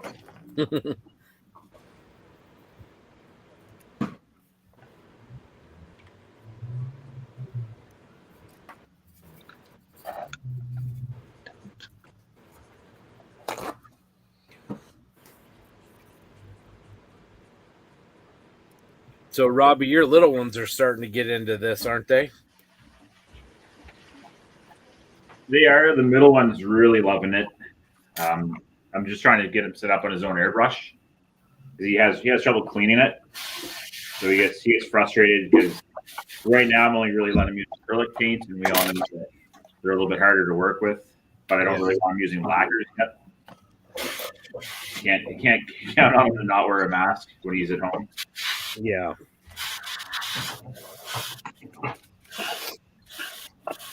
He'll build anything. He loves building tanks.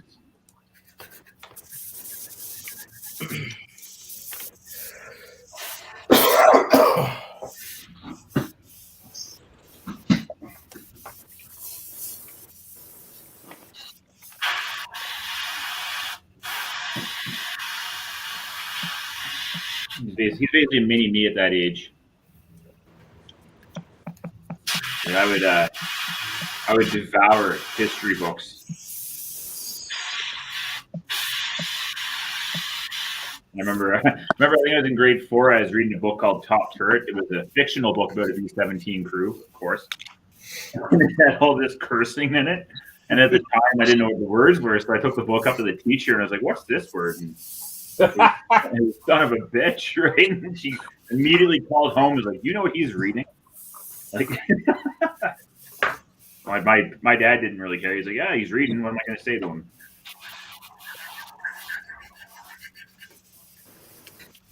That's funny. Yeah, my dad wouldn't have cared at all. He would have encouraged it.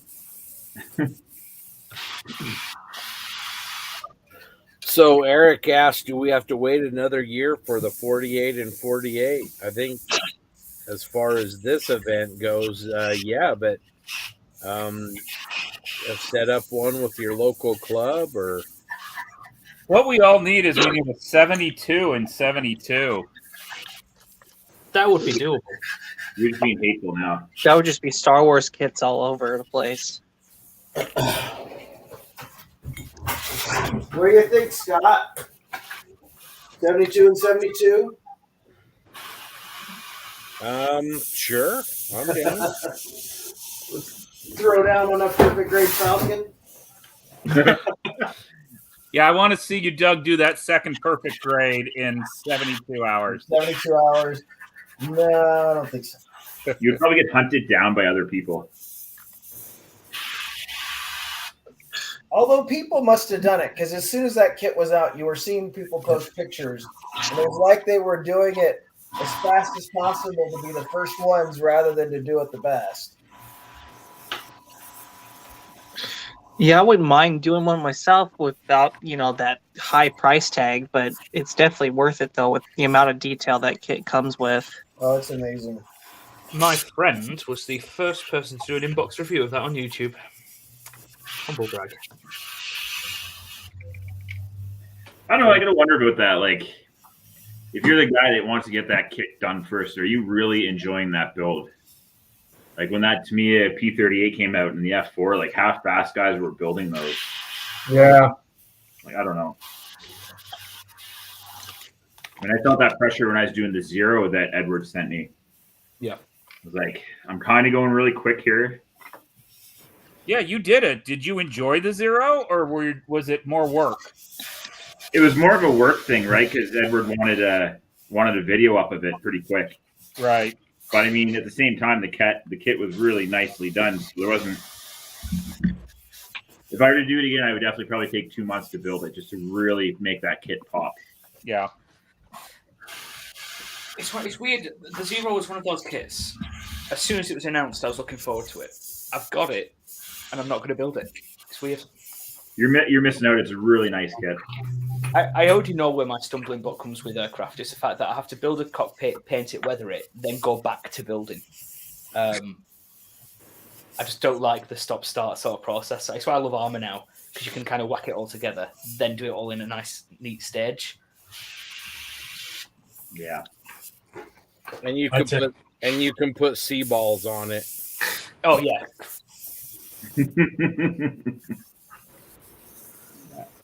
Only thing these balls are good for. Yeah, wait till you get to Vegas. You might miss like I can't talk. You might meet the first Mrs. X or Taylor.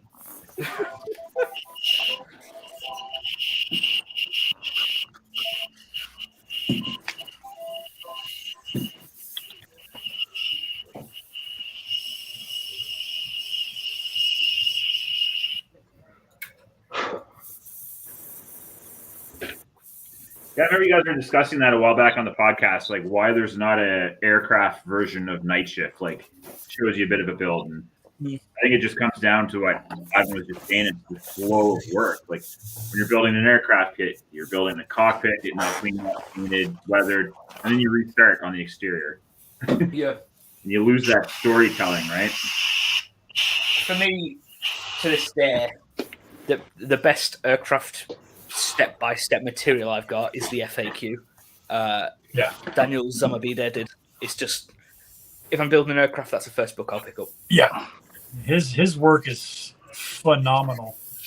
It's interesting you say that. When MiG put out and AK did those books at the same time, I bought the AK one first, and then I bought the big MiG one, and I kept thinking, this is so dumb that they're making me buy 5 parts. And then what I realized is I like the AK book or the MiG books better because I don't have to carry around this really thick book. Mm-hmm. So in retrospect, maybe they were right. I think the best book I own has to be the Diorama FAQ. It's a massive book, but wow. Everything you'll need in that book. I've heard the guys here are really loving the Lincoln Wright one. Oh yeah. Need to get a couple. He's been an inspiration for my first Mach K kit build I've been working on. Lincoln does some great work. I've known Link since 2005 or 6, so he's a great guy. He's a really nice guy to talk to. Yeah. I've been learning some stuff from like the armor texturing with the Tamiya putty. Yeah. That was a lot of fun to do. I wonder if I can pull my kit somewhere. Really nice guy, and he's so approachable too. He really is. Yeah. Say again. Grant, are you in the FAQ book with Link's book or not? No, I didn't put anything in. He didn't ask me to because it basically became a book of AK, different people from AK. Oh, okay. So I'm not a AK member, so couldn't do it. But he's actually doing some Machine Krieger English editions coming out pretty soon, also. And, nice. And which is going to be nice because everything they have is in Japanese. So that'll be really great. Fun. That sci-fi FAQ book is just so tremendous. Yeah. Has anyone got the figure painting one? No, I don't. Yeah, that's the one that not as many people have. Right. It looks like it could be incredibly invaluable. I think Mike killed any sales for that book. I've never painted a figure before. Here's what it looks like. Going back to what Grant was saying, I'm going to toot my own horn a little bit. I will be in one of those Machine and Krieger books. Yes, you will. Maybe even two. I'm not sure. Yeah. We knew you when. What's that? So we'll get to say we knew you back when. Yeah, Correct. before he's famous. Before he made it big. The Lunagans I built will be in the book that comes out after the Mark 44 book. Cool. Yeah. I would love to get something published. Yeah, I'm not sure if I'm doing the whole Machine Krieger thing right, but this is my little guy right here. Very first unit. Yeah. You can't do it wrong, dude. It looks good. I need to get back on mine. That looks really nice. Can we pop that up in the large screen? Hold on. Okay. Let's see here.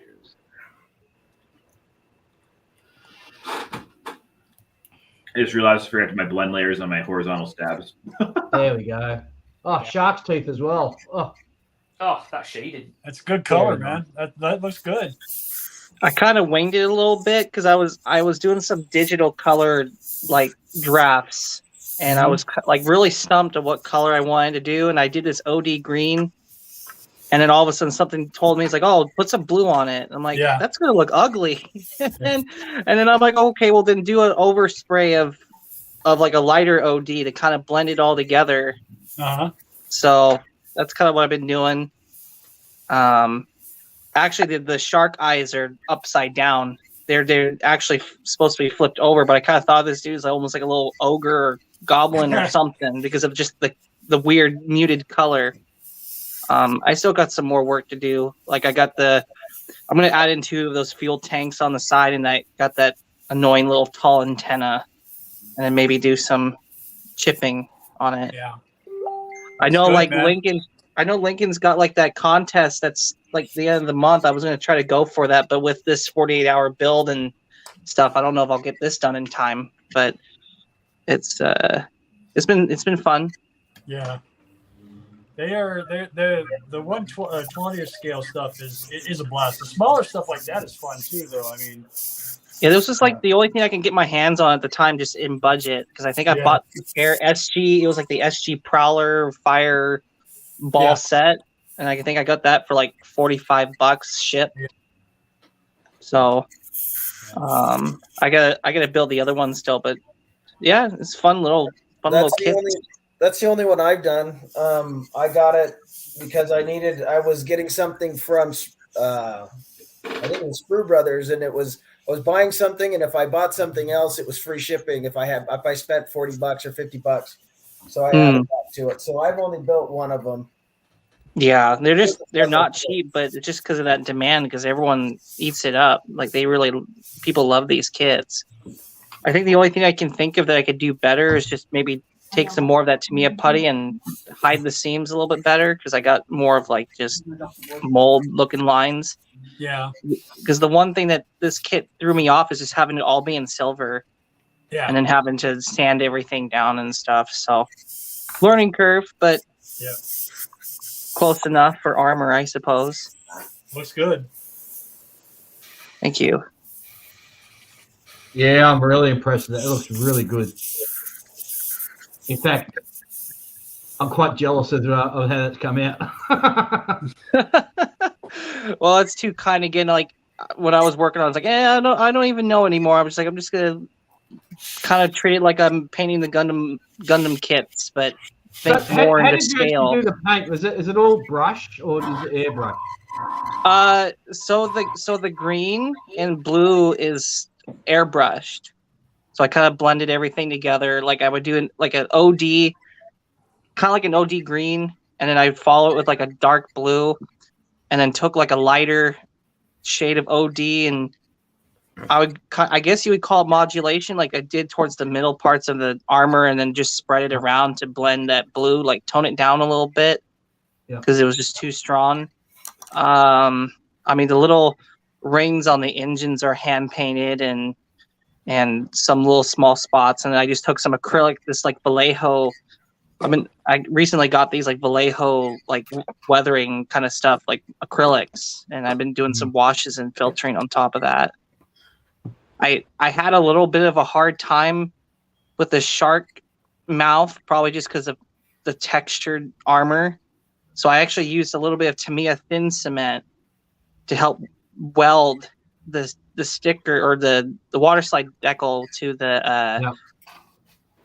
the frame. But I had to be a little bit careful not to like touch it, because then it would start, that's kind of where you get a little bit of this fading effect, is because I kind of dabbed at it and pulled some of that sticker. But I think it worked out though. Worked out really well, yeah. So, and I normally like to do a whole clear gloss coat before I do my my decals, and I didn't do it this time around, and I was nervous, but I think they blended in okay, because I don't like getting that orange peel like kind of effect. I don't want that. So yeah, it's my little dude. All right. Well, it is 9:30, so you guys know what that means. Woohoo!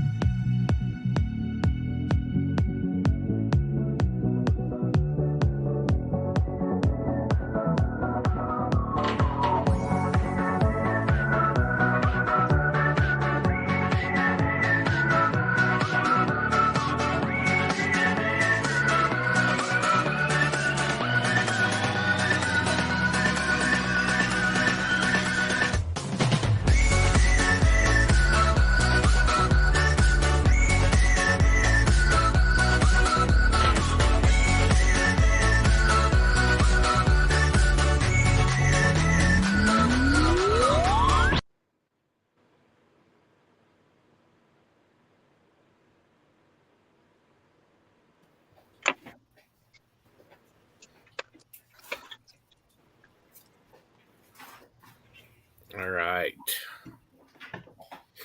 Let us go around the horn one more time. Mr. Bates. All right. We got decals on. Oh, snap. We got, hold on. We got a turret on. Oh, no, he didn't. Nice. So I got to find some little Calgarys, but I'm not sure that will happen this weekend. I'm impressed, Jim. You've not seen it up close. It's lame, but hey, it'll be done. It looks great. It does look good. TJ, how's the gas coming? Doing some washes? No, I'm doing the headlights and the tail lights. Very important in armor building to paint your headlights. Yeah. Yeah, really. Joking aside, it's also important to do before you do any kind of dust or mud, because dust and mud gets on your headlights. Yeah. Awesome. Doug.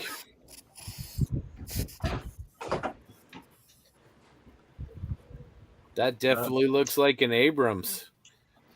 Feeling pretty good about it. I've got I did the washes and stuff. One of the things I've kind of spaced is I've got to put the machine gun on top and stuff, but it's getting pretty close.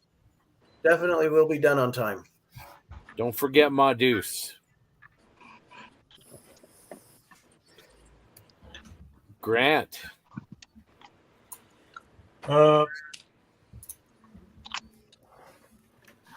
Looks great. The elevation is. Oh, that's cool. Wow, that elevation really adds to the presentation there. So that's a really nice job. Thank you. And just for people watching, where did you get the box?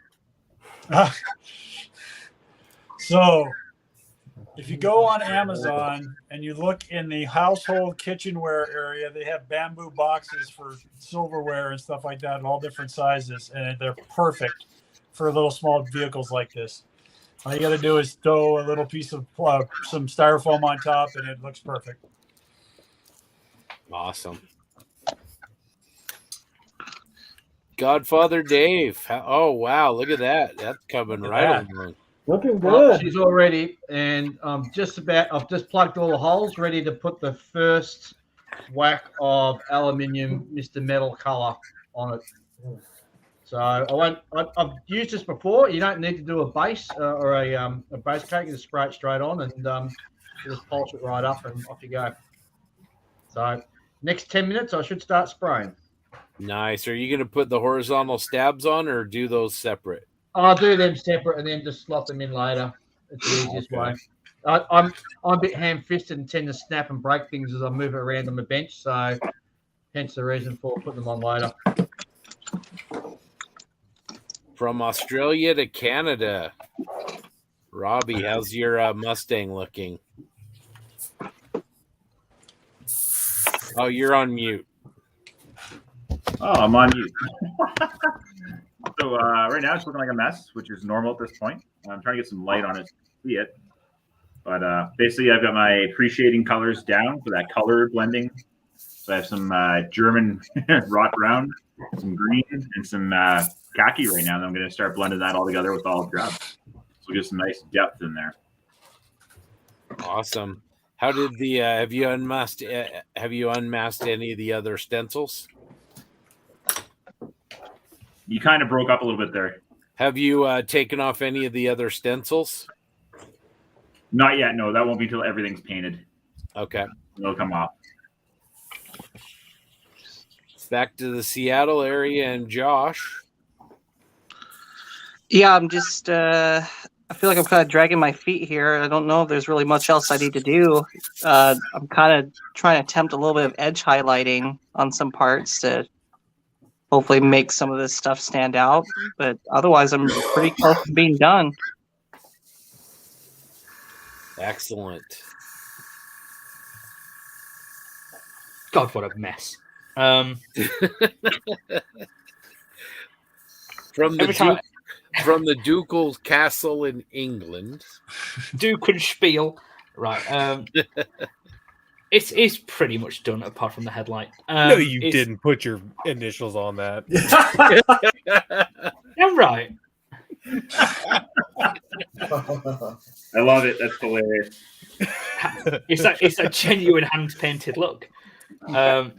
In all fairness, it's pretty much nearly done. I just need to do the headlight.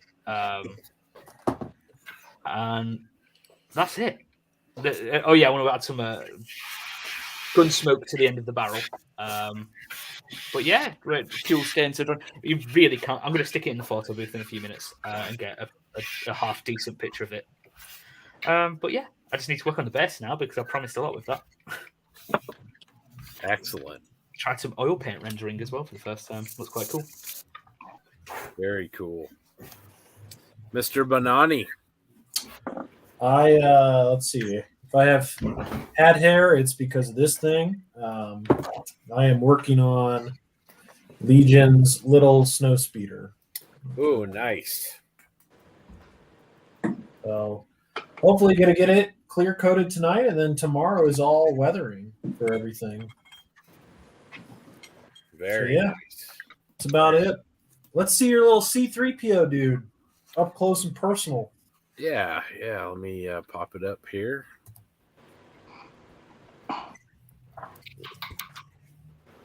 All right, so let's see. Try it against a black background now.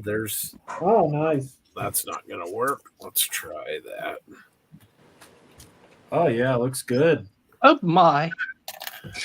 Oh my, I might be annoying, but I look good. Oh, that's cool. My motto. Oh, that's cool. Just have this back piece here to finish up the airbrushing on, and then I can start the weathering. And then tomorrow it will be detail painting this little guy, R2-D2, and weathering. I just can't do it.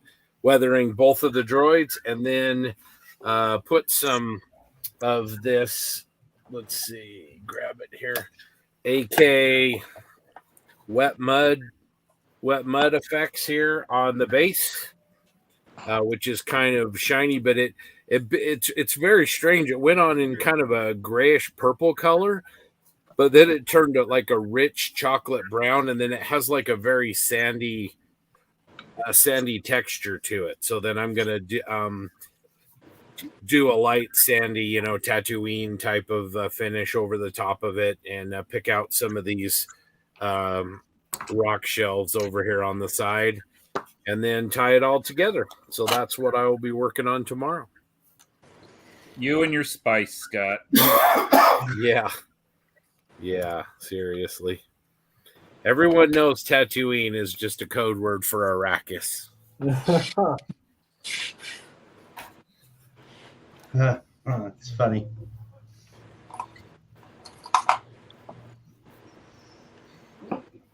Yeah, I would say the highlight so far, for me, or on this project, are the kit itself.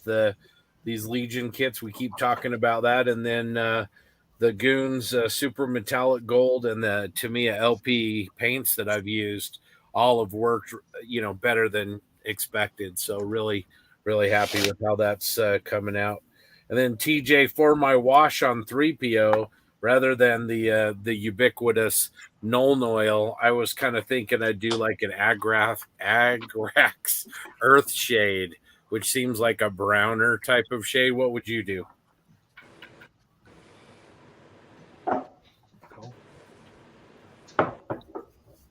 Sorry, I was muted. I would use oils. Not even mess with the Citadel washes at all. Hell no. On C-3PO especially. Okay. Even Starship Filth or something like that. Yeah. Just a brownish. Because then you're able to give him work in that patina, because he's patinaed. He's not he's shiny for sure, but you look at the costume, he's got like a nice grungy patina all over him. Yeah. Mm-hmm. That's what I would do. Okay. It's good advice. I got lots of oils, so. The other thing is I have forgotten to do his right lower leg in silver, which I think in episode 4 was the case. I don't think he was all gold yet. So no, he has a silver leg. I thought that was Silver Leg up until Empire Strikes Back, and that's when he got it.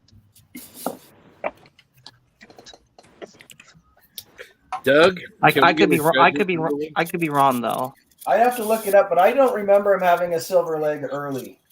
Yeah, neither do I. When did he have a red thing? The Force Awakens. Which didn't happen actually. Sorry. Yeah, he's had a silver leg the whole time. Did he? From the knee down on his right leg. Mandela you can see effect. it when he's on the Tantive 4. This all sounds very specious to me. Whoa. Ooh, Drew, you think my problem of not finishing is due to my choice of scale? So are you saying I need to build more 48, Drew? Or because I think my lack of finishing is due to building aircraft. Oh no, I think I'm getting a Mandela effect on that 3PL leg. Right, time to cook some more food.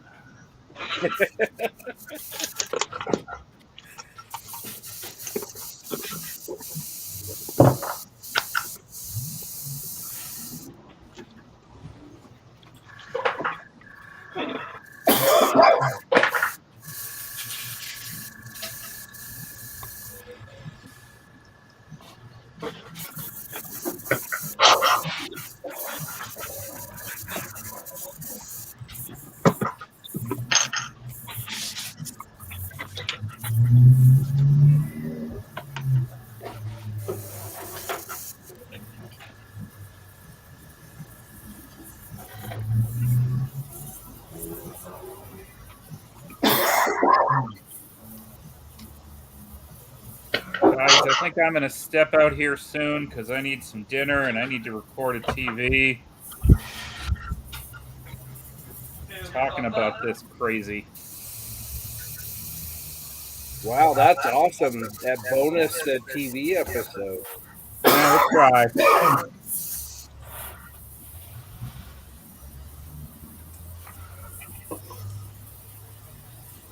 I've always been told more TV, and I'm not really sure why.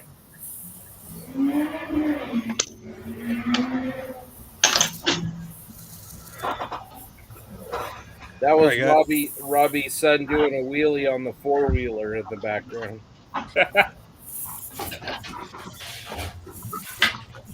I'm going to call it a night because I'm very tired. Well, great work, TJ. That gas is looking fantastic. Thank you. Yeah, TJ, you're the man. I'm sure I'll be up early tomorrow. Get it finished probably before you guys are even awake. Ooh. Except for maybe you, Ivan. No, I still think you'll be up before me. Yeah, but it's already tomorrow there, so you got to beat already. That's true. I'm usually up around 6, so. Wow, even like on a Sunday. Yeah. When you wake up at 4, normally 6 is sleeping in. Yeah. Wow. So, all right, gentlemen, enjoy. Have Good a luck. good night, TJ. Thanks. Have a good night, mate. Yep. I will see you all tomorrow. See you tomorrow.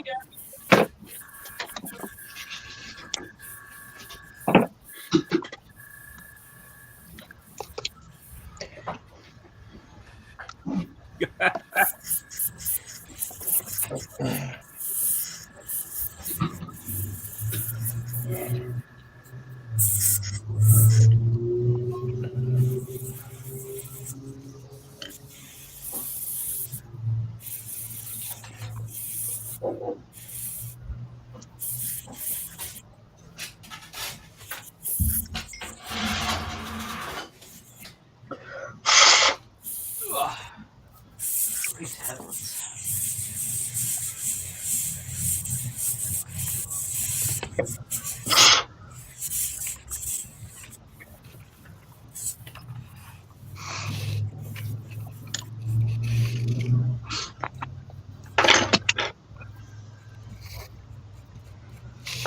Going back to the chat here, Drew, here's the funny thing. I have a lot of 148 scale kits. I've even started some 148 scale airplanes. I've never finished one. Damn. Now, Robbie might think it's because they're 148 Airfix kits, but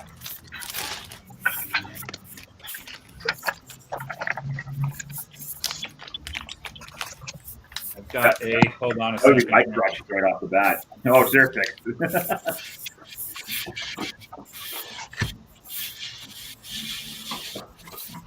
I've got an Airfix Sea Fury that's been sitting in here for months. Is it because it's Airfix? I will be very honest in this case. Yes. Counselor, I remind you, you're under oath. So, as I have said before, I am not an Airfix hater, but they always seem to do things that don't make sense to me. And one of the examples is the Sea Fury, for the most part, is a decent kit, except for the cowl, which is just offensive. And there's no reason for that. Oh, the cowling. Yeah, the cowl is just offensive. I mean, you can just throw a styrene strip in there, but how that even got past quality control, I don't know. That's a glaring thing. Like, right, I agree. Like, how do you mess that up? And then the other issue I have is, like, a friend of mine in the UK got a kit that was the whole fuselage was short shot. That's what I want to know is how does that stuff get through? Like, it's just your problem. Would you please hold? Are they not trying? They're just pumping it out, making maximum dollar, man. That's Tamiya's secret weapon is plastic quality and quality control, and I think that's what Airfix, is missing a lot of times, is the consistency of the plastic and catching things like a short shot fuselage. I was really, really surprised, Scott, in the video you did that Tamiya uses a clear plastic that they tint. Yep.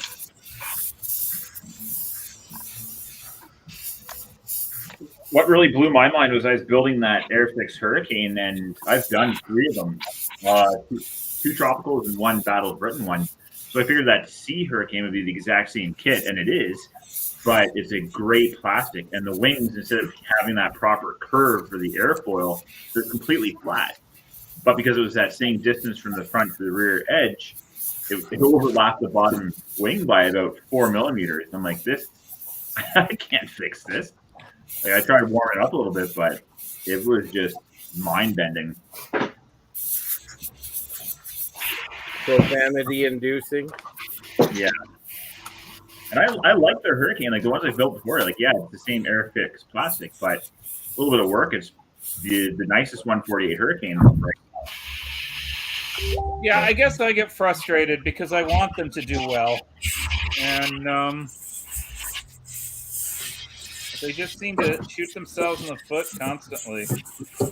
And I think we talked about this. I don't know if this was which video this was, but you can't say they're still learning because Arma seems to have come out of nowhere and been amazing. And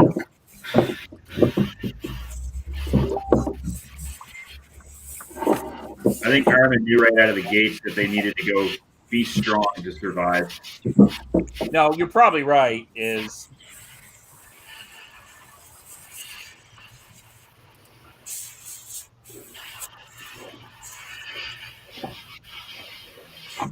I will say I think Airfix has come a long way. I have that fairy swordfish that's a recent tool, and it's not in the blue plastic, it's in the gray, and it's quite nice, at least in the box. I was tempted by their giant Hellcat just because it's a Hellcat. Yeah. But it's giant, and I don't know. Yeah, my first couple hours building that is not So good morning, all. How are we all doing? Good evening. Good morning. We have awoken the boss. Uh-oh. He's had enough of us. Yeah, the old grizzly has woken. Oh, I've not had enough of you at all. You're all swinging along and seem to be really trucking on. So, all good. Were you able to get some rest, James? Yeah, I've had some sleep. Yeah, I remember my head hitting the pillow at some point. Yeah, no, I've had a few hours. That's good for me. So I thought I'd drop in and see how you guys were going. If you'd all faded and fallen over and fallen asleep or anything like that. But you're all doing good. No, we're doing well, and we had a pretty decent auction, and we I think Steph said we went over the goal. Oh, do you know, I've not even looked. I've literally just got myself a cup of coffee and jump right in. Let's have a look, shall we? See where we're at. He says, you think I'd have a window open, right? Let's see. Has arrived.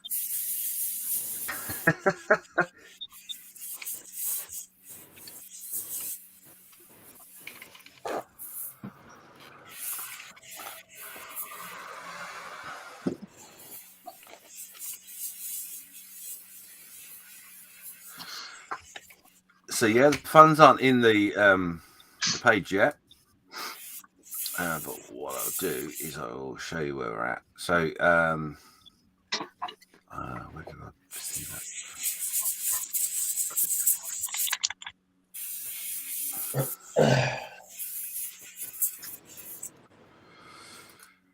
Share screen.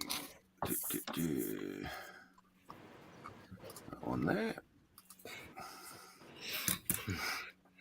Yes. Success. There's something I recognise. Yeah. So there you go.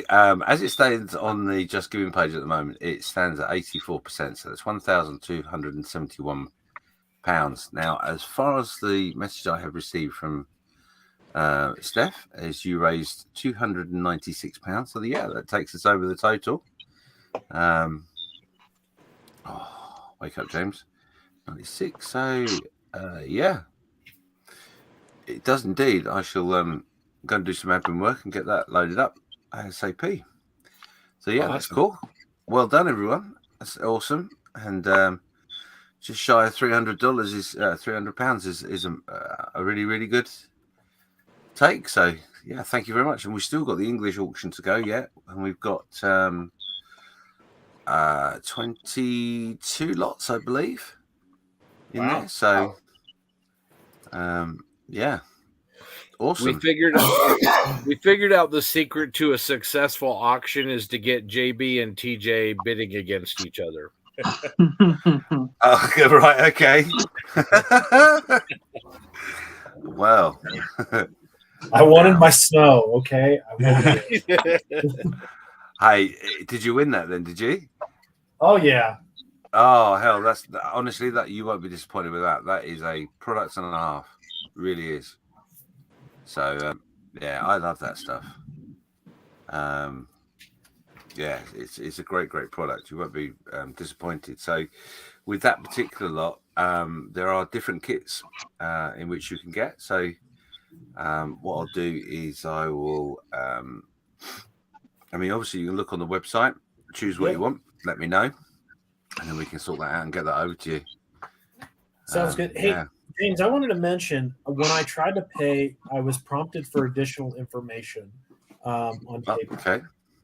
So I can get with you offline and make sure we get all that taken care of. Yeah, and somebody in the chat said they were having issues as well with paying. Right. Okay. Now, I didn't have any issues at all. I went in and paid right away, and it took my money. So I think maybe because I've never sent a payment to this before. Or maybe because you have to pick which one you're going to get. I don't know. Yeah, it's no biggie. Quite possibly. We can sort it out. Yeah, not a problem. We'll sort out behind the scenes. Like I say, I haven't looked at the PayPal account yet. I haven't done that for the Aussie one yet, so I need to get over there and sort that. Yeah, not a problem. It was a new account that was set up specifically for the auction. So, dare say there's something I've not done correctly in the admin side of it, but I know the address is right, so I'm not panicking about that. That's all good. And I've got the emails to show that people have sent money, so I know it's working. So yeah, I'll sort that out with you. That's not a problem at all. But thank you for letting me know. Steph's got the list of everybody that won the lots, etc. And we obviously, because we're building, I I haven't sorted that, but I should really sort that in the next couple of hours, I guess, or try to. A little bit more coffee, and then I'm good to go. But yeah, no, that's awesome. I knew this year would be good. I don't know why. So yeah. So I was watching. I've been sat watching you while you went around the table and showed up all your progress. Just hats off to you, man. Some fantastic work. Yeah, So, everybody's doing really good. It's a lot of fun. I think we're all looking forward to getting our projects in, hopefully under the wire. Oh, I'm fully confident you'll do that. There isn't anyone that I can't see that's struggling time-wise. But at the end of the day, while that's part of the goal, it's not the essential goal. So if you don't finish, that's not a problem within 48 hours. It's just the taking part that matters. And you've fully achieved that. So congratulations to all of you. You're doing really well. Excuse me. So yeah, you guys are all still steaming on. Do you want to carry on for more, or we'll go as long as you have us? Yeah. I'd say we've got at least another hour, maybe 2 in us. What do you think, JB? Oh yeah. I mean, I got the house alone, and the dog and cat are asleep, so I'm in it for the long haul. Yeah, well, that's cool. I can sit and join you for a little while. Because of the way we've done it, the scheduled post for what would have been part 9 has expired, so that's fine. So I can just go and change a little bit of artwork. That take 2 seconds, and we'll start the other one earlier than we were going to, so that'll sort that out. And I'll just sit with you guys and do some modeling if that's okay. Yeah, I was going to say you can tell us to bugger off too if you want to. No. You guys are fine. Really, you're fine, and you got people watching, and they're all communicating. So yeah, no problem. That's amazing. So yeah, I'm just going to change the camera angle because this is not good to look at right now. Anyway, all right. Well, it's the top of the hour, so you know what that means. Oh, jeez, Doug, get out of your seat. Doug's ready to dance. Here we go.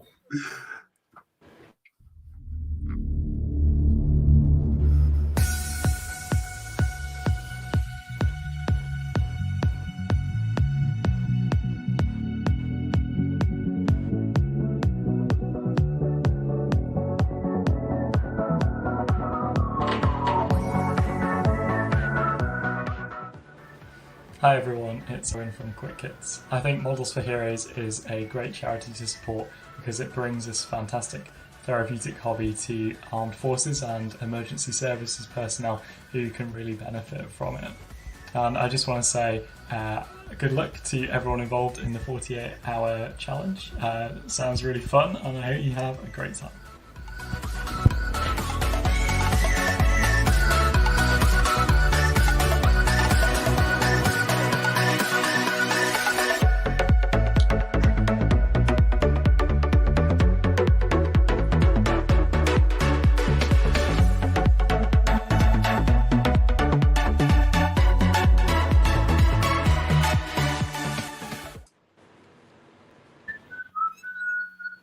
I wish we could see our faces when that's going. I so want to get some glow sticks and just sit here. And just...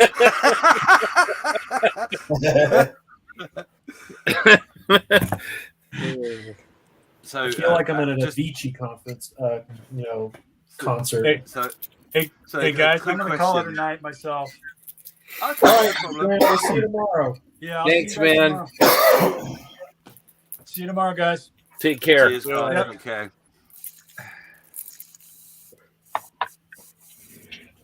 So the question of the evening really is how many of you have been caught whistling it while it's not been playing? Oh, all the time. It's embarrassing. Oh, it's brilliant. The question is, who doesn't have it stuck in their head right now? Oh, yeah. That's so true. Yeah, it's a great little tune. It was a really good find. So, just to give you an update on the total, it's obviously not correct on the Just Giving page right now because I haven't uploaded the auction lots, but including your auction and the auction for the Australian section, it's £1,661. Awesome. Nice. That's absolutely amazing. So well done, everybody. Well done. It's just, staggering. Absolutely staggering. Yeah, So, the yeah, auction. The auction started a little slow, but we got them going. Yeah, auctions do. You know, it's a nail biting moment. Yeah, I'll be honest. That's one of the reasons why I made sure I went to bed because I can't sit here biting my nails again. It's too much, too much. But yeah, that's awesome. So I think we're really on track, really, to beat the 2,000 mark. Do you know? I think we're well on track for that. And just so you're aware, if we were to try and put that into some sort of context for the charity, that's around about I would guesstimate, but I would say that's around about 50 boxes for new beneficiaries that will awesome. help. So that is really tremendous.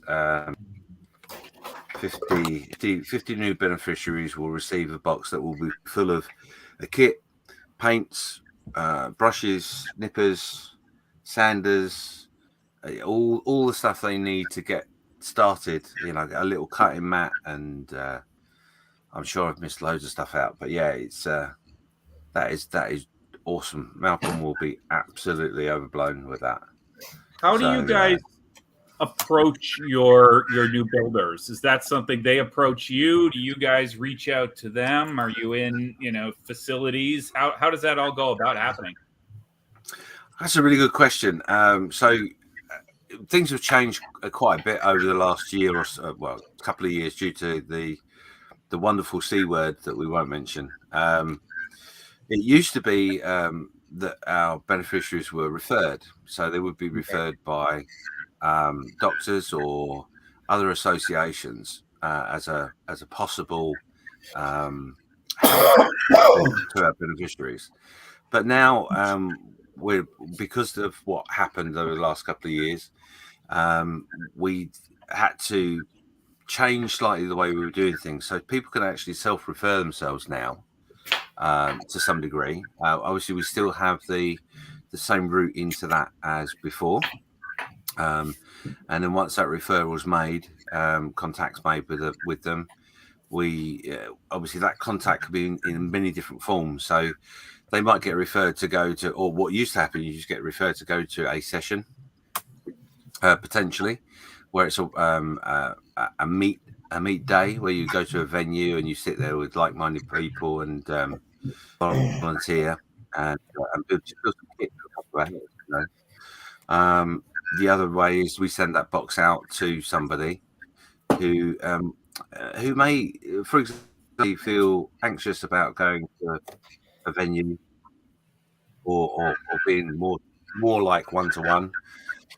And then we just communicate. And then obviously the other thing that's massively changed for the charity in the last 2 years is the online presence. So obviously when COVID struck, if you like, we could no longer do the meeting. We couldn't have the venues. We couldn't sit and be in the same room with people. So Malcolm put a lot of work into an online presence, that being YouTube, using StreamYard, and doing sessions online, which we'd already started doing anyway, because we got the Facebook page, which is to a degree is a secure environment, because obviously it's members only. It's people that are beneficiaries or volunteers. So it's quite a secure environment. And we get people to interact that way. But what really has changed do so much is we applied for a grant with another charity, which we won, and that enabled Malcolm to, instead of using his front room as his charity office, it gave him the ability to get a little unit where he could not only work but also store all the models, etc. And then that also gave us the funds to then get licenses for Zoom sessions. Nice. So we now do Zoom sessions. I think we've got at the moment, I think it's around about somewhere between 10 and 15 Zoom sessions a week, which are Pacific, to a degree, Pacific sessions. So, for example, myself and a volunteer called Clive, we do a session called Diorama Rama. And the idea behind that is that if you're interested in dioramas, making dioramas, you come along to that Zoom meeting and you just sit and make models. So it's exactly the same as you would if you were face to face. But the emphasis is dioramas. So if you've got questions about dioramas or you want to learn different things about making dioramas, then allegedly the two of us are experts in signposting you into how to do certain things. So, for example, we're doing I was, funny enough, the last two sessions I've been doing a base. Quite simple, obviously. And so I've been working on this particular base is what I've been working with with the guys. And so all I've done is I've just shown them how that, this is a box frame, how I've used a box frame. I've used a little bit of foam in there and obviously some fillers and some sort of landscape. But then we do that sort of thing, or we do, what was the other thing we did? So the other thing I did was I can only really show you what I've been doing, but this was another thing in which we did. This was building a house. So I explained to them from start to finish how to build this house, and this house is made out of card. Oh, nice. So this is a 1/35th townhouse or store, if you like. That's awesome. And all I've used is cardboard, some balsa wood, and for the finer detail in here in the frieze was actually some upholstery material. So yeah, we walk them through that and explain what to do if they have an interest to try and do this themselves. Then we potentially could sort out the card and send the card to them, and then obviously you can sit in a session and make it with them as well. So they're the sort of things we do. And like I say, the original question was how do they find us? Word of mouth is one of the biggest things as well. The community that there is really awesome at self signposting, if you like. So people that all the guys that have been in the forces know other guys that have been in the forces, so they all talk about it, and everybody tends to find that, especially the new people that come in, you tend to find the people that may have done it in the as a child, so they're returning back to the hobby in a way. But there are a few that I know of that have never touched a model, never ever been interested in a model, and have come to a session with an open mind enough to say, "Oh, I'll give it a go," and been dumbstruck at just how much it has helped them. So, I'll give you one example. The sort of difference it can make. There was a guy who had been seeing a therapist for quite some time, a few times a week, but the interaction between him and the therapist was very, very limited. The person had pretty much closed down in many ways. he was signposted to one of our sessions. In that session, it was a one-to-one session, but in that session, the therapist and the beneficiary went to the session because the therapist was interested to see what impact it may have. Yeah. And this was in I think I'm right in saying this was in the meeting place was in a place that was well known for helping our ex-service personnel. So anyway, the long story in a short version is that the person went into the session with an open mind, and within 5 or 10 minutes, they'd started to see other people doing stuff and picked up a kit, started doing a bit of modelling, and then within 10 minutes of that, the guy talking about his issues that he was suffering from and how he was being affected, which is great in itself. But the most remarkable thing for me is the therapist was sat there making notes, because everything this person was saying was stuff that therapist did not know anything about. So he completely opened up in that room to effectively strangers, so much so that therapist then had every bit of information they need to make a plan and move forward with that person's treatment.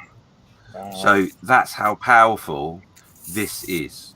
And even relaying the story makes me have pimples, because it's just like, how can that be so powerful? It's just phenomenal. So yeah, I hope that sort of answers the question. Thank you. It's amazing. It just is. Well, the work you guys do, James, is incredible. I mean, just can't say enough about helping people that you do and the difference that it makes. And I mean, Steph got a little emotional when we, went over the goal. I mean, and it's obvious how much it means to him, you know. Yeah, it is. Even the guys. That's a great example, because he's a beneficiary as much as he is a volunteer, and truly the guys like him in that sort of position. There's absolutely uber passionate about the charity because of what they've got from the charity, and the ability to give something back for what has effectively changed someone's life is so passionate. And Steph has been super psyched up about this weekend for quite some time,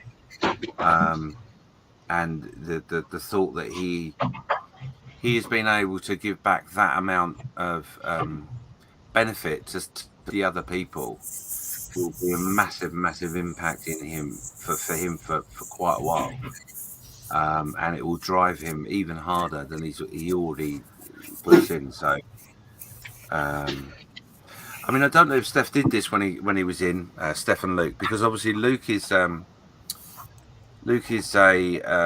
beneficiary as well in some respects. He's an ex-serviceman, has had his issues himself. Let me tell you any of that. But one of the things we did in our last stream is we were asked. Steph actually started it. He asked why us volunteers, so people that haven't served, wouldn't particularly have any clear understanding of what army life is like, and the joys of coming out of the service can bring. He asked us, why do you do what you do? Why do you get involved in this? And that was quite an emotional part of yesterday's session, or the last session, was just explaining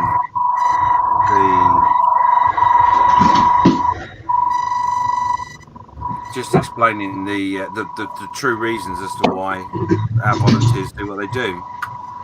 I'm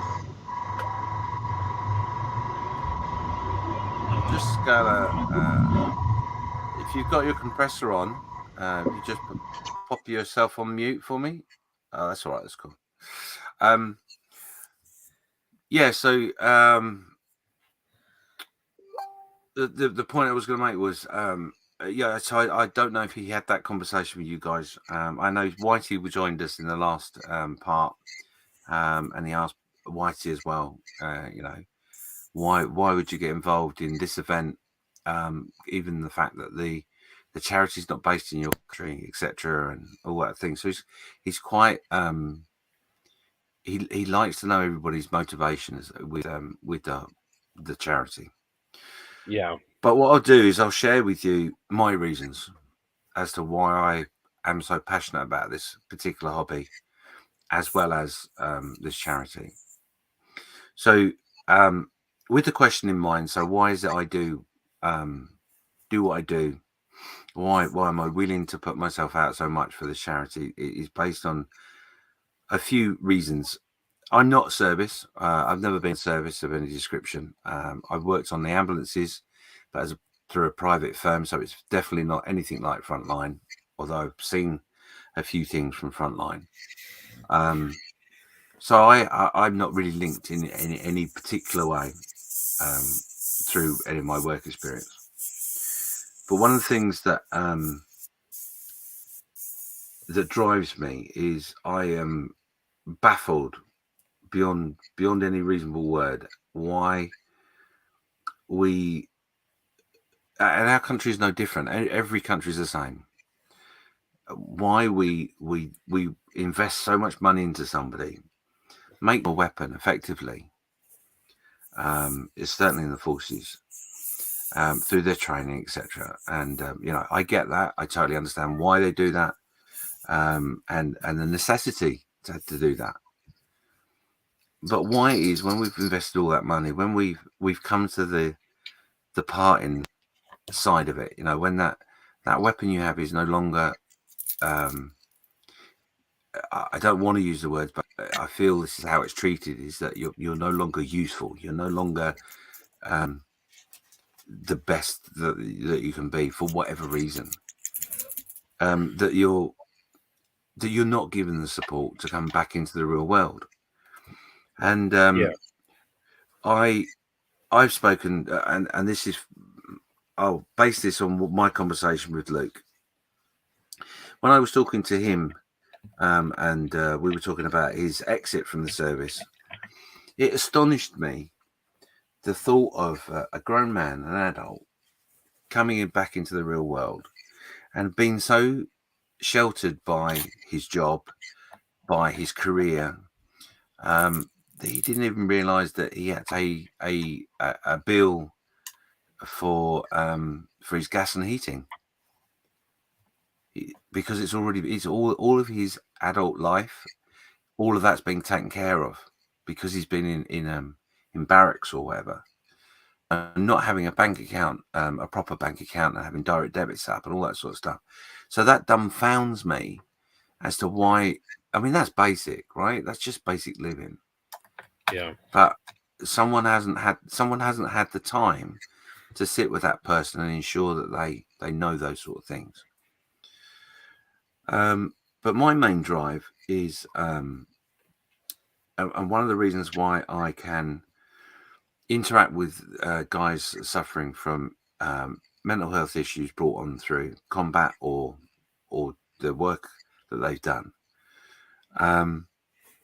is that I suffer from mental health issues myself. Have done for many years. If I'm honest, I've suffered in silence. I've suffered in ignorance as well, to some degree. And back in 2000, I had a full breakdown, to the point where my body, because it was the right thing to make sure that I carried on, it shut down sufficiently enough for me not to be woke. I just laid down because I had a headache, and I didn't wake up for near on 4 days. I was not responsive. I was just completely out of it. I was taken into hospital, and that was the defense of my body. So I went through that episode. It made me realize some of the things that I was dealing with, and some of the reactions to those things were mental health issues. The rest of the time before that, I'd done the usual man thing: man up, don't don't be a baby, get your ass in gear, don't let this, it's just life, blah blah blah, and all that. And I'm somebody that I don't understand why, and it's changing. The attitude is changing, but I don't understand why I can't talk to someone from like an employer, someone, a work colleague, whatever, about mental health without it being such a awkward, dysfunctional conversation. And people just don't get it. They just don't understand. Like I say, that thing's changing. So I can relate because of my history, because of the way I've dealt with or have had to deal with my mental health issues. I can relate to the isolation, the factor, or fear. In fact, actually, is a good word. The fear of being caught out, the fear of someone knowing that I had a mental health issue. And I still, to this day, I've still got it. I suffer from anxiety much more now than I used to. I totally get where someone might be and the desperation that may cause, the isolation that causes.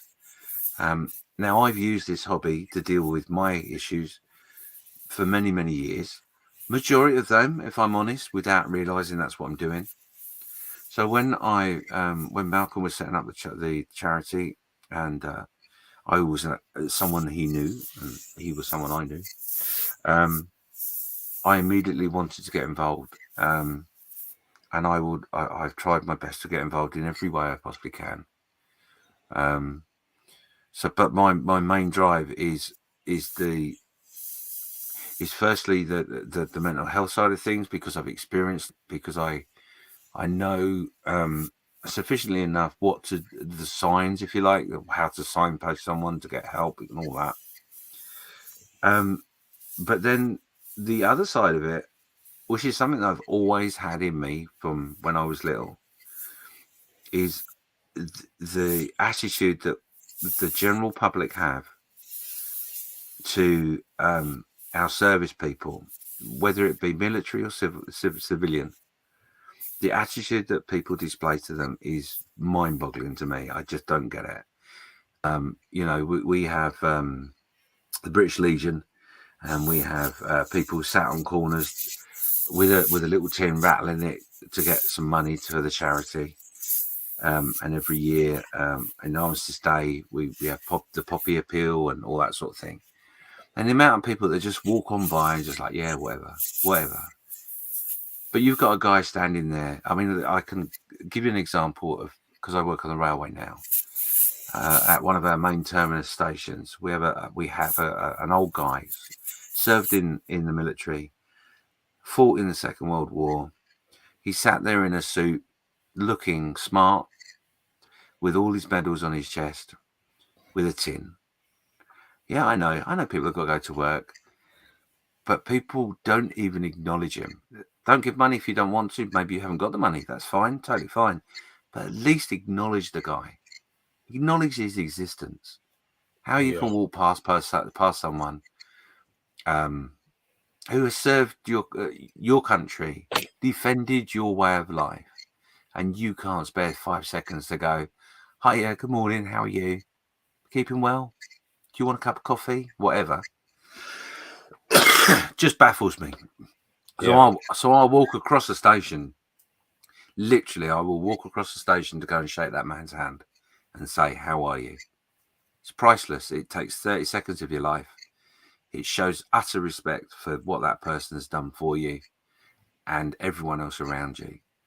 And if I can't give a moment of my time to help and show my appreciation and respect for anyone that has served in the forces, be it military or civilian, then I should be ashamed of myself. Absolutely ashamed of myself. And I couldn't live with that. So they are the two passions. They are the two reasons in which this charity is the only charity that I will do everything I can for. There are other charities, of course, but this is the one that I can relate to the most, and I'm willing to give the most to. So yeah, and that passion is reflected through all the volunteers of this charity. The fact that they may have served or not is completely irrelevant. I'm not treated any differently to any other volunteer that may have had service. And it's an honor. It's an absolute honor to spend a couple of hours of my time sat with somebody making a bit of plastic. Well, that's amazing. I mean, that speaks to who you are, James, and you know, the fact that you're willing to not just talk about things, but to back it up with actions is really admirable. Yeah, I think it's what most people should do. You know, if you've experienced something traumatic, whatever that would be, and you come out the other side of it, and you see people around you in your community, or not even necessarily in your community, and you can think of a way in which you could just make a moment's difference, and that's all it is. That's not like, you know, this isn't about taking someone in and rebuilding their life. You know, just giving that moment a moment to make a difference. All those moments add up to change someone's life. So we should all take a moment to reflect on that and to make sure that we do that in every day of our life. So yeah, it's I don't feel any of this is a sacrifice. I don't feel that I'm doing anything really anything special, if I'm honest. Because it should be what we all are doing. We should be all looking out for one another. We're all humans, and we all have our difficulties in which we deal with in day-to-day life. We're far too busy with our blinkers on, not seeing what's going on around us.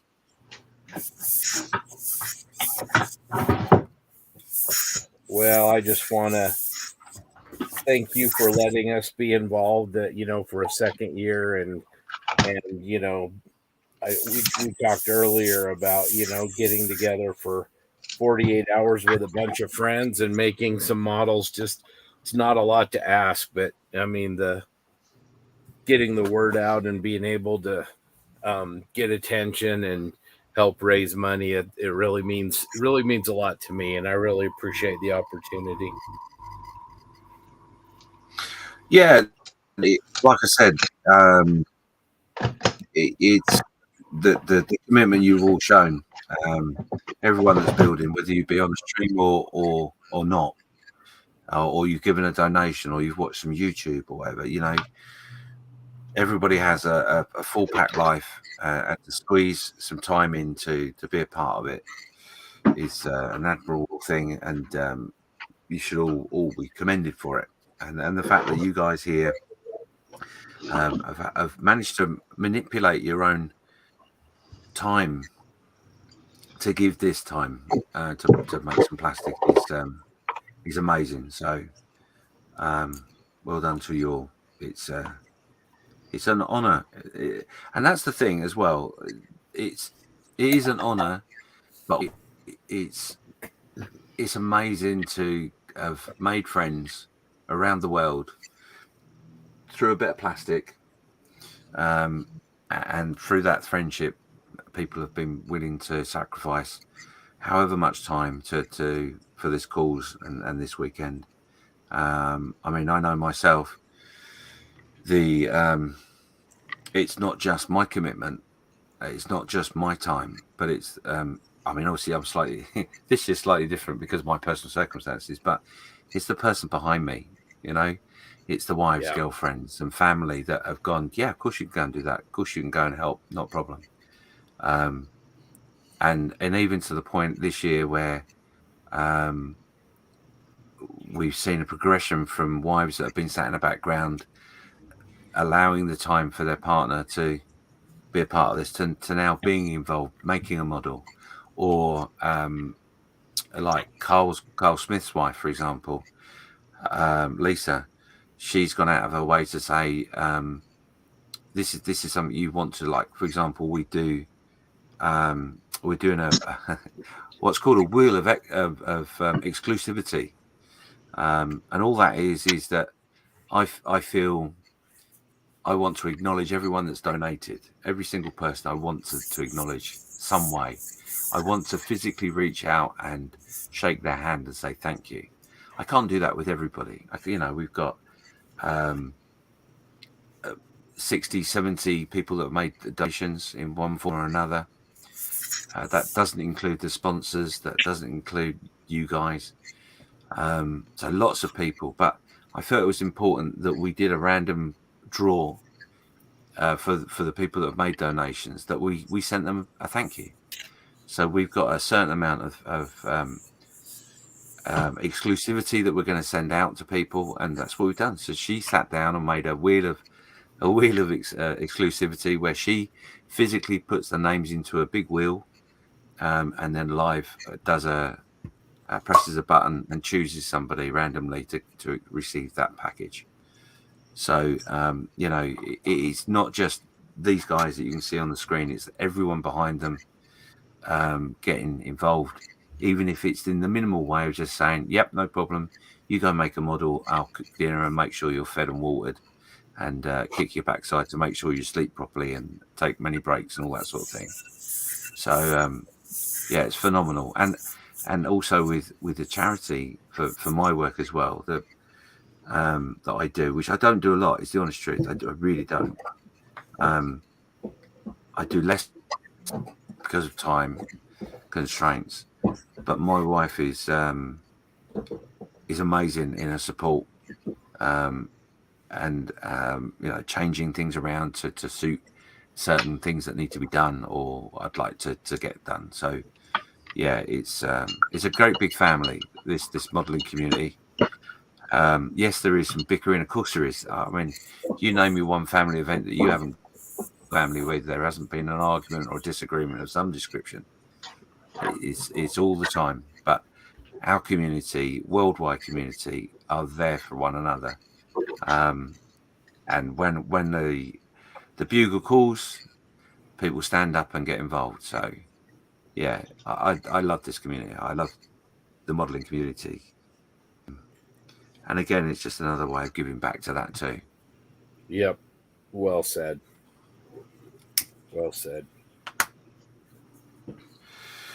So if you don't mind, I've done it the wrong way around, really. I should have done this bit before. But what I'm going to do is I'm actually going to go around and ask those of you that are here, what's your motivation? Why have you decided to share my passion over this last weekend? Scott, do you want to that question? Sure. Yeah. I mean, as soon as we kind of met, you and Malcolm, when we were becoming friends, and you guys, told me about Models for Heroes, and we learned about that. That kind of started the posse on a journey that just hasn't stopped. And, we're committed in our podcast to being a positive force. We want to emphasize the good and help to build the community up. And what better way than to have conversations like these, get it out in the open. We all struggle.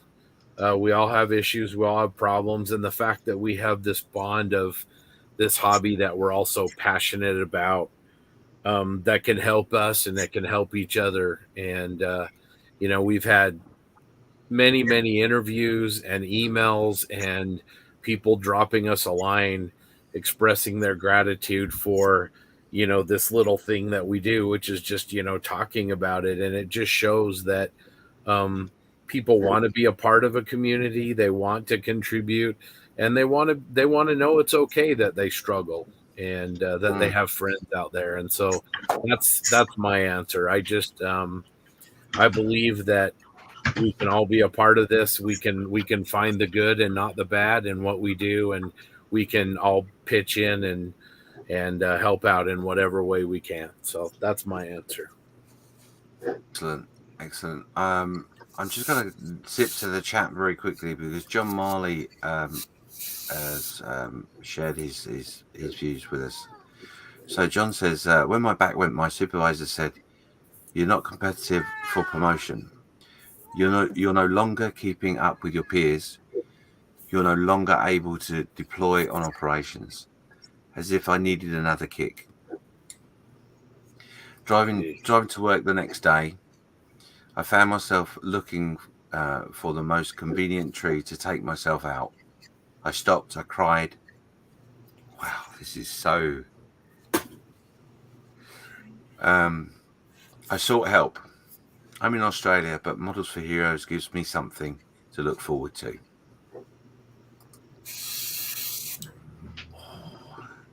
I don't know how badly Defence looked after people until it broke me. Wow, yeah, that is a typical example of an ex-serviceman. And I am sorry, but I'm a bit. I can be a little bit emotional. I do apologise, but yeah, that is a great example, John, of the sort of people I come across in the very minimal amount of volunteering.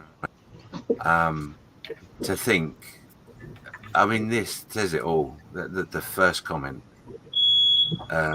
you are no longer competitive for promotion. It's a thing to say.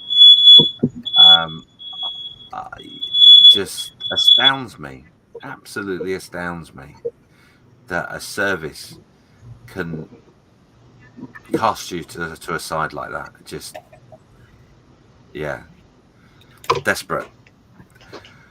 I'm glad you didn't find that tree, John, because you are, yeah, John is somebody that gets involved a lot with Models for Heroes. He is somebody who takes part on the online stuff an awful lot, and is a credit to the charity himself just by being a part of it. But yeah, it's and the strange part is what I find quite amazing is the utter ignorance people like myself are in when it comes to our service people that are served are treated. We just assume everything because someone picks up a gun or even a pen, because it's not just people who are in the battle zone. There are other things within the profession that can give you access to some of the horrific things that go on, and then cast you to one side like that. We just assume that our country, our politicians and our administrators would do the honourable thing and look after our guys and girls. It's just phenomenal. But yeah, thank you for sharing that, John. That's amazing. So going back to what I was saying, Jim, let's talk to Jim.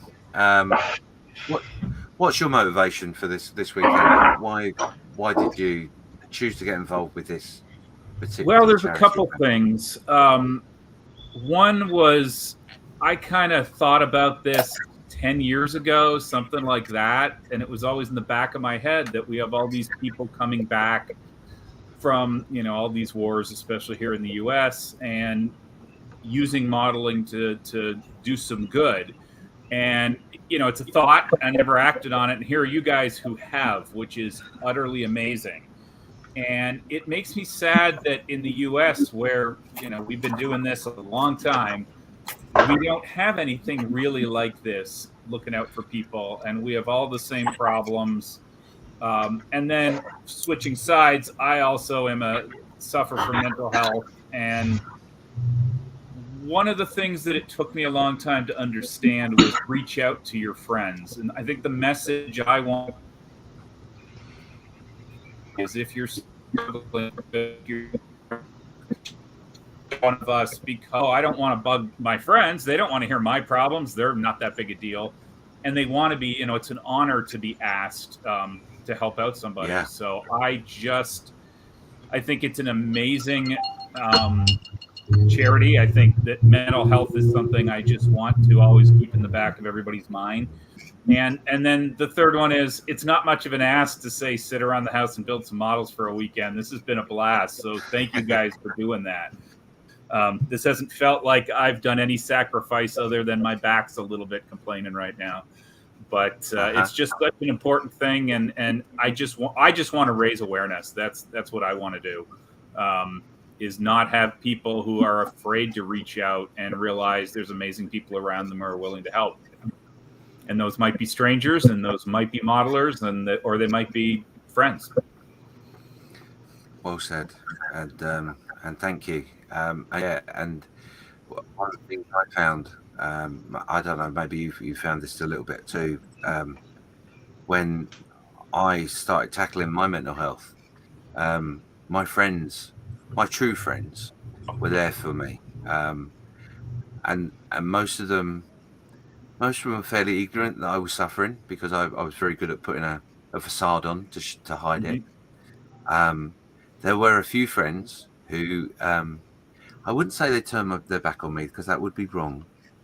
I think it was much more a case of they were afraid and not equipped to deal with a friend saying, I'm struggling, I don't know what to do. They just, some of my friends, I lost some of my friends for a little while. And it wasn't because they weren't good friends. It was just that they just didn't know what to do. They were so blown away from it. And maybe you've had that same experience.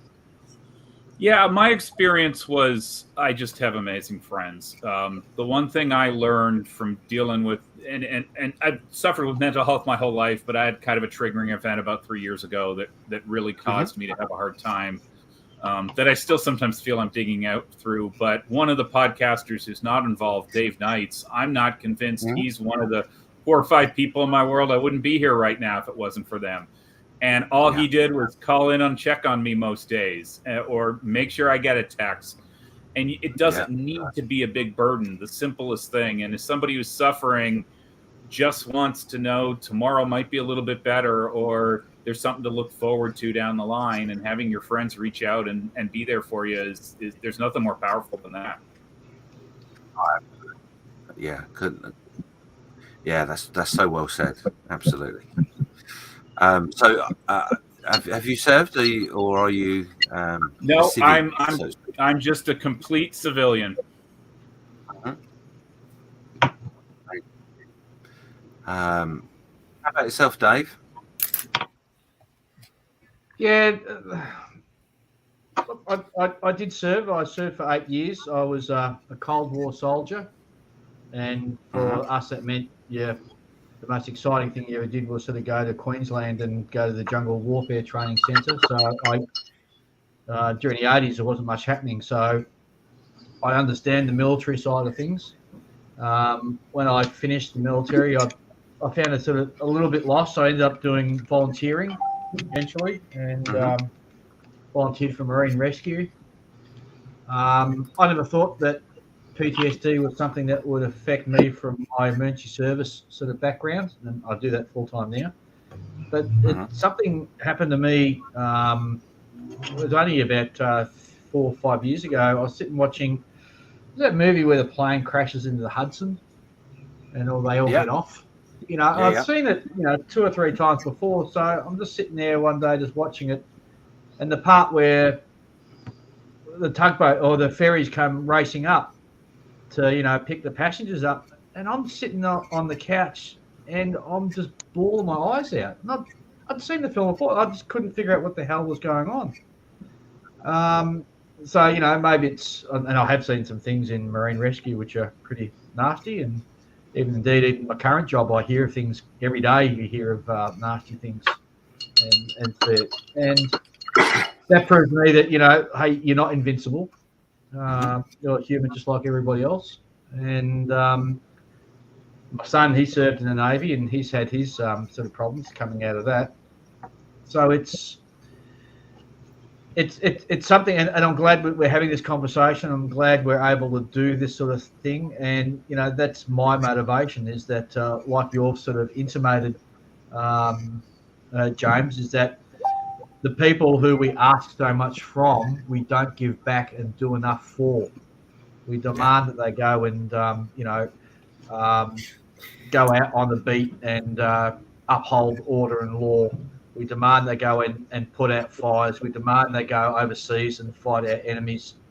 And yet we as a society, as a nation, as our governments, do not do enough to protect them when they come home or come back from whatever they've been doing. And it's a sad indictment of our society. And these small things, and it is a very small thing we're doing, although it does have large impacts on the individuals who we're doing it for, are just so important. And I could not be involved. Yeah, well said. It's surprising as well. You touched upon the civilian side of stuff. Luke, during this conversation in our last stream, Luke is quite an amazing guy in the fact that he served as a soldier. When he left the force, he became a police officer, and now he's a paramedic. So he's done effectively 3 tours and 3 different jobs. Of exactly that the community around him expect him to do what needs to be done and not to moan about it, not to suffer, not to pick up on the things that are negative in any way. So it's quite amazing that as a society we are so ignorant in that. But and he was saying something that, again, I mean, quite often when I talk to him and we have these sort of serious conversations, there's things that he says that just blow me away. And he said that he did a tour in Afghanistan, served in the military, but the things he sees day in, day out in the ambulance service are much more horrific than what he saw within his service, although he saw some gruesome stuff. And that's every day. So, and that's not just one event within that day. No. And I think part of that is, and the same with us as well. I mean, it's not a week goes by that we're not out looking for somebody who's gone off to commit suicide, and we're searching for that. These are your friends and neighbours and people next door. These are the same people who are walking down the street that you walk past. And, in your day-to-day life, you're sort of seeing them and interacting with them. And then when you're at work, you're seeing them, at their worst day they've ever had. And it's the people that we're dealing with all the time. It's in our environment, if you sort of understand what I'm saying. Yeah, absolutely. And I guess that's why it sort of has just as much impact as, somebody who's gone overseas. Yeah, absolutely. Thank you. Ian, I'm going to ask you the same question that we've been talking about. What is your motivation for this weekend? Well, basically, pretty much what most people have said, because I'm a firm believer that these people, be military or services, fireys, ambos, the whole lot, they just get treated like shit. When they're done, they just get pushed aside, and anything to do to help. These guys deserve it. They put themselves on the line so we can live a better life. When they're no good, they get booted and left to fend for themselves. So I just don't reckon that's right. I reckon we should all, not just us, our little group, but everyone on the planet should look after these people because they deserve it. Yeah, absolutely.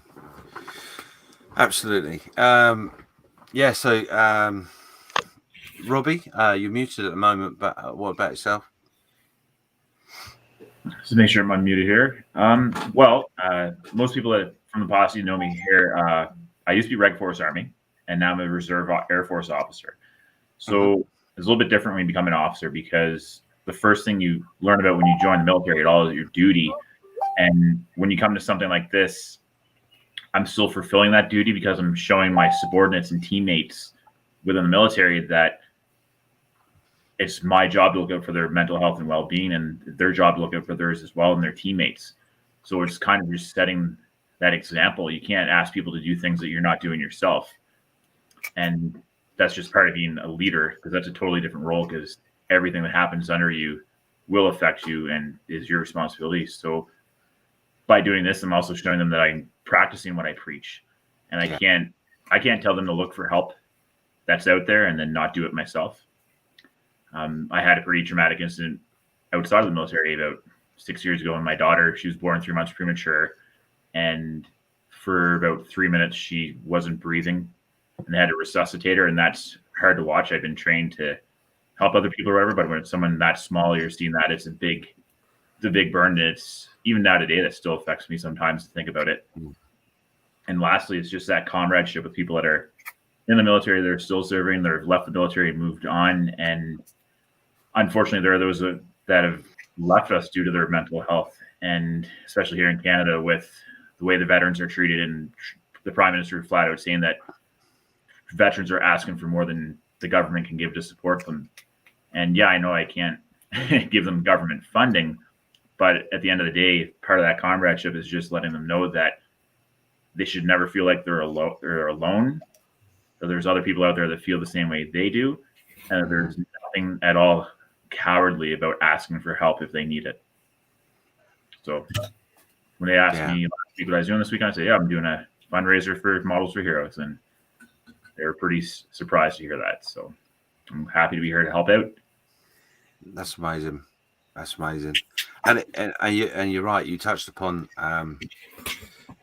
practicing what you preach. That's a very good point. And some of our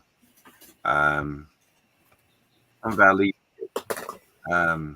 fail on that, and it's a shame, because it's a very simple thing, really, as part of that leadership in which you have to do, that you can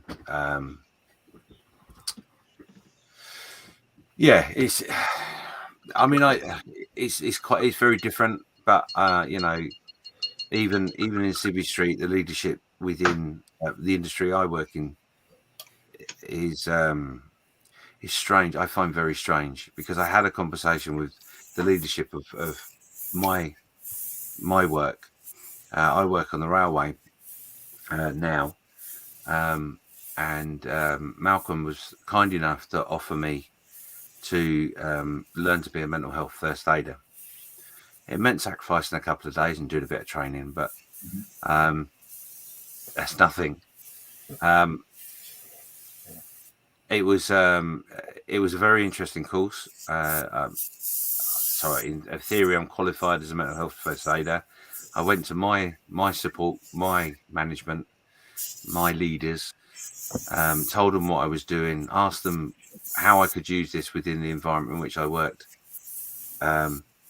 because it's something in which it goes across the board, not just this particular charity and who we're trying to help, but it's something that which can be used in day-to-day life. And the response I got from my leadership was pretty much the same as what you may have experienced in the forces: a complete ignorance, a complete lack of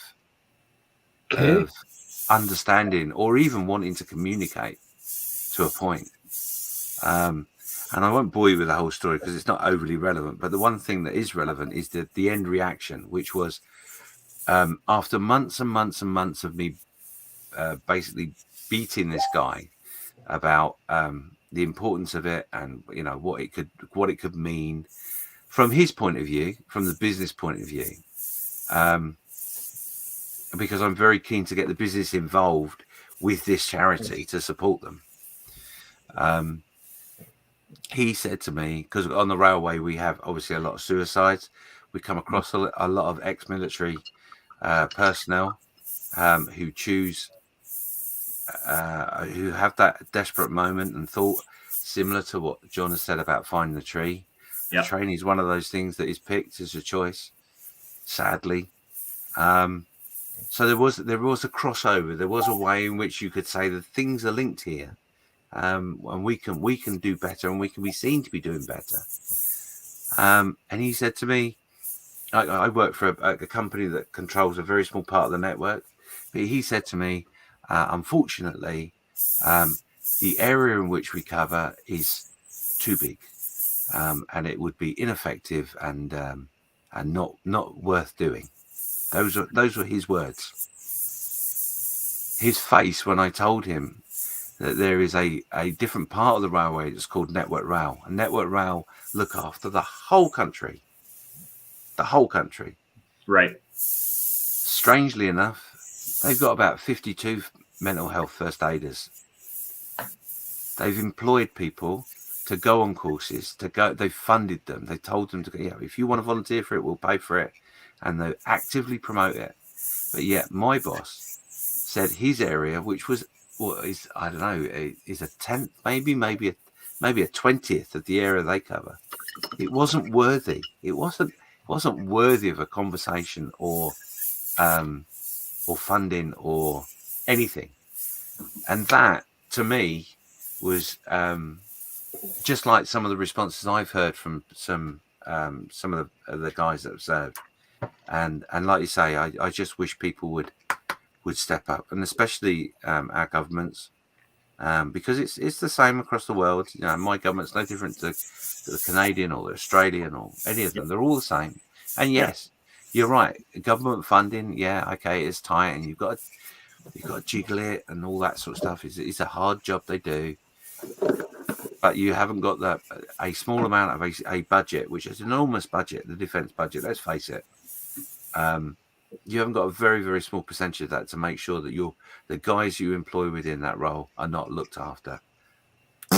is my response to that. It's just outrageous. But anyway. Yeah. The only nice thing going forward is it's not all doom and gloom with the forces now. For the last few years, they have implemented something called SIF map, and it's basically it's through the military, but it's not through the chain of command or anything. So people are able to reach out to that. It doesn't go on their record. There's no oversight. Like, I'm not told that, hey, this person in your command is going for help. That way it doesn't affect our promotions or anything. So it's nice to see they're starting that stuff, but it definitely needs more support. Yeah. Yeah, absolutely. And you're right. I'm beating the drum. But yes, things are changing. Things are getting a lot better than they were, without a doubt. But there is a way to go. But that can only improve with the correct amount of support that the subject matter deserves. Let's be honest. I was going to write a message to John in the chat, but I'll highlight it instead. So John has just said here, John Marley. He said, for Middle East tours, MH370 search, ball bombing, 2004 Tasmania tsunami, for June, the hurricane, many other things to be proud of, but to be utterly disposable in 6 months is a tough gig some days. Yeah, model on. And the reason I've highlighted it is because of the next comment, which was, sorry to hijack the chat. You're not hijacking the chat, John. Not at all. It's good that you shared that sort of thing. And while this is a difficult conversation, and don't get me wrong, I'm listening to everything intently to what everyone's saying. I'm watching the view numbers, the interaction in the chat. It's a difficult subject. It's a difficult talk. But again, to use the words from Robert, you've got to practice what you preach. We are spending this time generating some money for a charity where difficult talks are not a problem. They're not an issue. Yeah, they might be a little awkward, and yeah, they might feel a little uncomfortable, but they're important to have. And if you don't share them, People don't know. So yeah. Well, thank you all for sharing and giving your reasons. I thought that was really, really powerful. It was certainly how I felt on the last session when Steph brought it up. It's good to know everyone's motivations. It's everything you've said, all of you said, is nothing more or less than I assumed you would say anyway. But you know what they say about assuming. You shouldn't assume. So let's have a quick look through the chat while everyone else is modelling. I'm aware that it's not been looked at for a little while, so I'm going to be a bit historic. Since I came in and hijacked the stream. John Marley saying, this is when I came in and joined you. He said, "Oh shit, I better put my clothes back on." Yeah, I've been getting reports about it, John. Thankfully, no pictures, but yeah. Dear. Anything else? So those of you in the chat that are building, what's your progress like? Where are you up to? Because obviously we've gone down around the table to see what everyone's doing. While we've been talking, we've had a few people drop out, so I hope everybody's okay. James JB is just looking to come back into the stream here. Okay, no worries. So maybe it's Scott running it still. Yeah, I'm still here. Okay. I just wanted to commend John too for his comment there, because as hard as it is for you to share your story, it definitely takes a certain bravery, because now the next person that's in that situation may have the strength to look for help because you normalized it that little bit. So good on you. Yeah.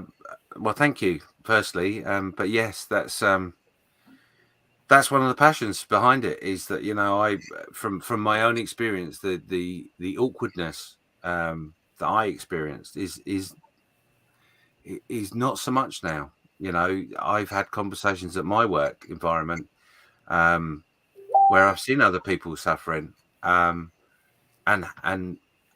broached the subject. Are you okay? You know, just as simple. Are you okay? Everything going well? Or you look a bit stressed. You want some time out? That's just the simple things. To the point now that my work environment, I 100% confidently can say that my work environment, if someone is struggling, they will say something.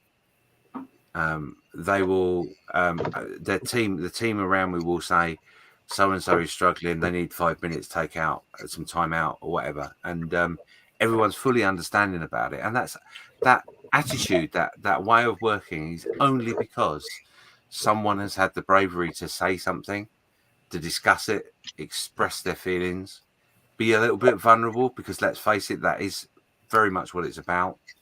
For the sufferer, for the beneficiary, is allowing themselves to become vulnerable enough to express their innermost secrets and stuff. That and like I say, although, you know, we are 100% around the services right now, it's an everyday thing. It really is. It's an attitude in which we all need to embrace. So yeah, and if that helps just one person, literally just one person, then my job is done.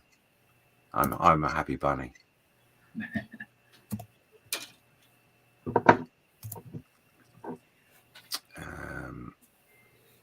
Yeah, I'm just trying to look through the chat to see what's relevant, what's gonna work. So I'm not ignoring anyone in the chat. Keep your comments coming. Like I say, if you are building, give us some progress updates. Tell us what you're up to, etc.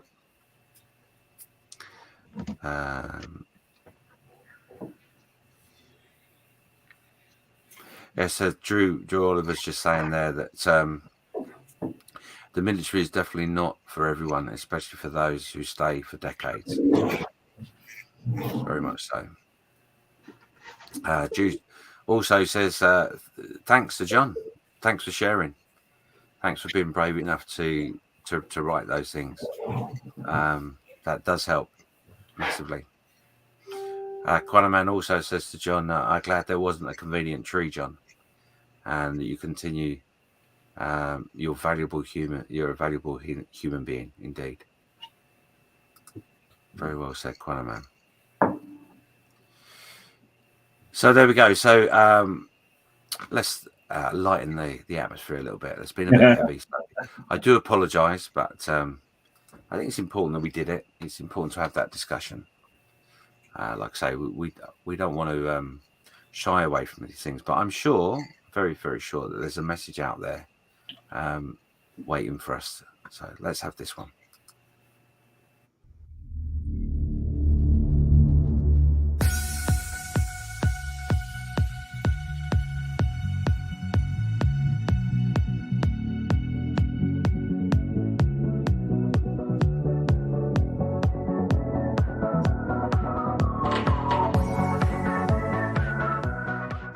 Models for Heroes is a charity very close to our hearts here at Airfix. Modelling has always had something of a serious reputation for the time, dedication it takes to put together the perfect model. However, we believe that the journey is far important than the destination, regardless of how long it takes. Over the years, Airfix has proven we're more than just a business. Airfix is the foundation of a fantastic community which welcomes every modeller with open arms. We're proud that the modelling community is inclusive, accepting and endlessly helpful, and we vow to mirror these attributes in everything we do, especially our support for Models for Heroes.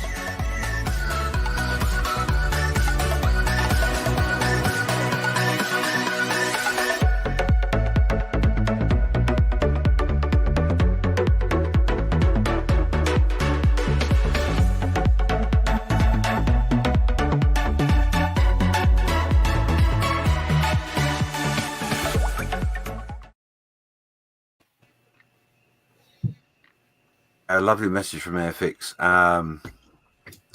Yeah, some great messages there. I'm sure you've been going through those throughout the streams. Thank you to everybody that did that.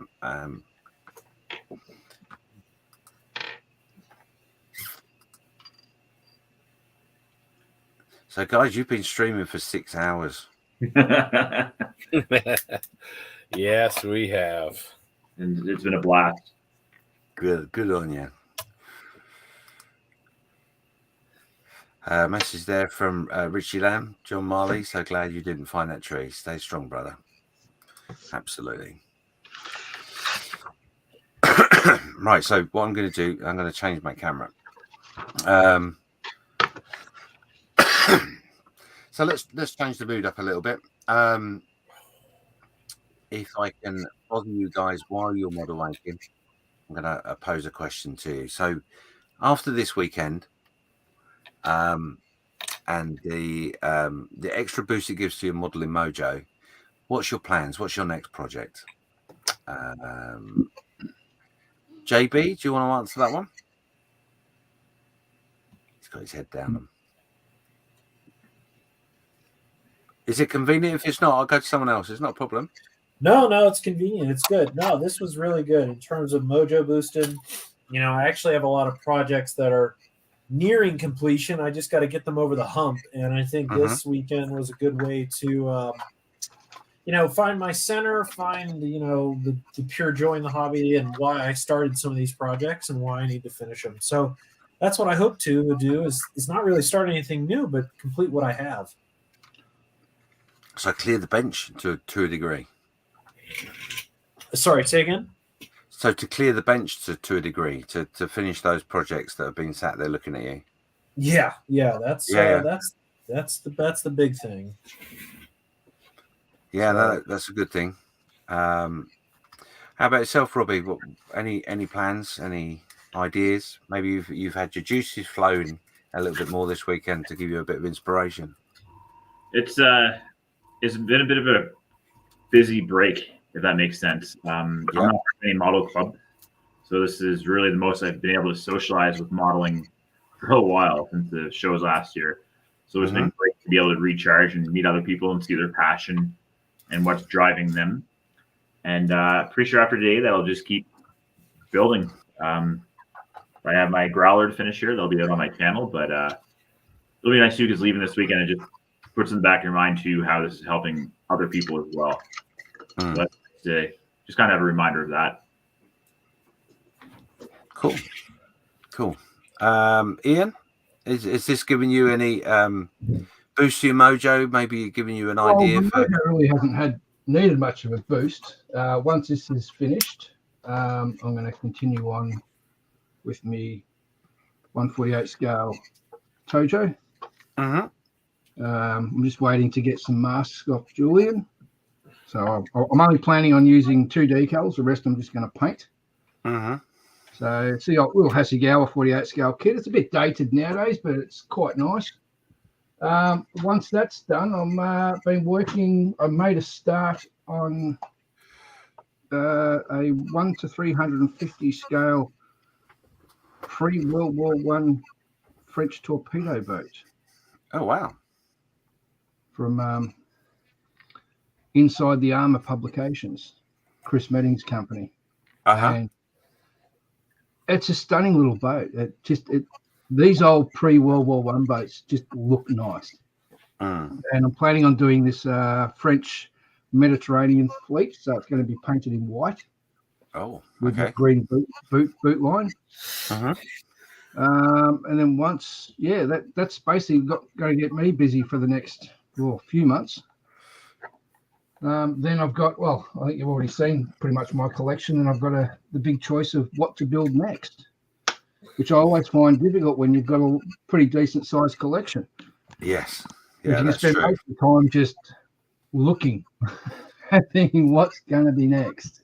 Pontificating, yes. I'm glad you get out of that same problem sometimes. Yeah. What is next? Yeah, you just look at the collection and go, well, mind you, more than likely it'll probably be another First World War armoured car, since I'm really enjoying those as well. Yeah. I've got a fair few of the Copper State model kits, so I've got a few there to choose from. So hook into one of those. Yeah, I spend a lot of my time doing that, exactly that, pontificating. Far too much time, but so easy to do. It is, yeah, it really is. And strangely, most of my, a proportion of my stash, they are projects in which I've got in my head that I'll have to get out of it at some point. I need the room. But I follow that problem. I've completely run out of room. I'm starting off about 40 kits, and I think I've already filled the gaps. Yeah, definitely. How about yourself, Dave? I don't know. This darn thing's biting me on the bum at the moment. I put on the silver, and it's normally I use just a color. Normally I can spray it on and just polish it, but it's coming up with a funny thing. So I'm thinking about doing a respray, which is going to annoy me. Which Mr. Sorry? It looks good from this end. It looks nice and shiny. Yeah. Yeah, and there's actually some deformities in it. So I'm thinking whether I should actually just leave it, because in real life there are discolorations and deformities in real aluminium. So just weather it. I might go with it. it. I don't know. What am I going to do after this? I have been stalled in recent times only because of work. It's kept me busy. So this for me has been a great sort of booster, get me back to the table and force me to actually put aside some time for myself. And so from that perspective, it's been really good. And it helps sometimes when you are forced to do something. So no, from that perspective, it's been good. And I've got a couple of stalled projects that I'll need to get back to, which I will follow up with now. Yeah, that's good. Good. I like that. How about yourself, Scott?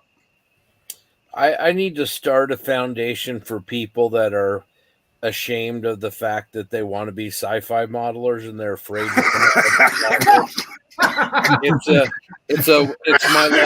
it's my life's work, and I've really just been struggling to figure out how to move on with that. But yeah, that's something I need to dedicate some time to. So you want to become a locksmith, basically, to exactly. unlock that closet, yeah? Yes. Oh, you rotter.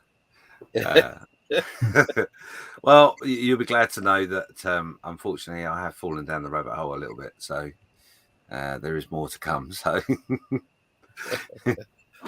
yeah, the Moosery build is I've looked at the kits for a long time, and as you probably hear in the podcast, there's a lot of times where we start a conversation and by the end of the conversation it's completely different outlook, and science fiction is one of those things for me. I like looking at it, but the thought of making it doesn't thrill me, if I'm honest. However, with that said, after the Moosery build, I'm not overly enthusiastic with the kit that I'm making. Not because there's anything wrong with the kit, not because there's nothing wrong with the subject. I love it. It's great, but it's not giving me the joy factor as much as it should do. So yeah, I think I might peek my head out a little bit of the closet, maybe, and take ownership of it. But yeah, I've got a couple of kits, a couple of ideas. And the one thing in which, with the Moosery build, that you may not be aware of, well, no, you won't be aware of, maybe, is that it does come with a diorama base that I did for it. But oh no, it was in some of the pictures I sent. So yeah, so it has a diorama base, but the format of that diorama base is something that hangs on the wall. So just trying to save a little bit of space on the shelves. And that's given me a bit of inspiration. So, yeah. So, for me, I think that's probably the road I'll go down. So I've got a Helldiver, 132nd Helldiver, in which I've been promising to make for the last 2 months. Which I've been not only promising but advertising that I'm going to do it, and not done it. So I've got to do that. But that'll be a joyous kit. So that's it's an HPH kit, that is. Oh yeah, those are nice. Yeah, so got a little bit of extras, not a lot. I just bought the bit so I can convert it, so it can fold the wings. Which now I've bought it, I'm scared quite a bit to do. But yeah, that'll be my next project probably. Yeah, that's a big one. I think the HPH has all the bells and whistles. It's a lovely kit, really is lovely. The detail and the way it seems to go together looks like it's going to be quite an exciting build. So yeah, looking forward to that. I think I went around everyone and asked them what they were doing. I've lost track a little bit.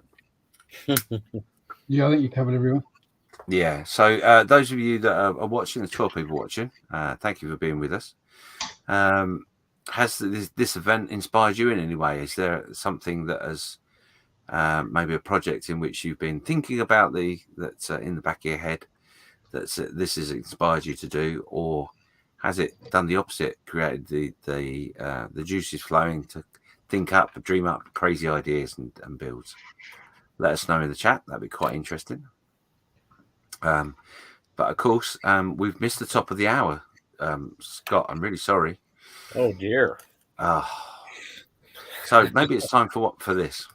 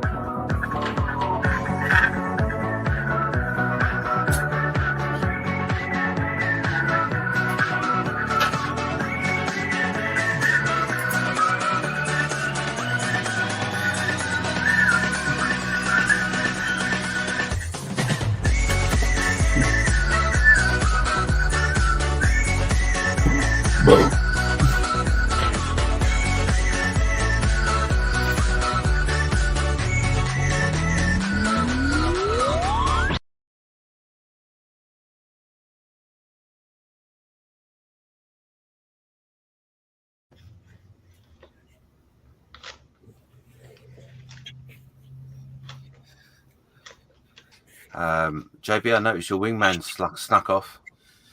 I hope that the Joe's on the table. I have gone to a little bit more of a adult beverage for for the time being. It's getting a little late out here. Not as well, I guess I think we're all in the same. Well, Scott and I, and Robbie, you're what time zone are you? I'm Mountain Time. Okay, so we're all together then. Okay, cool. Yeah. Yeah, so that would make it 2 in the morning, something like that, I guess. 11:30. Yeah. Oh, okay. 11:30. Yeah, we're not too that's bad. That's not too bad. See, my maths is terrible, and you can see why the schedule was so bad. Oh dear. Scott, what are you doing over there? You've been quiet lately. I'm getting worried about you. I'm painting C-3PO's eyeballs. Ooh. His ocular sensors. I doubt you can see, but let's see. Let me if we flip it this way. No, I don't think so. Too small. Nice. It looks good though. Oh, thank you. Oh, I did do his leg for TJ. Oh, nice. Kind of did a transparent, just a hint of the gold showing through. So, yeah.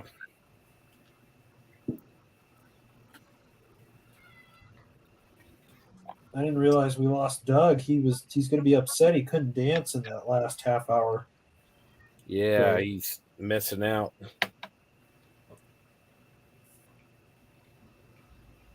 Yeah, Jimmy's took off too. Oh yeah, Bates ghosted us. Yeah, Josh is gone. Ivan's gone. Been ghosted.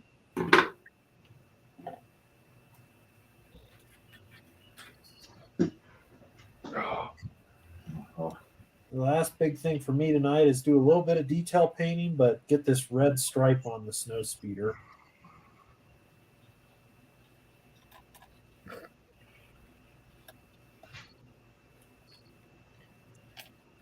I just want to get all my painting, my base painting complete.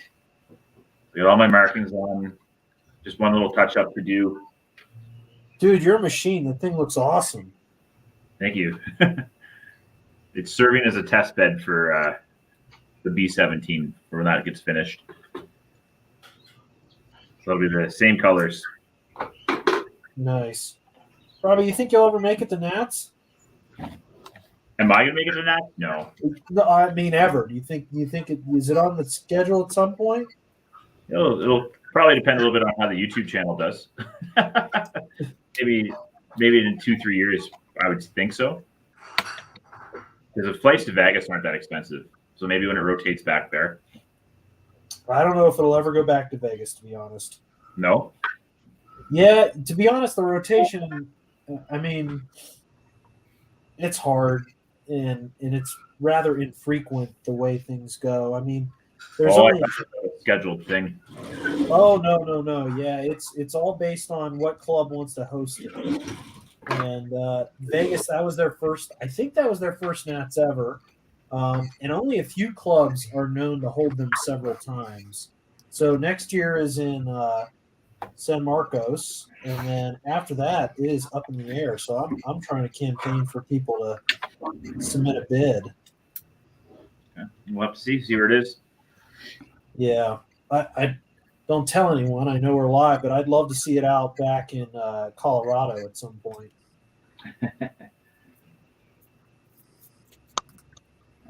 Yeah, I think the biggest show we have here is the Heritage Con, and that's out in Toronto, and it would probably be cheaper for me to travel down to the States than go to there. I was going to say, how much is the flight over to Toronto? It was about $1,100, $1,200. Oh my gosh! What? Yeah, I told you guys, airfare in Canada is ridiculous because it's so sparse, right? I guess now you're assuming the COVID protocols kind of the COVID travel kind of norms continue.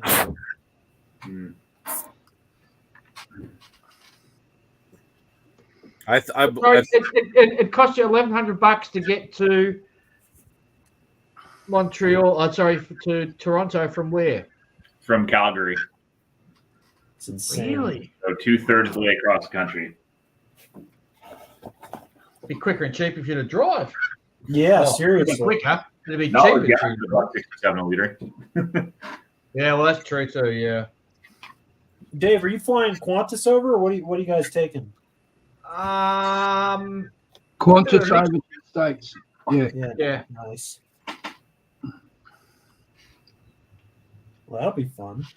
And then all the little flights are either Delta, United, or American. Nice. You guys are going to Pearl, right? When you're in Hawaii. Definitely. Nice. 100%. But sure, I don't know if you can get to Ford Island, but if you can, I mean, there's the Pacific Air Forces. I think it's Pacific Air Forces Museum there that has Swamp Ghost. Yeah, that's still open. So I went there last time I was in Hawaii. Nice. So and that has to be my favorite museums. Yeah. The bullet holes are still in the hangars. 100%. Did you go over and see the Utah when you were there? The Utah. The one that's I'm pretty sure it's the Utah. It's still half submerged. There's really no memorial for it other than a little plinth. But it's on No, just Arizona. I've done the Arizona tour twice. And so I didn't realize you can get out to Utah. So it's on Ford Island. If you have the ability to drive or explore Ford Island, it's like literally a 3-minute drive from the museum. And it's very low key. There isn't a lot of stuff there. There's the hull is still sitting in the water. It's probably a few feet above it. It's a very quiet, somber scene. Yeah, from memory, last time I went, driving around Fort Island was restricted. We had to take the bus that they provided you with. Yeah, that's what I figured. Last time I went, I was still working for the Air Force. So I had a little benefit of exploring. So, but yeah, it's great. I mean, Hawaii's awesome. Yeah, I have to be one of my favorite places in the world, Hawaii. Oh yeah. Are you guys going to check out the North Shore when you're there? Yeah, we'll shoot up there. I want to go to that. I want to take the boys up to that where they had the Hawaiians had that big battle. Okay. Near the cliff there. Nice. Because that's awesome. And you know that museum down on the other side of the island's all shut down now. The naval? I want to say it was a U.S. Marines Air Museum, maybe, or. Oh, okay. I don't think I hit that up when I was there. Yeah, that's shut now, unfortunately. But there's heaps to see. There's been up there to keep us busy for the next for 3 days, that's for sure. Oh yeah. Are you guys? That'll be about my 7th time that I've been to Hawaii, and yeah, staying at Waikiki. Best place to sort of position yourself. Oh yeah. So hit Fort DeRusi. Oh, got to, yeah. Yeah, it's only a walk down the road, so it's not too bad.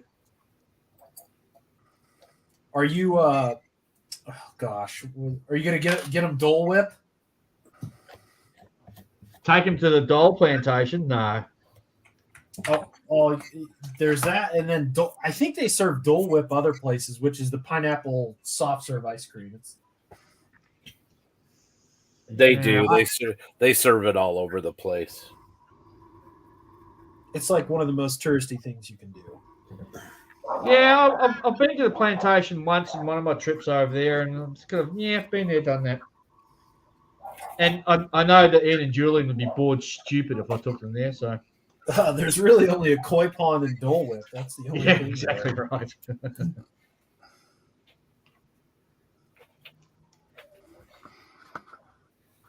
So I'm just going to head over to the chat very quickly to catch up with what's on there.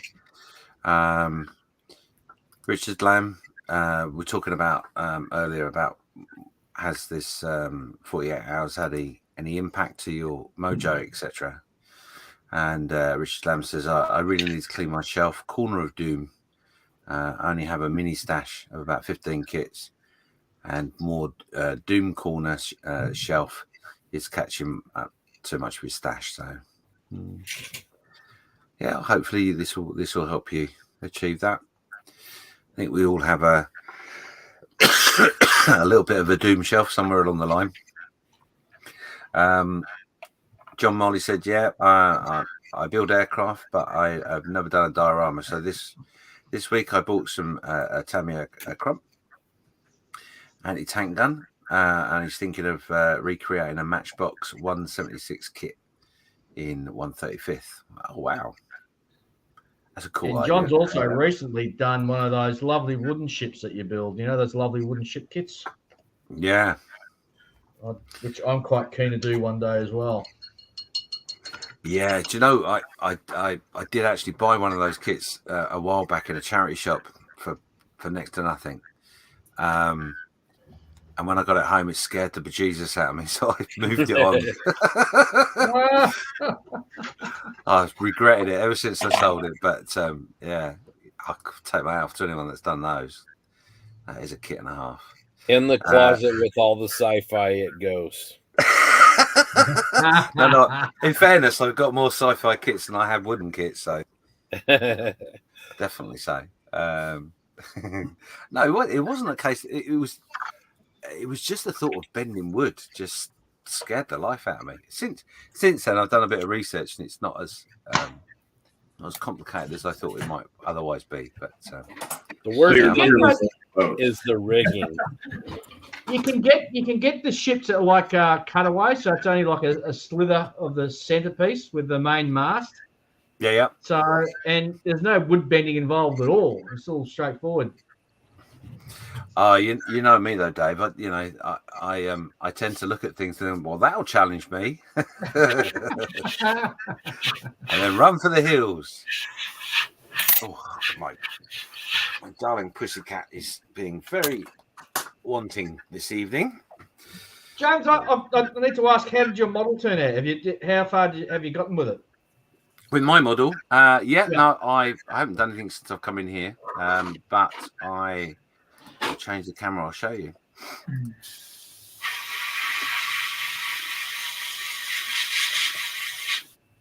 So this is where I'm at at the moment.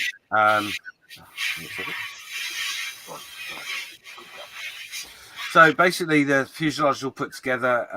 We've done the main base coat of the all the different pieces that we've got. So we've got a bit of a camo top to it, a bit of mottling on the side. Hopefully that. Oh, hang on. I just suddenly thought. You think I'll get the hang of this by now, wouldn't you? Yeah, but make yourself big. Yeah. There you go. So done the camo on the side. We'll just drop Scotty's comment as well for a second. Camo on the top, mottling on the side, and we've done the underneath with a little bit of different colours that we're going to pick out when I go to the next section. Undercarriage is on, and I'm just literally setting myself up to paint the last little bits to stick on, and then we're ready to rock and roll. So yeah, it's looking okay. Well, as honorary odds, you've only got 3.5 hours to finish it. Yeah, okay, thanks. No pressure. No pressure. I like a challenge. I'm pretty good. The only downside is I've managed to lose the decals, so I can't put any decals on it, which is a bit of a bummer. And I've got nothing in my spare box that's going to be of any assistance apart from literally a couple. So yeah, it's going to be naked, unfortunately. Oh, there you go. Call it a captured one and put some RAF roundels on it. Yeah, that's a good idea. This is exactly what I was going, the route I was going down, because initially I thought to myself, oh, what am I going to do? How am I going to get out of this?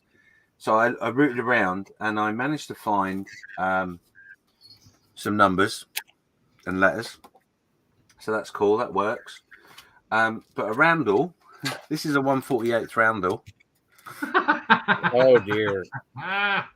Is that South African? Because it looks orange. Yeah, it is South African. Good call, Ian. So yeah, there's no way I can put a roundel on there, really, that I've got available. So Yeah, stuffed me. And then I thought to myself, oh, do you know what? I'm just going to go completely off the wall. And I was going to make it mushroom instead. Which is gonna blow your mind a little bit, but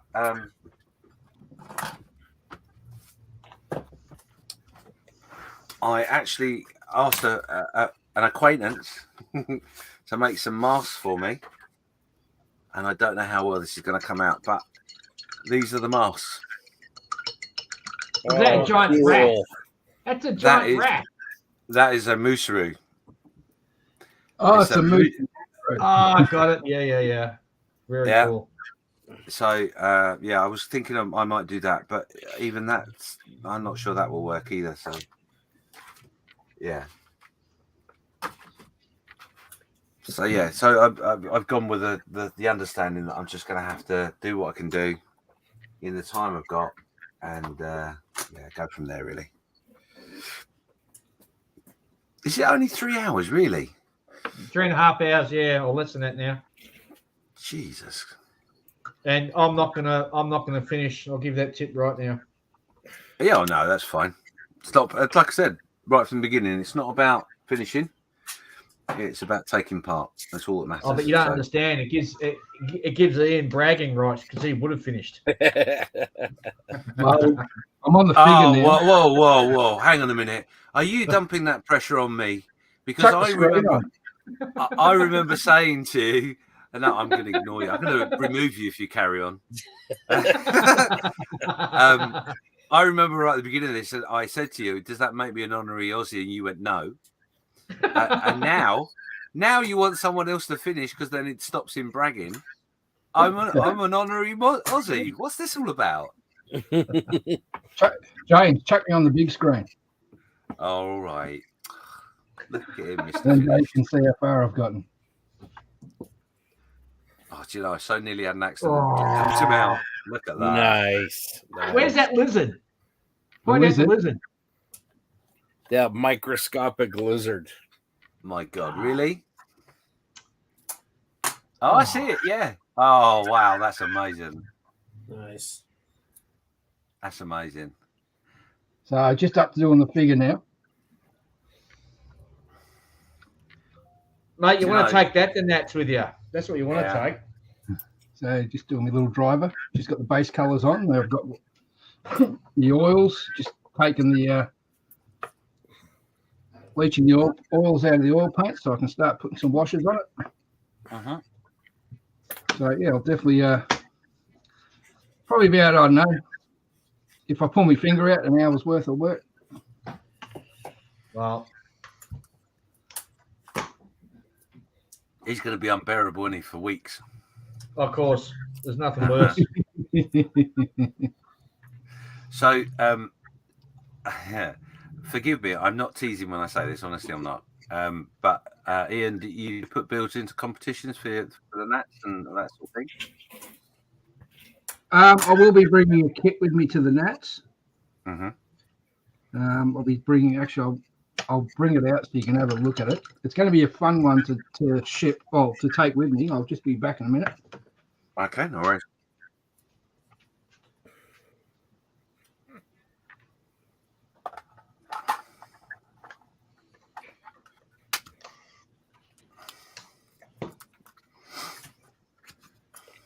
So while we're talking about competitions and stuff, obviously the results of the Mooseroo are coming out very shortly.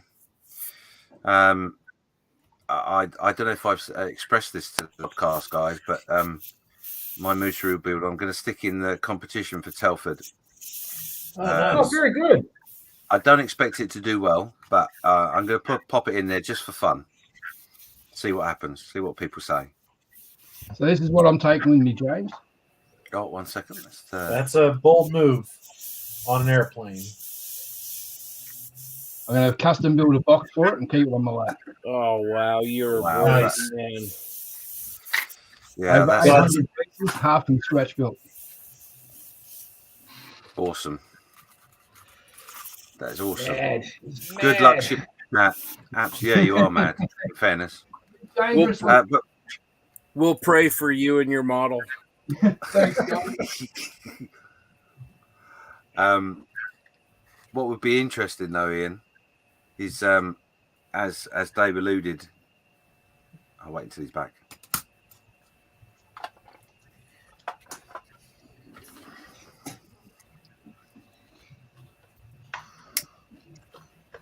You're back, Ian. Hello, Ian. I didn't hear a crash. Back of the cabinet, nice and safe. So, what would be interesting, Ian, as just for a bit of fun, if you can, I think Dave's got a point. I think you should take that build and put it in the competition and see how it does. This one? See what reaction. Yeah. The one you just done. Yeah, there. well, yeah. Yeah. Yeah, I'll put it in Model Expo. Yeah. Yeah, that's a good idea. That would be really interesting.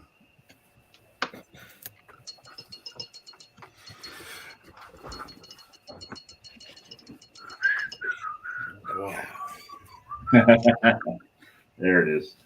Yeah, we're coming up to the top of the hour, so yeah, we'll be heading that way shortly. I can't get that damn tune in my head. That's driving my blame you, James. I'm just disappointed Doug isn't here to strut his stuff. He usually breaks out and dance about a minute or two beforehand. Oh, really? Yeah, it will stay with you for a while. I'm sorry, but it's quite funny. The other day, I ended up getting a message from Steph at some crazy hour in the morning saying, "I'm going to kill you," and that's all I saw come up on the phone. And I'm like, "Oh no, what's happened?" Yeah, I can't sleep because I got that damn tune in my head. Yeah, welcome to my world. I've been putting the videos and stuff together for near on a month, I guess. So that tune's been in my head for much longer, and I promise you, it is not something that goes away quickly. No, I can imagine. Yeah, it's a good tune, though. I like it.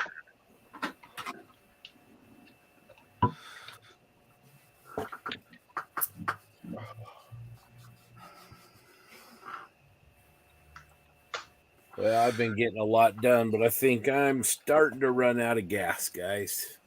Yeah, I just after the next check-in, I'm probably gonna call it a night for me. I mean, we got to hear the song one more time for sure. Yeah. Oh, we can squeeze it in more than once. That's easy. Yeah, I think what we'll do is at the top of the hour, we'll call this streamer quits because you guys have been working off. And then what we'll do is we'll open up the next part a little early, and I'll jump in there. And whoever joins. Might be a bit of a quiet stream for a little while because as I've been pointed out as my lead Aussie, the Godfather himself has told me, "Get your ass in gear. You've got 3 hours. Don't let me down." Thanks for that. No pressure. You face down after the next 3 hours. Yeah, no, I'll get my head down. It'll be fine. I've not got a lot to do. In all fairness, it'll come together pretty quickly. Yeah. Luckily, I was going to do a base and a diorama for it, and unluckily, I talked myself out of that. So that's handy. Yeah. After I've sorry, say again.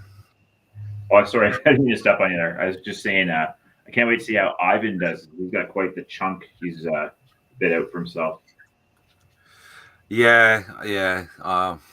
I threw him under the bus a bit. I felt a bit bad about it. Never. And he sneaked out as well because I wanted to see how. Because I saw I saw how the tank was going. That looked awesome. I wanted to see how he was progressing and support him. But I'll send him a message in a bit. Yeah, he's probably curled up somewhere. He had a headache, so yeah. I'm not surprised. He's been at the bench for a while. The pressure is real. Let's have a quick look at the chat, and then I'll give you. In fact, you know what? on special request.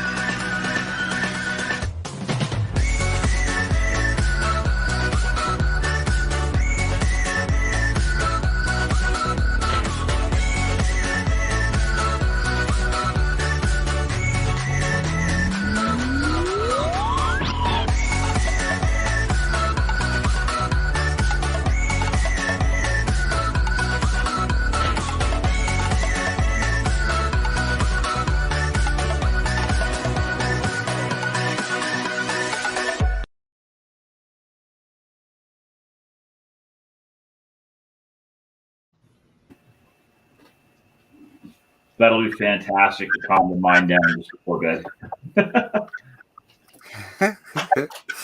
Let's head over to the chat. Where were we? The chat has got a little bit busy just recently, I noticed. So, where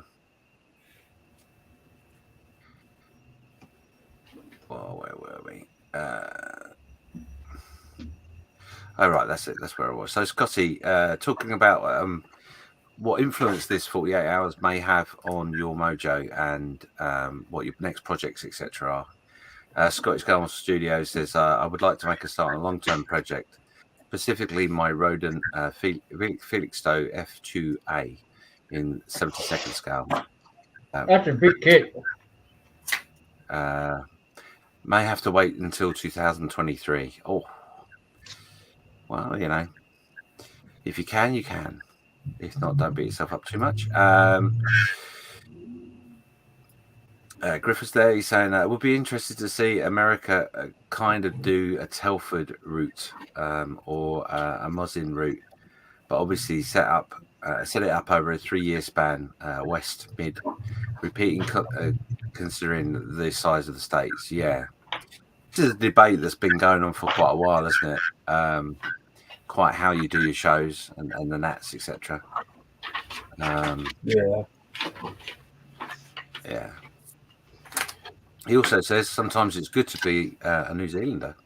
Good to be in New Zealand. And he says Qantas has the best ham and cheese toasties. 100%. That is a fact. I've not flown with Qantas. Or maybe I did. I don't know. No, I don't think I did. No. Scotty saying he was born in Army.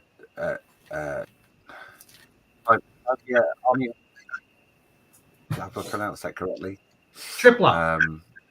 Tripler, sorry, yeah. Tripler, yeah. Wow. John Marley saying that, yeah, the HMS Supply is behind me, up to the mast, but plastics like mare at the moment. So, yeah. He's also saying that he's built other ships, the Cutty Sark, the HMS Prince, the Swift, and the Royal Yacht Caroline. I'll finish the Supply and the Coral in 196th HMS Victory is here in the box. Very nice.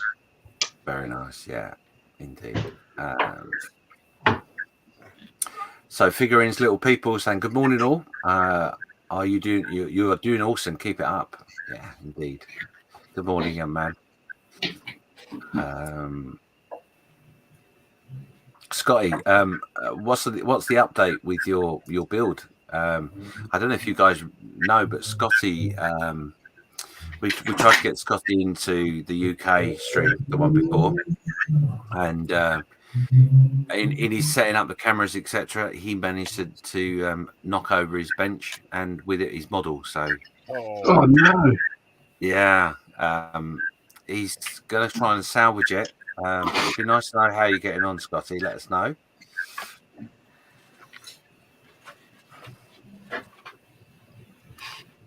Quite a man, give me some advice.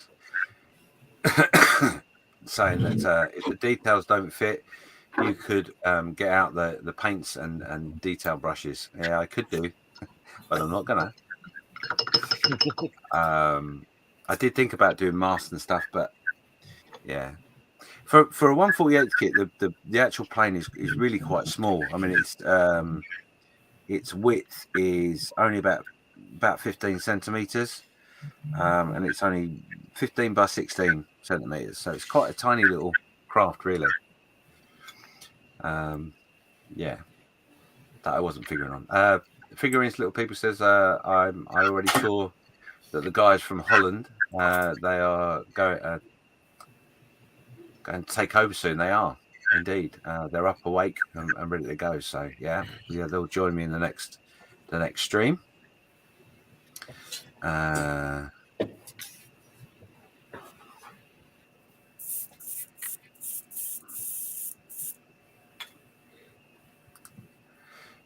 Scott is just saying, I can hardly believe TJ's finished. Finished it so quickly and exquisitely. Yeah, once he's in that zone, there's no stopping the man. He's a completer of projects, that's for sure. Mm-hmm. He just came in and like hammered down too. Like he didn't talk much. He just laser focus away he went. Yeah.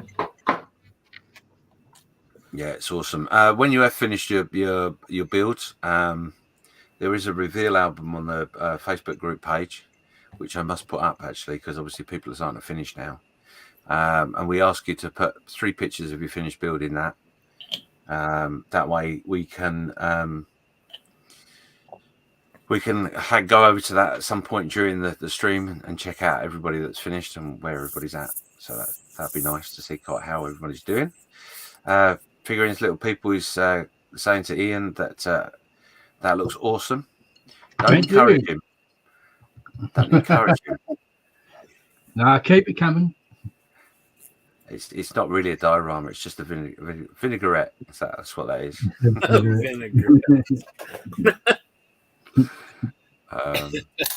It's like a diorama, only a little more tart to the taste.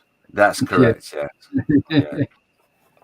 It gives you that that lingering feeling of wow, is it a diorama? Oh, I don't know. Anyway, I'm teasing. Figures Little People is enjoying the tune. He's saying, "Oh my god, that tune is killing me, guys." Yeah. I guarantee you, next week you'll be walking down the street whistling it away without even realizing. Oh, I guarantee we're going to hear it in our dreams tonight. Yes. Yeah, but that's not a problem, Scott. It will be literally in a week's time when you're walking down the street and you whistle it, and someone says to you, "Where's that tune from?" You're like, "Oh, for God's sake, I didn't even know he was whistling it." Yeah.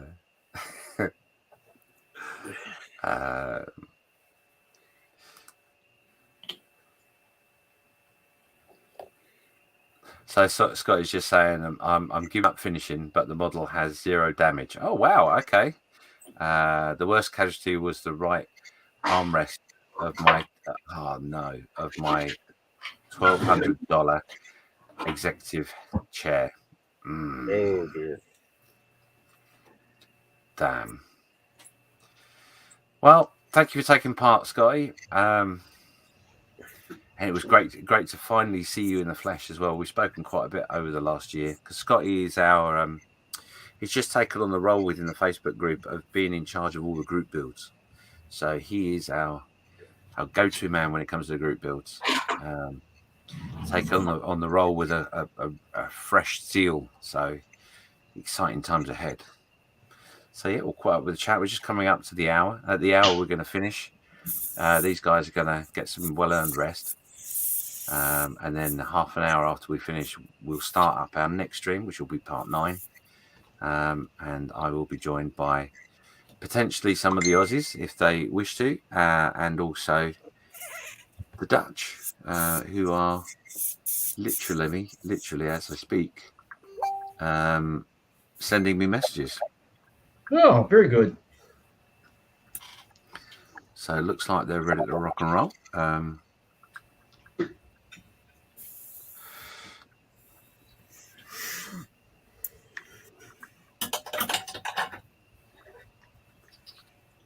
Yeah, when we log out of here, I'm going to go have some dinner. Yeah, no worries. I'll definitely be back for the next session. Seeing I started at 48 hours ago, I need to be there for the end. Oh yeah. Yeah, I'll be online till about 9 o'clock tonight, Australian time. Okay. Since I have to, so I have to wait. Since I have to get out of bed at 4 in the morning, can't make it too late. Wow. Well, James, Dave, Ian, Robbie, JB, you guys have a great evening. It's been a great session. Got a ton done. We raised some money. We hit the goal, which is really exciting, and looking forward to wrapping this up tomorrow night. Well, see where you are just before you take off. Right out your build. Yeah. Thanks, buddy. Good to have you with us, Scott. Really been great having you, mate. Fantastic. Yeah, can't wait to see you at Nats, my friend. And Scotty will be bringing a few of these for you. Oh, wow. Nice. Looking forward to it. No, it's gonna be great. We're gonna have podcast breakfast, and we got a meet and greet set up for all the podcast guys. We're gonna have a great time. We're gonna scare those people in Omaha. We're going to organise that breakfast too. I'm thinking it'll have to be Thursday morning. Yeah, whatever you guys need, we'll make it happen. JB, sure. we have insiders. JB will make whatever needs to happen. It's good to have friends in high places, isn't it? Yes. Yeah. Very cool. Always good to have an influencer, without a doubt. Okay, well, let's wrap this up. Thank you, everybody that's taken part. Thank you, everyone that's been watching, the donations and everything, and your support's been amazing. A massive thank you to Scott. Well done, Robbie. Nice, mate. That's beautiful, man. Oh, wow. Very nice. Wow. Those are all painted. Oh, that's nice. Gorgeous. That's those amazing. stencils are awesome. Love it. Very cool. The hard part is to get the stencils on the barrel and peeled. Now I'm feeling so inadequate. Thank you for that. But anyway, let's wrap it up. Thank you guys for everything. A massive thank you to Scott for emceeing and literally taking it out of my hands and running everything. Couldn't have done it without you, buddy. I really appreciate your efforts. And on that note, we're out of here. Have a great rest. Well deserved. Take care, all. Take care, guys. See ya. See you tomorrow.